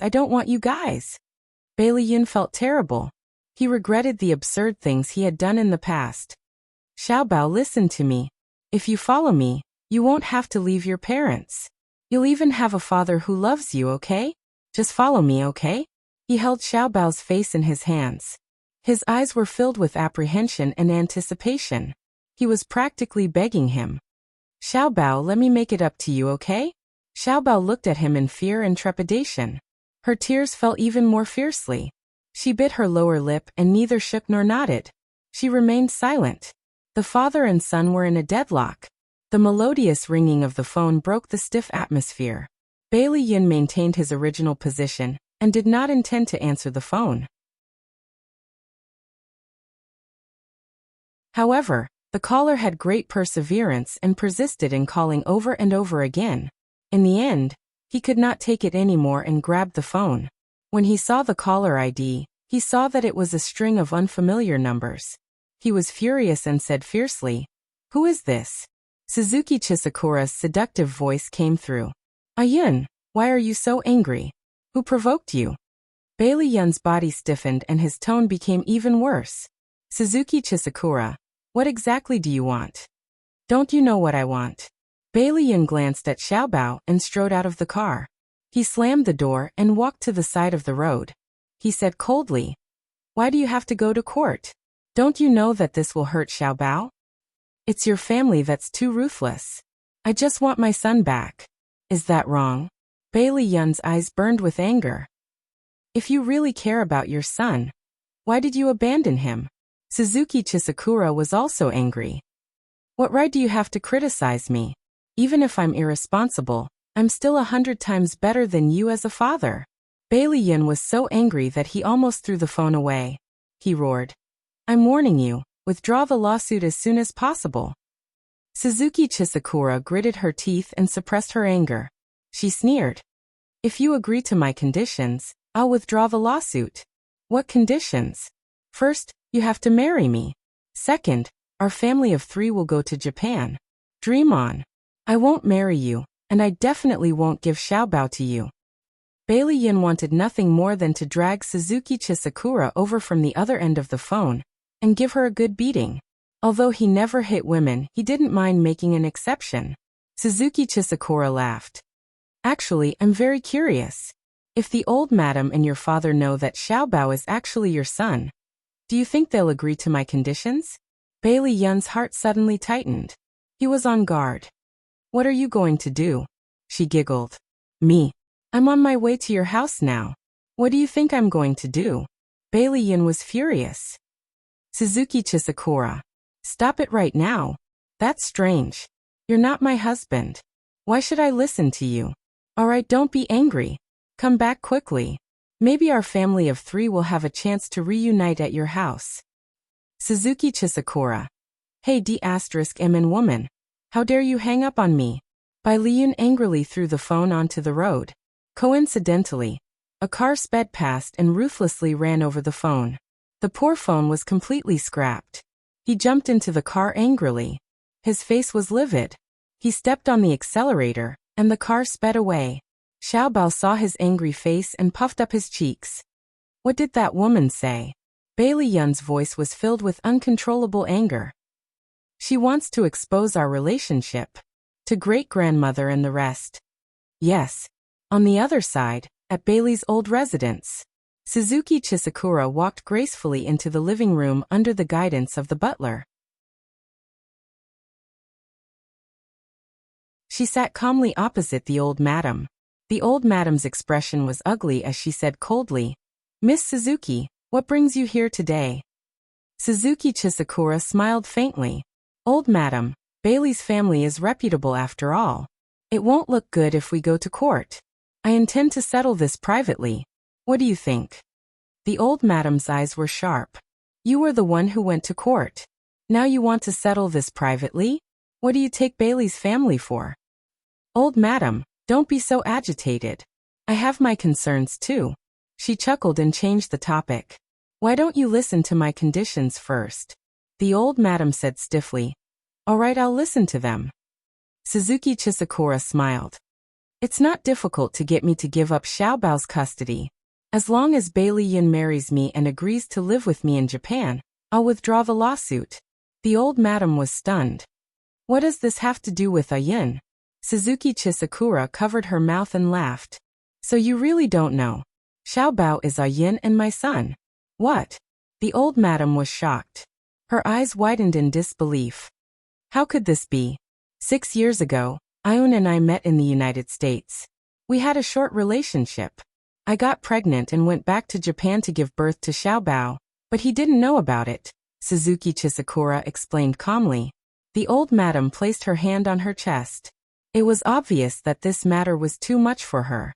She couldn't catch her breath for a long time. Old madam, what do you think of my suggestion?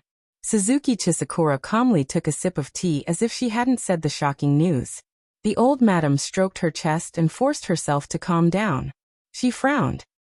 You said that Xiaobao is your and Ayun's child. What evidence do you have? If you don't believe me, we can do a paternity test. Or, Ayun has already done a paternity test with Xiaobao. When Ayun comes back, you can ask him. Then you'll know if I'm telling the truth. Suzuki Chisakura had told Bailey Yun about Xiaobao's background in advance. It wasn't unreasonable. She had already planned everything. She had calculated the first and the second step very well. The old madam was, after all, experienced and knowledgeable. She quickly realized this point. She stared at Suzuki Chisakura with her deep eyes. If what you said is true, then you took Bailey's family to court to force Ayun to marry you. The older the ginger, the spicier it is. Old madam saw through my little trick at a glance. Bailey's family is a prestigious family in a city. Some people are envious, some are jealous. You don't know how many pairs of eyes are watching you. If there's a scandal in the Bailey's family, and the second young master's illegitimate son is adopted by the eldest young master's wife, and the birth mother comes to ask for custody of the child many years later, don't you think it will attract a lot of attention? The old madam's eyes were burning with anger.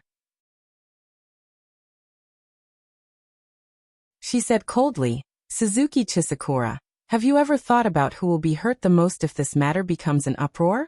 Xiaobao. Have you ever thought about him? Suzuki Chisakura stopped smiling and looked indifferent. Xiaobao is my son. Of course I think about him. He needs a complete family. If I don't do this, Will you agree to let Bailey Yin marry me? The old madam was so angry that she pointed at her nose. You're just doing it for your own selfish desires. You don't deserve to be Xiaobao's mother. Suzuki Chisakura sneered. If I don't deserve to be Xiaobao's mother, then I wouldn't have given birth to him 5 years ago. For him, I've suffered so much. Who among you can understand? Her words not only shocked the old madam, but also shocked Bailey Yun, who appeared at the door with Xiaobao in his arms. Before the old madam could speak, Bailey Yun roared angrily, Suzuki Chisakura, shut up. Suzuki Chisakura's body stiffened, and she slowly turned her head.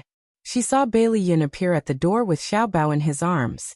He was sweating profusely, and it was obvious that he had run in a hurry.